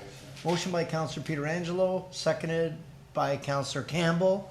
If there's no discussion, we'll call the vote. All those in favor?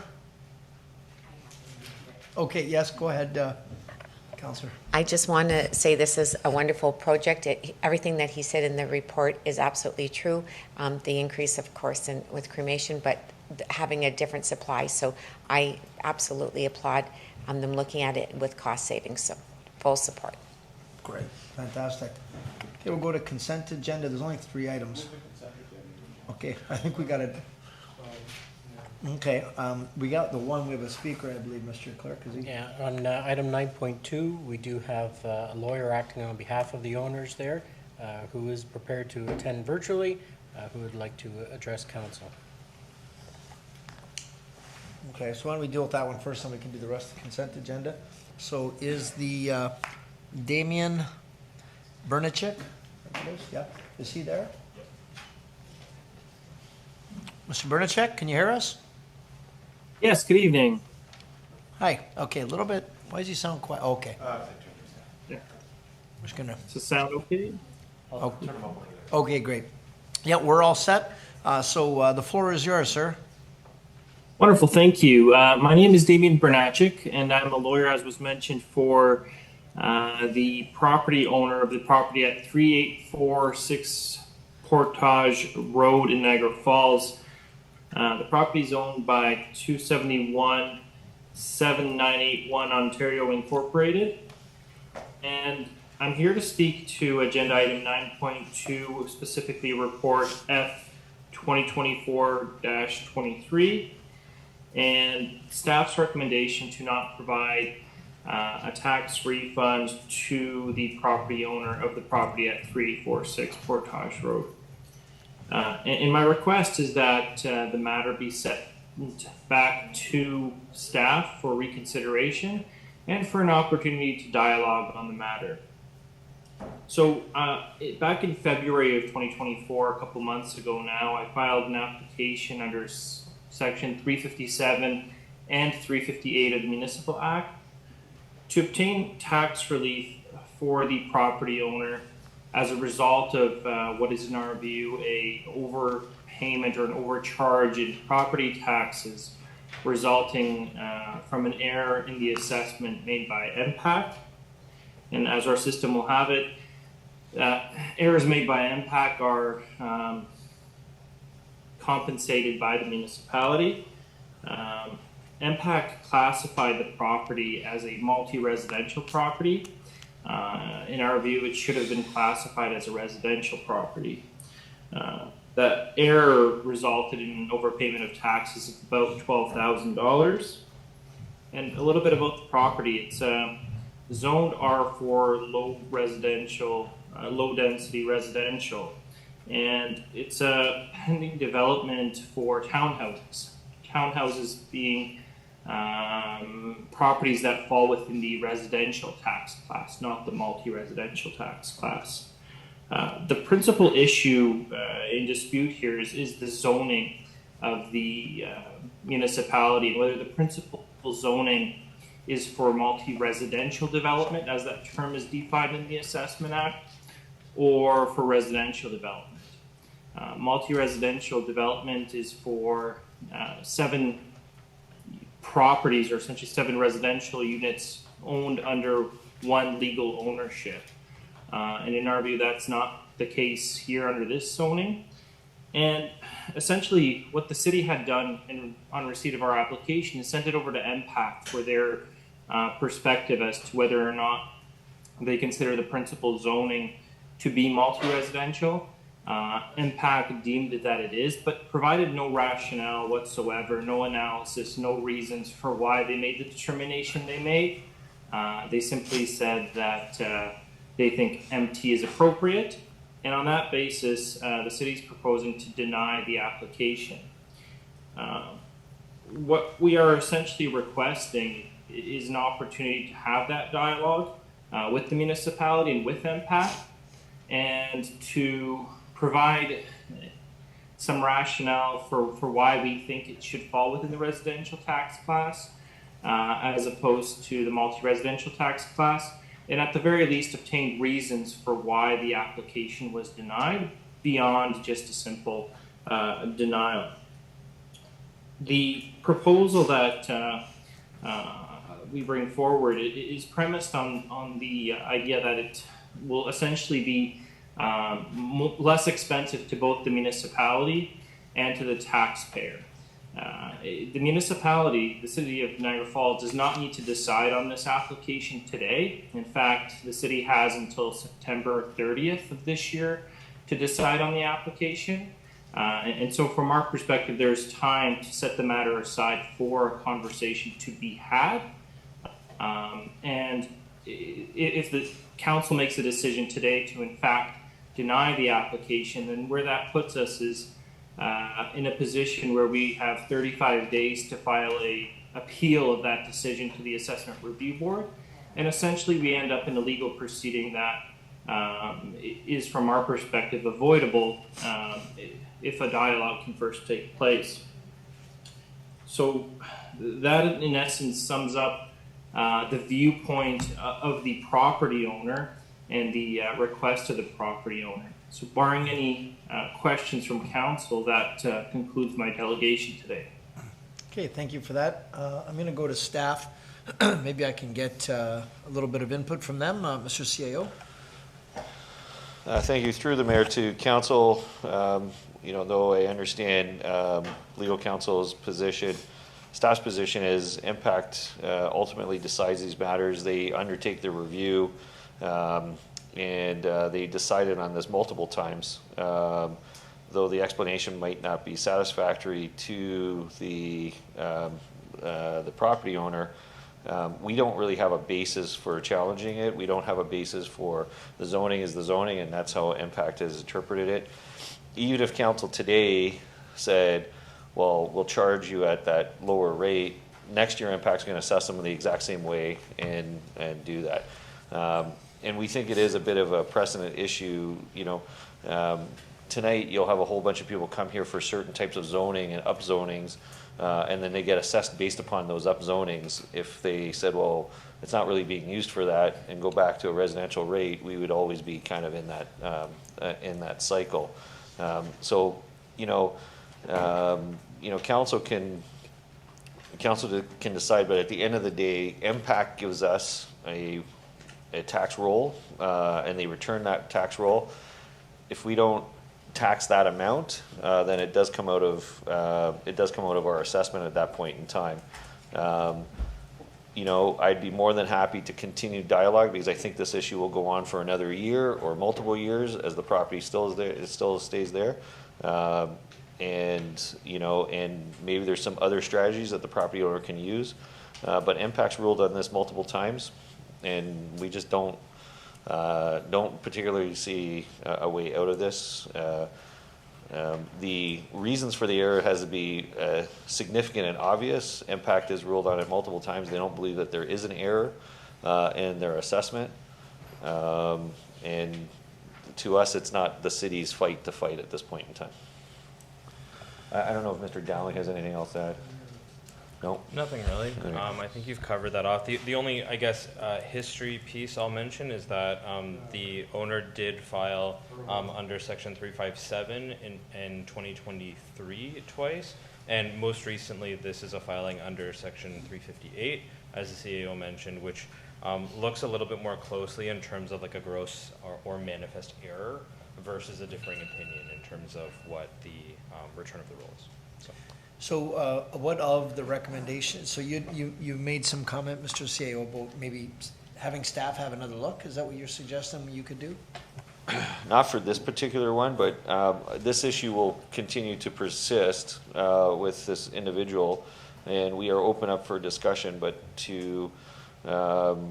we can't see anything further to do at this point in time on this appeal, and it's really MPAC has the authority here. I think the property owner can have other avenues, but the city thinks has exhausted their position on this. Okay, Mr. Bernachik, you've got your hand up.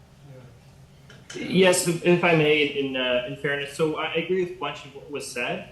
Our main difference is, I think, if the matter proceeds to the Assessment Review Board and it's an appeal filed under the Municipal Act, MPAC is not a party to that dispute. The only two parties to that proceeding will be the property owner and the City of Niagara Falls. And the decision maker will not be MPAC, it'll be the Assessment Review Board. And in any event, we'll be in the position where we're going to be locked into a legal proceeding with the city looking for a resolution. And our proposal today is to say, well, before we head down that road, there's plenty of time till September 30th. Let's sit down, let's have a meeting and see if we can sort things out, and hopefully we can. Mr. CAO? Yeah, and I think it's better to do it through an appeal process because, again, we'd have the exact same issue next year. If it's not appealed and the zoning isn't changed, you're going to have the exact, because MPAC's going to keep on returning it based upon the zoning. So I think it's better to appeal the zoning and do it through the formal process, and then that information then goes to MPAC, and then they can adjust their assessment. But I can't overrule MPAC's assessment based upon the information that's there. So I think it's best to go through either a zoning change process that we agree to, or through an appeal of the zoning process. But to overrule MPAC, you know, they've done their calculations based upon the zoning. If we have differences in the zoning, I think we'd move that to a different thing and not through this mechanism from MPAC, because this is for gross errors. You know, this is a dispute on what the zoning is. Let's deal with that. Let's not feather this this report with regards to what we're writing off at this point in time. Okay, do we have any questions from Mr. Bernachik or for staff? No? Okay, so the direction of council? There's a recommendation that we approve the cancellation, reduction, or refund of tax of the various amount listed.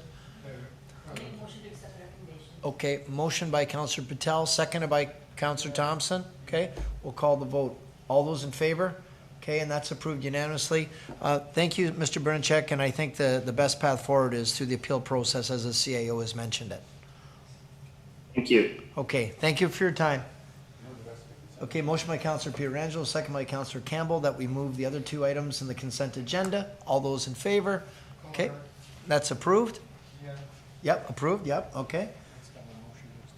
Motion to extend curfews, we can just finish this up, we're very close. Motion, yeah, motion by Councillor Nieuwesteeg, second by Councillor Pietrangelo. All those in favor? Okay, and that's approved. Thank you for that, excellent. Okay, on to 10, communications comments to the city clerk. There's a recommendation that we approve 10.1 through 10.5. Motion by Councillor Pietrangelo, seconded by Councillor Nieuwesteeg. All those in favor? Okay, and that's approved, and that's a flag raising for Nikola Tesla.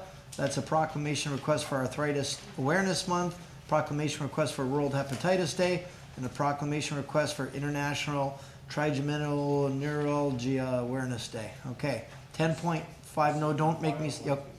Okay, hold on, did we do them all? 1.5, yes. It's motion by Councillor Pietrangelo that we receive and file communications 11.1 through 11.3. Second by Councillor Campbell.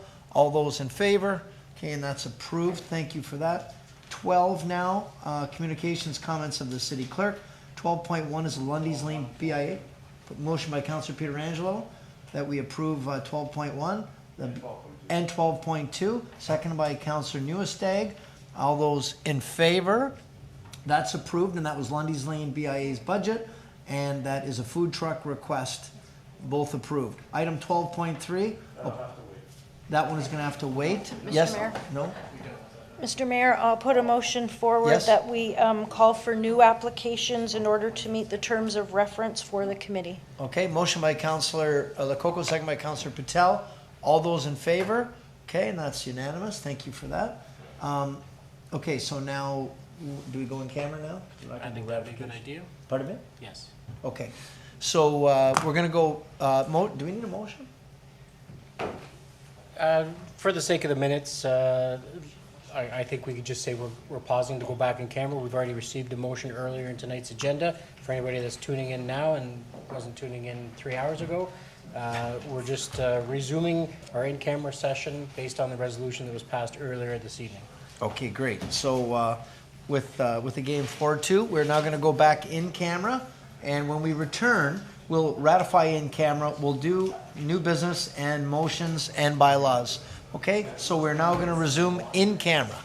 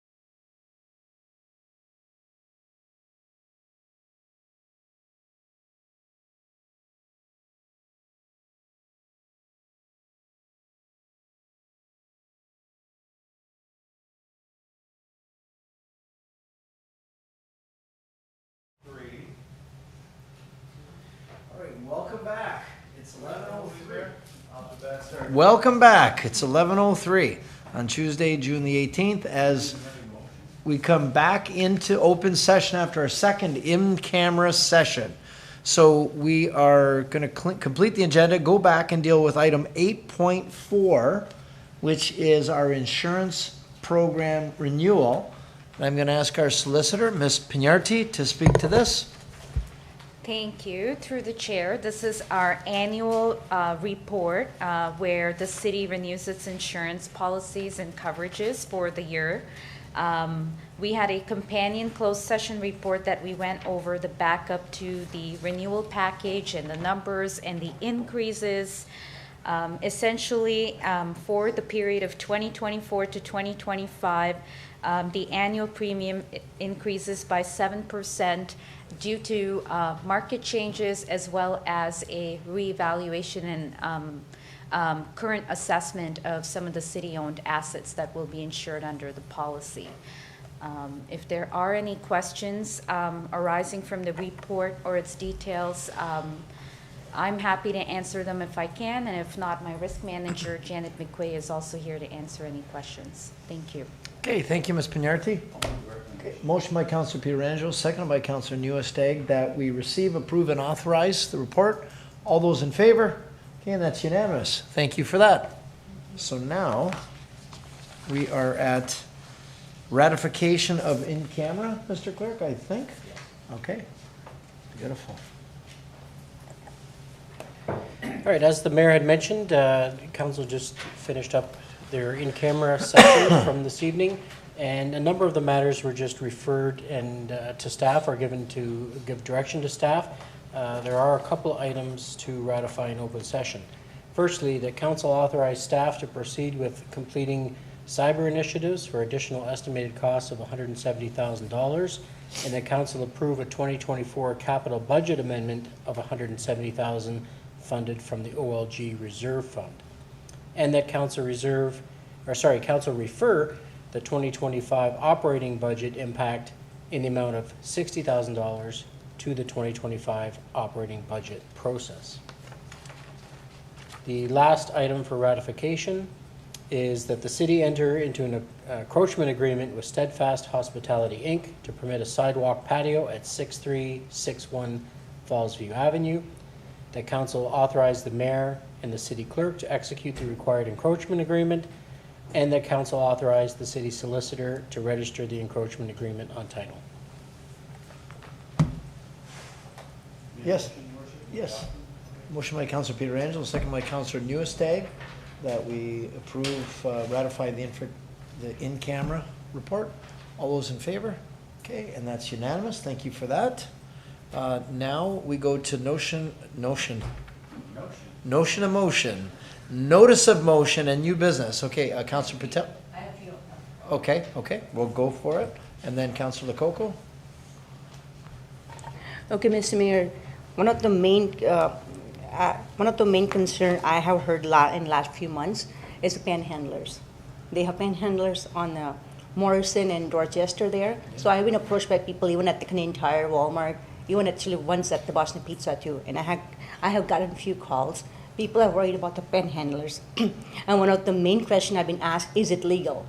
So that's the question, and that's the answer I'm looking for. Is it legal for panhandling at our city streets? Do we have a... Do we have answers Mr. for that? CIO?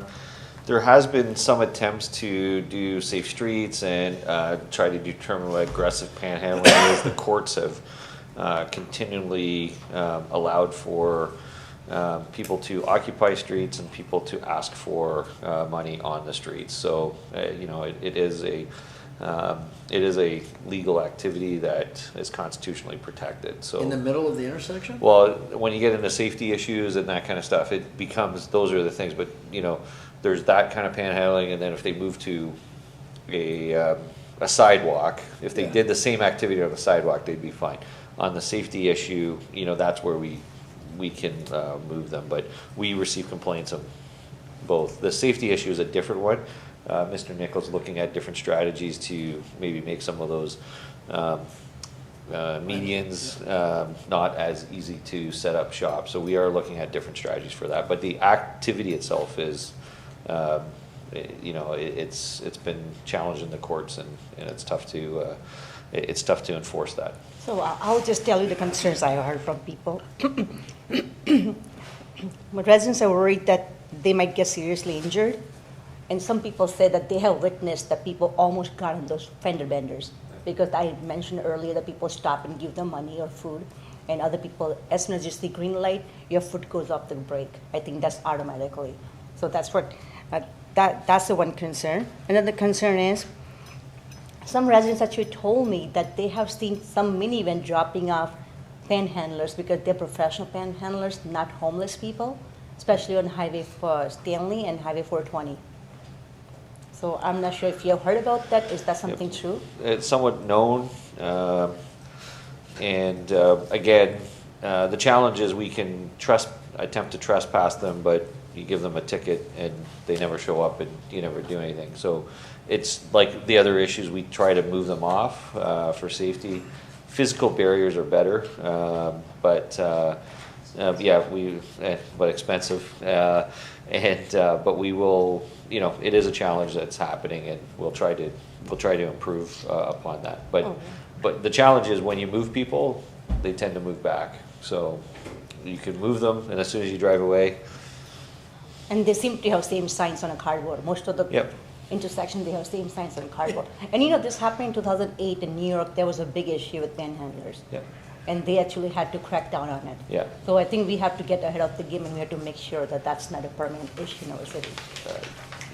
We'll try. With the NRP are coming though. We are trying to schedule a meeting at City Council, and some of those questions could also be directed at NRP. They just have put a new chief in, so things have been a bit delayed, but they are coming around to each of the councils. Before you sit down, if one of the panhandler gets injured, I don't want him to get up and sit down. Who's liable? Is city liable if they get injured on the road? You know, I'm sure we would get dragged into it potentially, but you know, at the end of the day, it's probably the motor vehicle driver that would, you know, because they are still a pedestrian, but that would be something for the courts to handle. Courts usually assess us on what we've done as far as, you know, have we met our standards? And, you know, we do have pretty good enforcement on that, and we do go out, and a lot of these guys, they're quite documented how many times we remove them from intersections. But like I said, it's you're pushing against the ocean. So is there a case that we actually have homeless people doing this panhandling? Is there a case in the city? Some places? That we've charged? No, we can't charge them. No, not charged. Do we have homeless people doing panhandling? Oh, yeah. So because they should know that there are resources out there. They shouldn't put themselves in a danger. We have soup kitchens, we have food banks, like, you know, there's resources out there. People should not put themselves in danger. And there's people out there who are on, who are receiving ODSP, who have a rental facility, and they still go to do it, because if you earn income through a taxable source, you get your ODSP clawed back. So if you're at $750 a month, but you can work, if you can panhandle and get $700, you've doubled your income, and it doesn't impact your ODSP.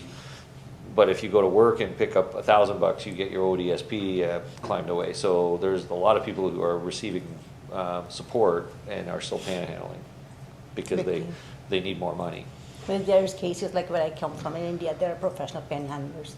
They make tons of money actually. So that we have to make sure that we don't get, like, it's one thing, like for me, it's like, can you imagine if some homeless person gets hurt over this? They're going to sue the city. Okay, so I think we're going to have NRP come and do the presentation about this. Get up. Just don't sit down. You can, like I said, it's, you know, it is a public space. It's hard for us to create a law that says that you can't panhandle. Some municipalities did aggressive panhandling rules. The courts kind of said, well, you know, define aggressive, and just because they look a certain way doesn't mean that they're a threat. So you know, it is a voluntary contribution. You know, it just, you know, we've, some cities have looked at zoning areas that you could, you know, panhandle. You know, we can try to go through a licensing regime, I'm not sure, but it's a difficult task. And you know, at the end of the day, it's a symptom of a bigger problem. So we're either going to work at the symptoms or we're going to work at the core of the problem that's there. Okay. So panhandling or for busking? No. They allow them, they zone area, this is, you're allowed to panhandle? No, I said, yeah, there's, you know, no, sorry. No, certain municipalities have tried to put zonings in place that said, you know, you can't undertake panhandling activities within certain areas of certain things. Can't. Yeah, cannot. Oh, cannot. Okay. Yeah, and then, but, you know, they've all been defeated, all these different strategies. Well, yeah, I understand they're sitting on a sidewalk and not bothering anybody, right? But when they're walking on the street, that's the dangerous part. Yeah, the business owners will say, no, they're bothering my customers as they walk by, Right. right? So, you know, that's the challenge. Yeah. And for the vacant building registry, I think we should make it permanent. No, sorry, mandatory, not permanent. We should make it mandatory because I think some cities do collect about $900 for registration, and then there's the about $300 initial fee. So. Sorry, Councilor, I missed the very. I'm sorry, my throat is going away. The last year I asked for the vacant building registry, remember? I'm sorry. Yeah, and I apologize, I let planning go. They are bringing a report on that, so, so we've looked at a number of different bylaws and the fee sets for the different bylaws and the services provided. So we will look for. Thank you. So that will come back to council. Right. It was a Shark Tank idea 2 years ago, and we're working through the legals to get to a bylaw that will come to council, so it's in process. Okay, perfect. And for my motion is, my proposal motion is to ask the amendment for property standards bylaw to expand the scope to include overgrown grass, weed on boulevards, islands, daylight triangles, roundabouts, around the vacant building, graffiti control, overflowing garbage containers in the public parks and on the trails, and for any section that falls in Municipal Works Department, I believe we should have detailed schedule when we're cutting the grass, when we are doing certain things. So and when we ask you, you know, because you know we call you and you're like, oh, we're cutting there here. So if we have schedule just like a snow removals, I think that would help us to tell people, give the information. You think that's doable? Yeah, through the mayor on this question. I mean, it's doable insofar as much as we can predict. Mm-hmm. So when we have springtime weather, it's often, you know, a longer period of time for us to cut because things are growing a little bit faster than they are in the summer. I think, Councillor, we are also adding new grass to be cut every year. The Beaver Valley subdivision is one right now where we have a lot of new grass because there's flankage and things that weren't initially picked up. So we've got to adjust and try to do some things on the fly. So to come back to council with a bit more information on that, it would likely be in a report to council with, here's what we're doing, here's how we're going to do it. If that's the motion that you want to support today, we can take that back as, I think, direction to come back with a bit more fulsome report. Okay. It's going to take us a bit of time to pull that together though, Councillor. Is that a motion or a notice of No, motion? notice of motion. Notice of motion. I didn't say. If the council is agreeable, we don't have to put through a formal motion. Staff can just take it as direction and come back with a report. Can we just do the property standards to the motion? Yeah, we can. Expand the scope of the property standards. We can include that in the report back, so how you'd enforce that coming back. So we could just take it, if council's okay with it, we can just take it as direction of staff. And for the properties, Ms. Pecuniary had her hand up. Yep. Just a very brief comment. So the report back will also speak to the Building Code Act because the Property Standards Committee and its jurisdiction is prescribed by the Building Code Act. So while we look at the scope, there may be some limits to it based on how the Building Code Act defines what can be regulated under property standards bylaw. Understand, right. Yeah, But so can we make that's. some amendments? Can we add amendments So to it? the Just report with will quality? look at the amendments and then what is permissible under the Building Code Act, as that is the governing legislation. So while you are standing, Ms. Pecuniary, to the motion, I would like to add that, you know, existing BIA local plaza owners, I know this winter, we didn't have a bad winter. but nobody did the landscaping, nobody did the flower beds until the June.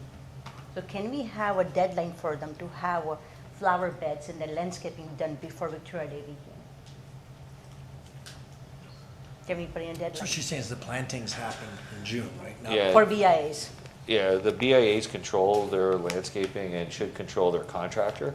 But can we have a deadline for them as a city? It's a contract that the BIA has, so we could make a suggestion, but that'd be something that we'd want to discuss with the BIAs.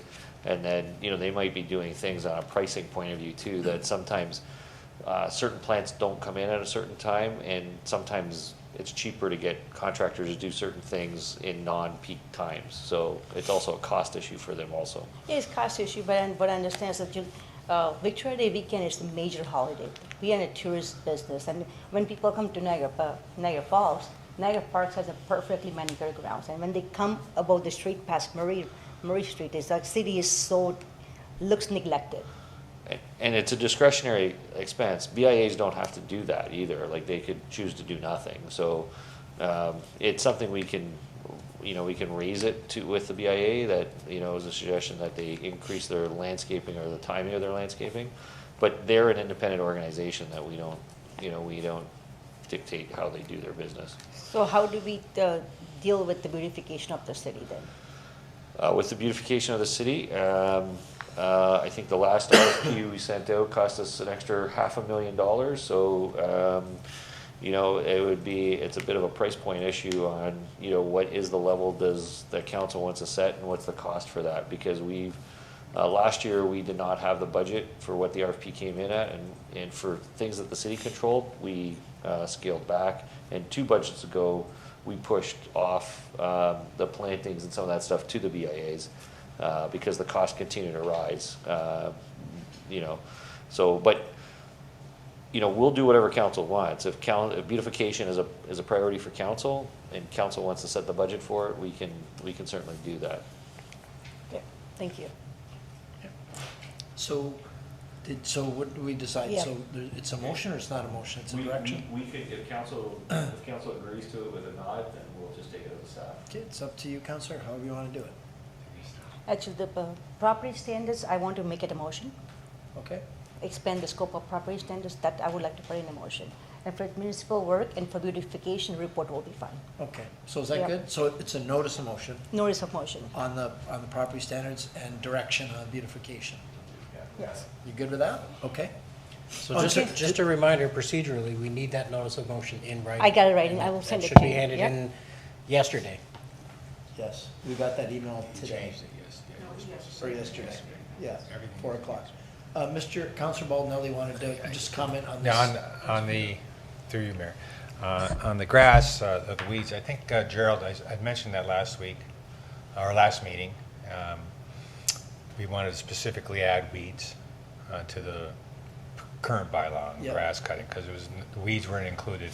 Therefore, if you went there and it was weeds higher than the grass was only less than 8 inches, but the weeds were taller, it exempted them. So Gerald did give me a call and said he was going to update that. I don't know specifically if it's in the bylaw for it to be addressed.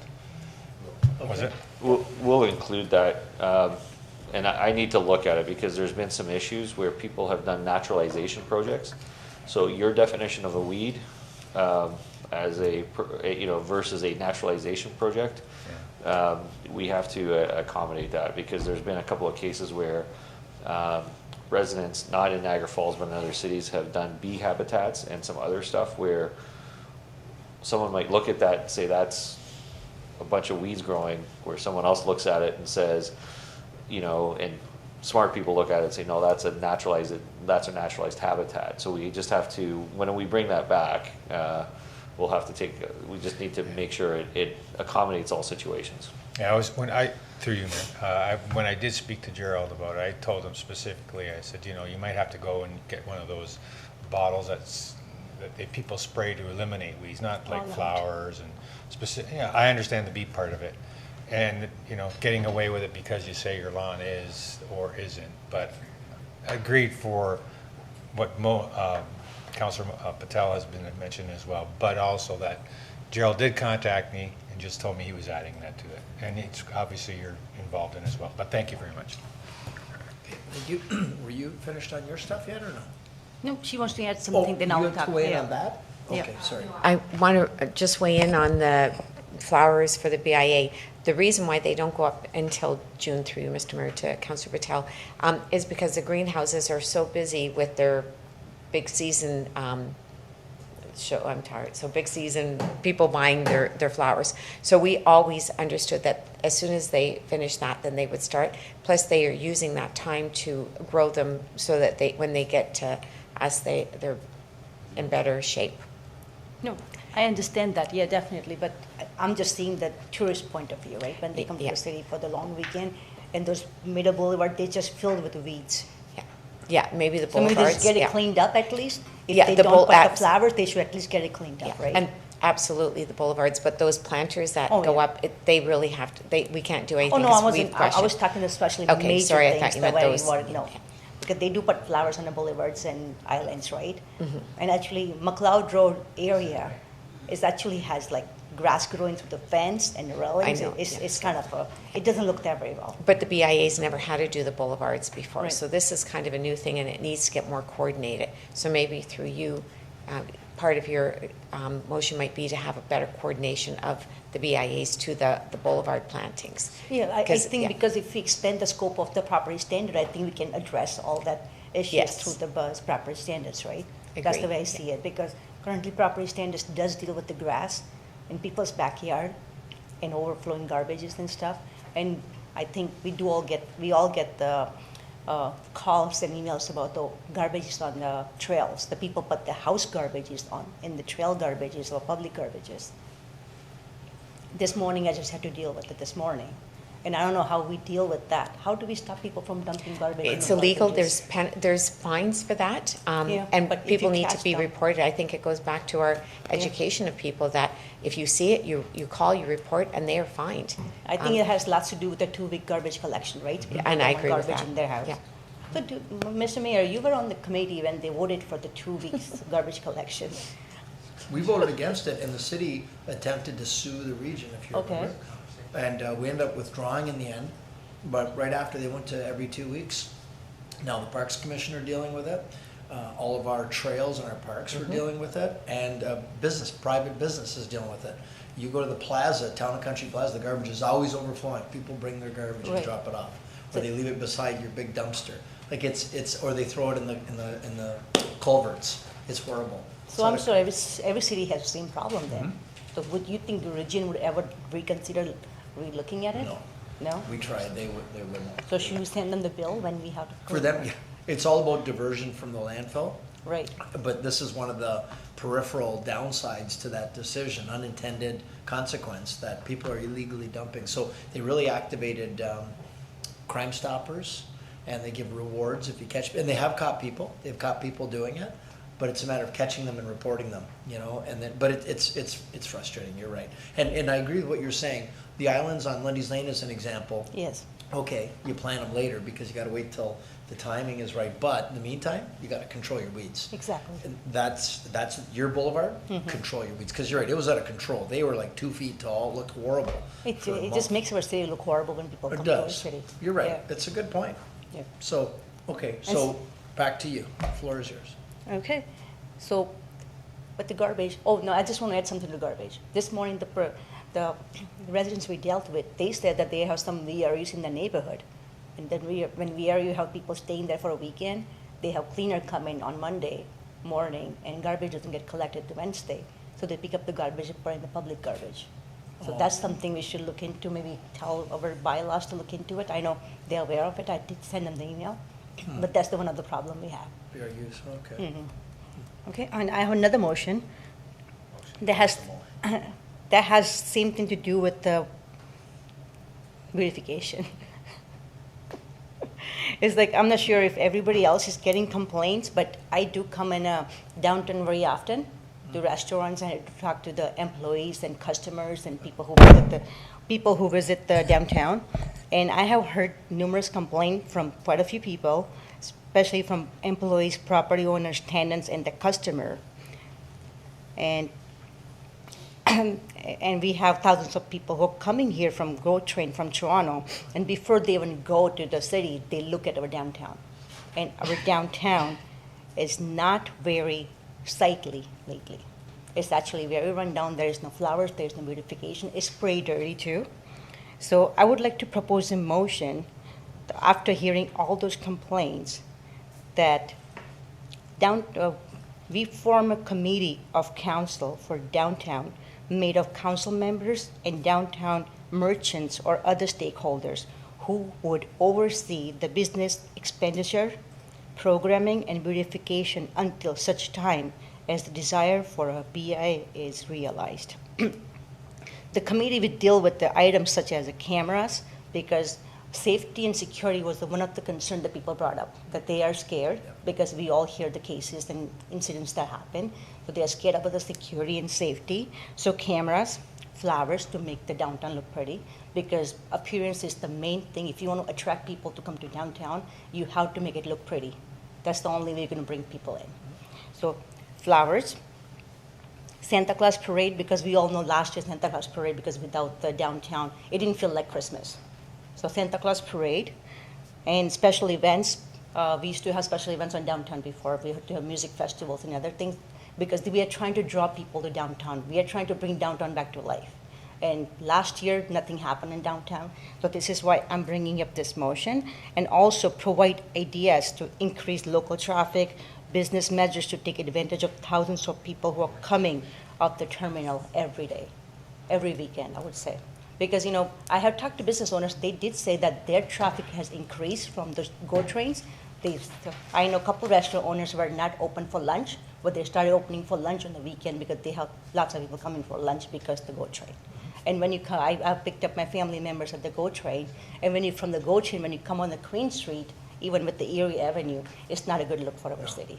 So when people are coming off the GO train, they have to feel like they are in Niagara Falls, because we are the gateway to Niagara Falls. But it has to feel like Niagara Falls. So that is why I'm putting the motion in to form a committee of council. Okay, so that's your notice of motion? That's my notice of motion. Okay. Yeah, notice Yep. of motion. Yep, okay, that's great. And I know what you're, the old saying, you have one chance at a first impression, and when you get off the bus and the train, what you see Yep. is not putting our best foot forward. It's quite embarrassing Yes. what it looks like right now. Yep, I agree.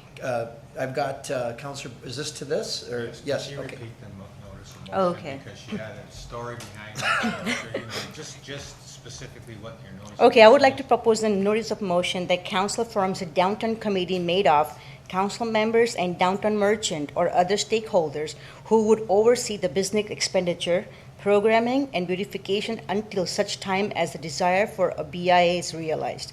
Committee will deal with items such as cameras, flowers, and Santa Claus parade, and special events. Also, they will provide idea to increase local traffic and business measures to take advantage of the thousands of people coming off the GO train every weekend. I would like to extend a request for appointment, application process, criteria, including the area of expertise and vision for downtown, and other relevant experiences. Staff to come back with process by which we form a committee. Thank you. Thank you. You get that, Councillor? Pardon? Did you get that? I just doing that for Bill. Oh, for Bill. She had a story between it. It's not for me. I'm going to send him the written motion. Yeah. So, yes, okay, so now you're done. We're moving on. Okay, thank you for that, Councillor. Councillor Lococo. Thank you. New business. A resident had some concerns about the quality of the video, not the video, the audio online, and when they were in the gallery another time. And then when we came in today. The audio of the meeting? The audio of the meeting. So when we came in today, the lights were changed, and am I right that this is now changed? Because what they said was they couldn't hear us on a microphone when they were sitting there. But now today, this seems to be a little bit different. I don't know about the microphone. The lights were changed. We're looking at just using a little bit less electricity. It's 70%. We're trying out a couple of different things. But I don't know about the mics. I assume they worked last time.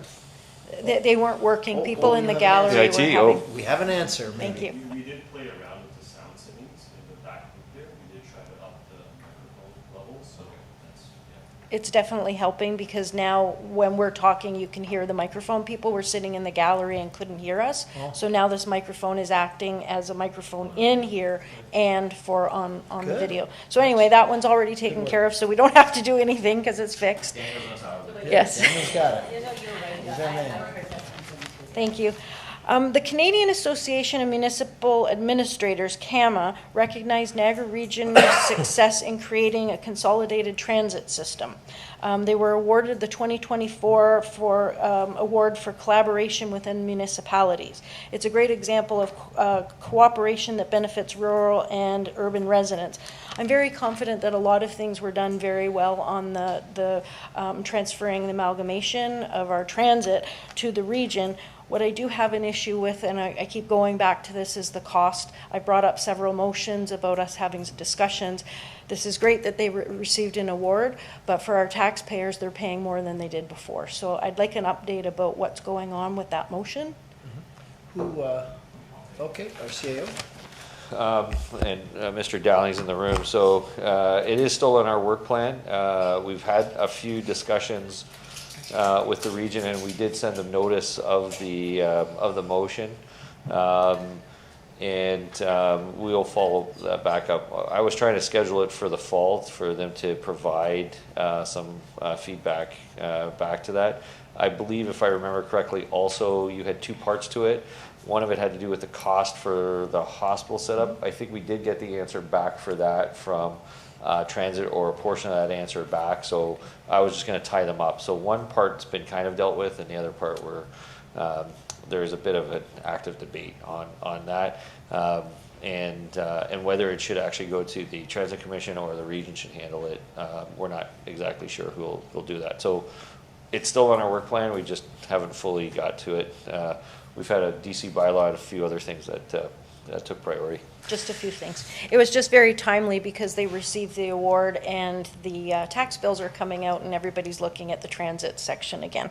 So that's my second thing. And the third thing, last month a resident contacted me about water conservation, that we should all be trying to preserve and conserve water, and she thought maybe it would be a good idea for residents be able to give their tips and tricks about how they preserve water. She told me about that they take the water from their dehumidifier down in the basement, and she's an elderly lady, and they carry it up the stairs and then they use it to water their plants. So different things like that. And then with the whole Calgary thing with their water, it became more in the upfront. So not only because of cost, people are trying to save water, people want to preserve water.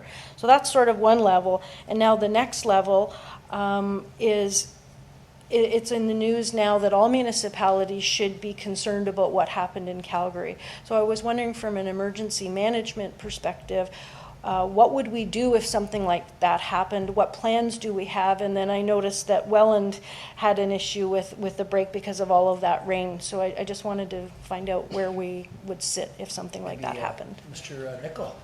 Thank you, Mr. Mayor. I think the details of that are best to come from Niagara Region. They have the critical infrastructure, and we have the smaller infrastructure to distribute all those things to the local residents. So we do share and collaborate. Most of the risk, I would say, is at the regional level.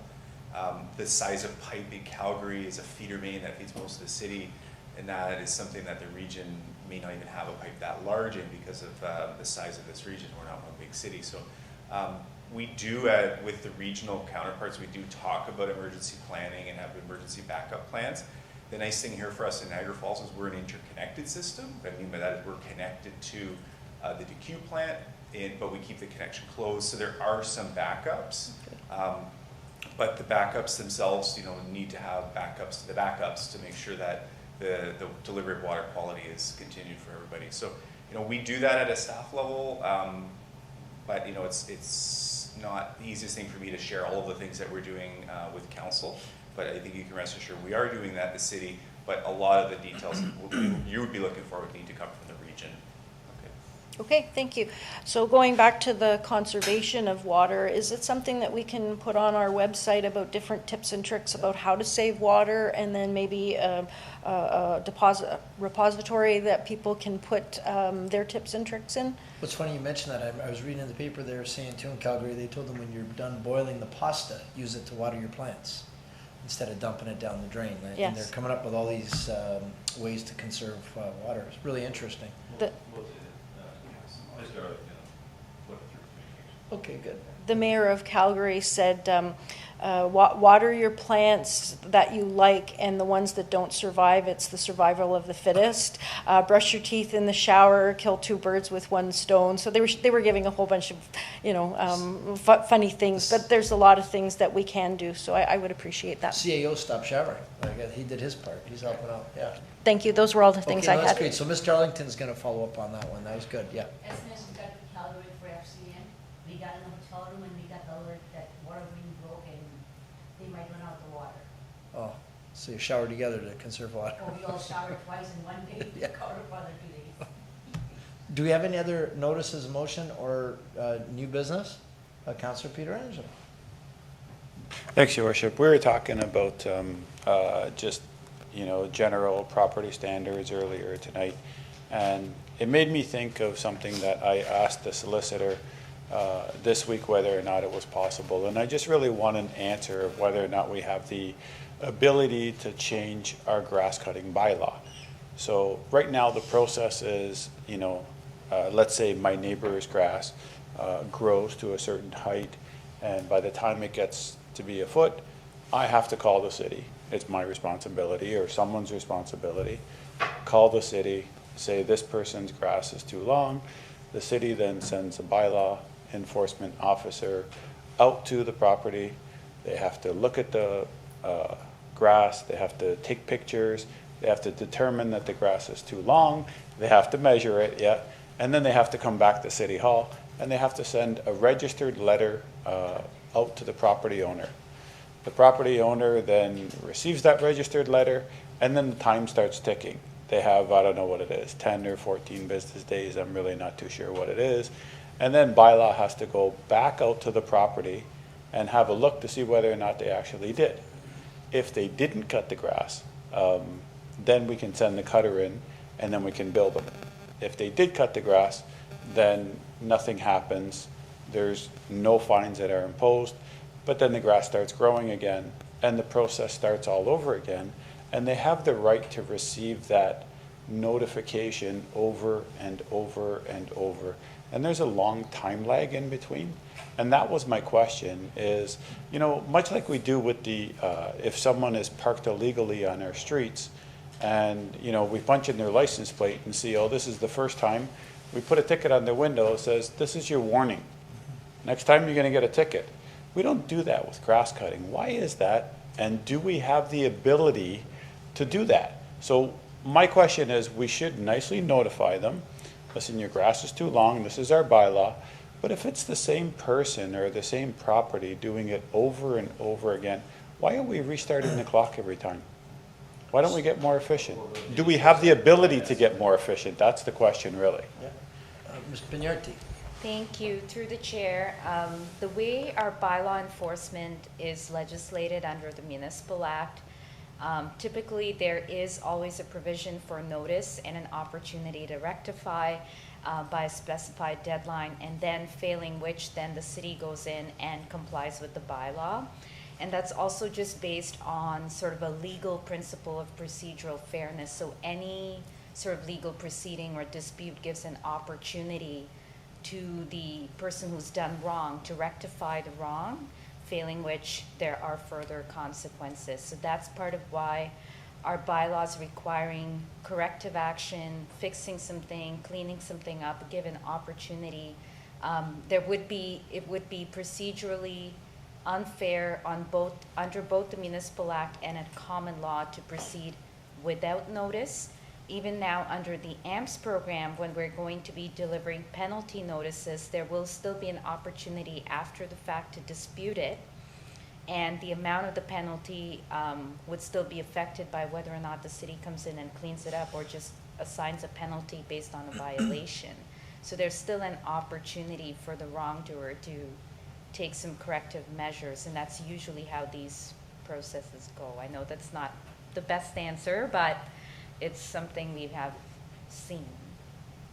And just to add, the one challenge is we only have so many bylaw officers. We are merging bylaw and parking together so that we can have some more forces to do certain things, because parking can be a bit more proactive on some of that stuff. If we do switch to AMPS would have a quicker response time than our traditional old bylaw, but that takes a whole process to put it into AMPS also, which is the monetary penalty system, the administrative monetary penalty system. That way you can write tickets and you can do it on a per occurrence basis.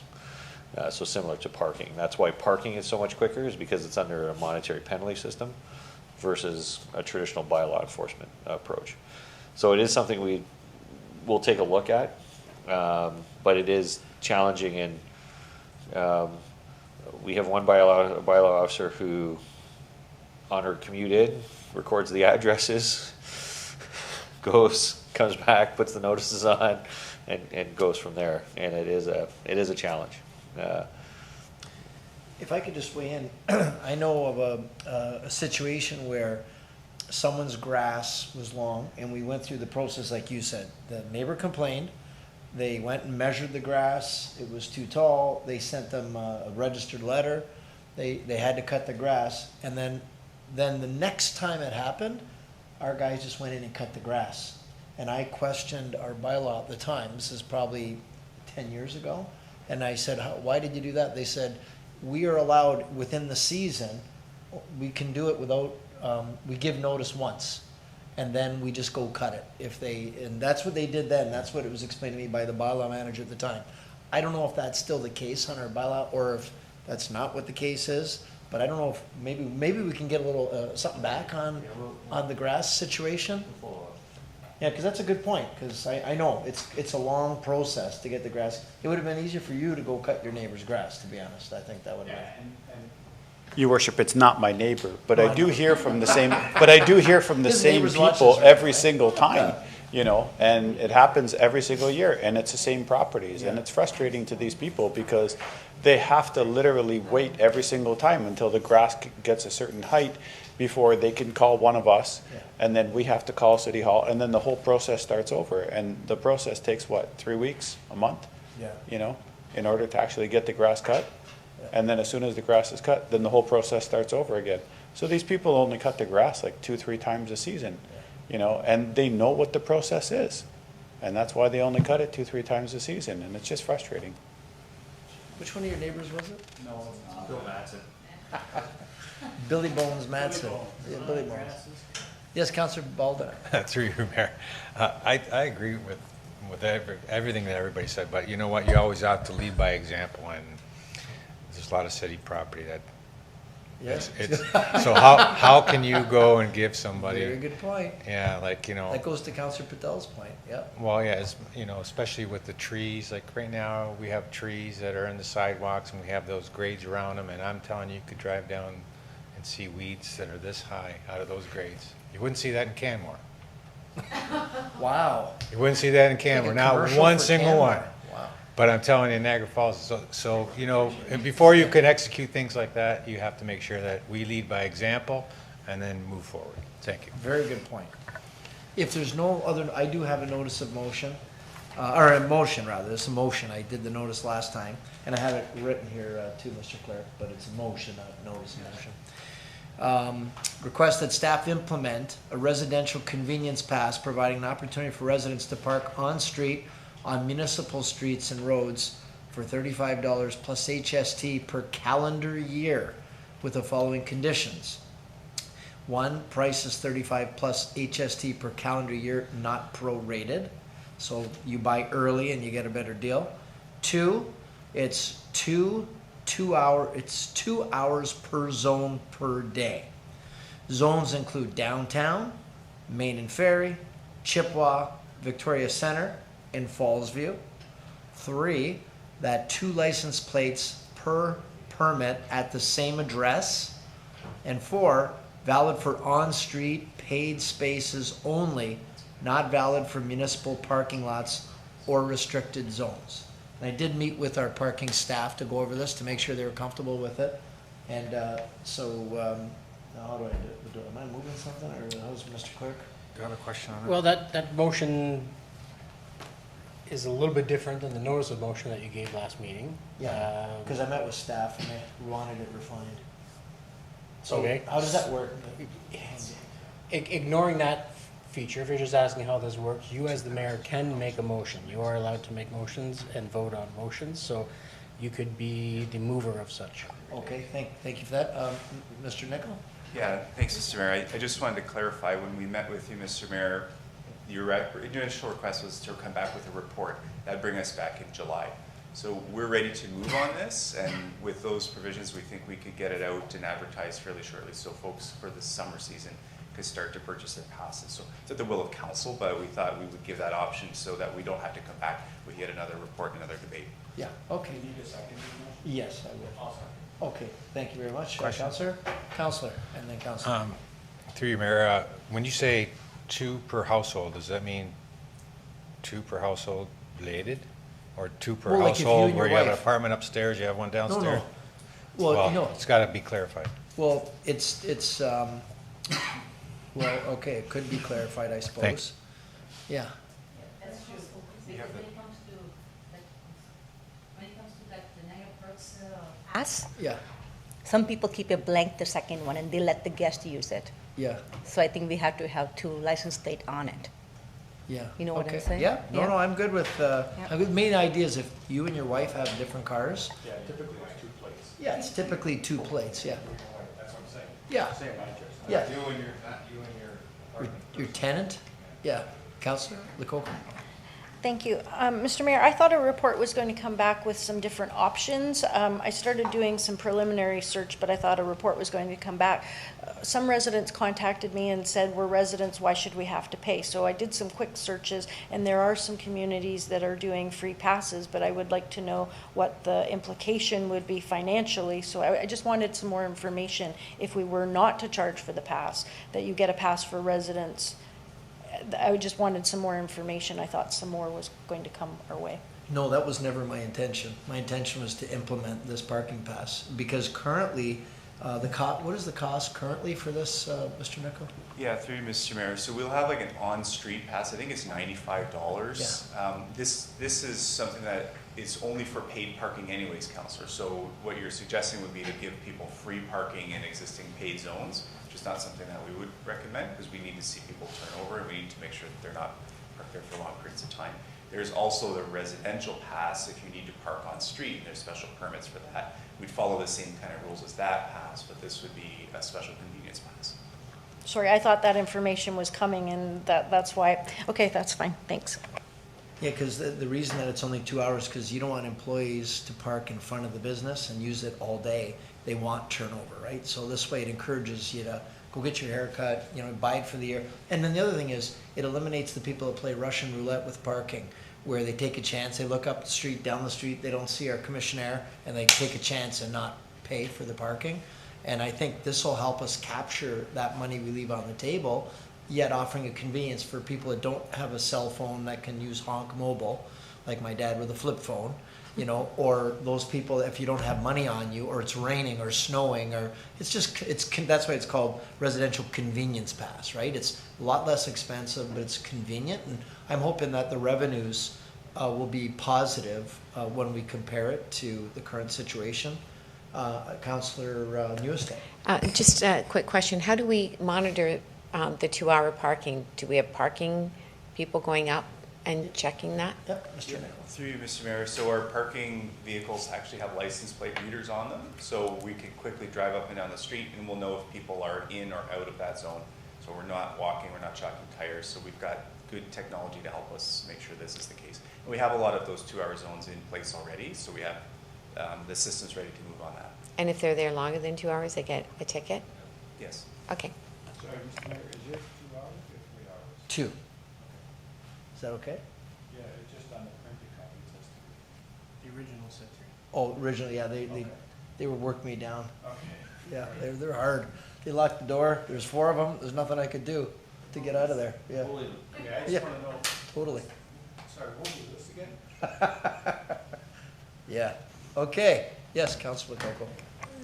One, through the mayor, one interesting thing that happened to me, I came downtown, parked, went and did my business, went home, came back, and I got a ticket the second time because they thought I was there the whole time. But it was different times, so I can, and I've had complaints from other residents that happens too, that they go to one place, go away, come back, completely different parking area, but because of that zone that you just talked about, they end up getting a ticket. But you went back to the same zone. I went back to the same Right. zone because that's where I wanted to go, Right. but yeah. I know, that's. I wasn't know. in the same spot though. I know, that's part of the system, I know about that, you're right. And then the next thing you know. Okay, so, are we bylaws now, let's do it before midnight, I wanna get in here before it's. Oh, we didn't, I'm sorry, all those in favor? Okay, and that's approved, thank you for that. Are we at bylaws now? No. Oh, another motion, oh, I'm sorry, Council. Thank you, Mr. Mayor. My notice of motion was last meeting, and the motion is on the agenda. It's basically to send a resolution to the province through the Ministry of Public and Business Service Delivery and Bereavement, the Authority of Ontario, to consider the following to assist municipalities with the growing concerns of cemetery transfers. A lot of churches are abandoning cemeteries, and then city municipalities have to take control of them and maintain them, and there's a cost to that. So a lot of municipalities are going back to the provincial government because that's their rule, that we take them over and say, okay, well, we'll take them over, but could you please assist us in the maintenance, in cost for the maintenance? So that's what this motion is for. Notice of motion? No, well, no, it was notice of motion Okay. last time, it's a motion Got it. now, and it's all printed out on the agenda. Okay, thank you for that. Councillor Nieuwesteeg. So a year ago, when we had that large increase for the. Let's get a seconder before we have a Oh, discussion. yeah, okay. Oh, sorry. Do we have a seconder for the motion? Do we have a seconder? Okay. Second by Councillor Baldinelli. Okay, go ahead, Councillor. Okay, so a year ago when we had that huge increase for the cemetery, the main explanation we were given was because we were taking over the cemeteries and we had to take care of the care, perpetual care and maintenance that wasn't there. So if we're going to go with this, then do we refund all the people who paid that increased price to the cemetery? One, I have some more. So, and then secondly, I don't know how many more cemeteries that we have out there. I can think of 3 that are private. I don't know the number, that are privately owned. So, and the other thing is, I think our cemeteries belong to us. They are our people. We should really be taking care of them. It's going to come out of $1, one pocket or the other, whether it comes from the province or the municipality. Still the same taxpayer. So just my comments. But I'd like to go back to the first. If we're doing this, then do we refund back the people that we increased the price for that particular reason? Mr. CEO? That was part of the reason. I would say that there was probably about 15 delegations at AMO last year on this topic. The province hasn't moved on it. I don't see the province moving on it. So we'd cross that bridge when it comes to it if we get anything for taking over Pioneer cemeteries. My last discussion with Mr. Richardson is he has concerns over one in the short term coming to us. But yeah, we'd cross that bridge because if we did get money that would boost our reserves, there's a reserve calculation that's undertaken, but we're still going to be playing catch up, I think. But I couldn't support this motion because I think we're saying 2 things. If we're telling our residents they need to pay more to cover this, and then we're going to the province, so it's one or the other. So right now we've gone to the residents saying we've The calculation gets redone every 5 years, though. So if it gets redone in 5 years' time, we won't even be caught up to what our gap was from the last reserve call. So in the next 5 years' time, if there was money transferred from the province, then that would be factored into our calculation going forward on the fees. How many cemeteries that we have out there that could become potentially the city? I don't know. I just remember asking Mr. Richardson if he had any concerns coming up in the near future when I had a meeting with him probably 6-8 months ago, and he didn't say he had one in the next couple of years that he thought might be at risk. Because I just can think of 3 off the top of my head. You would know better than I would.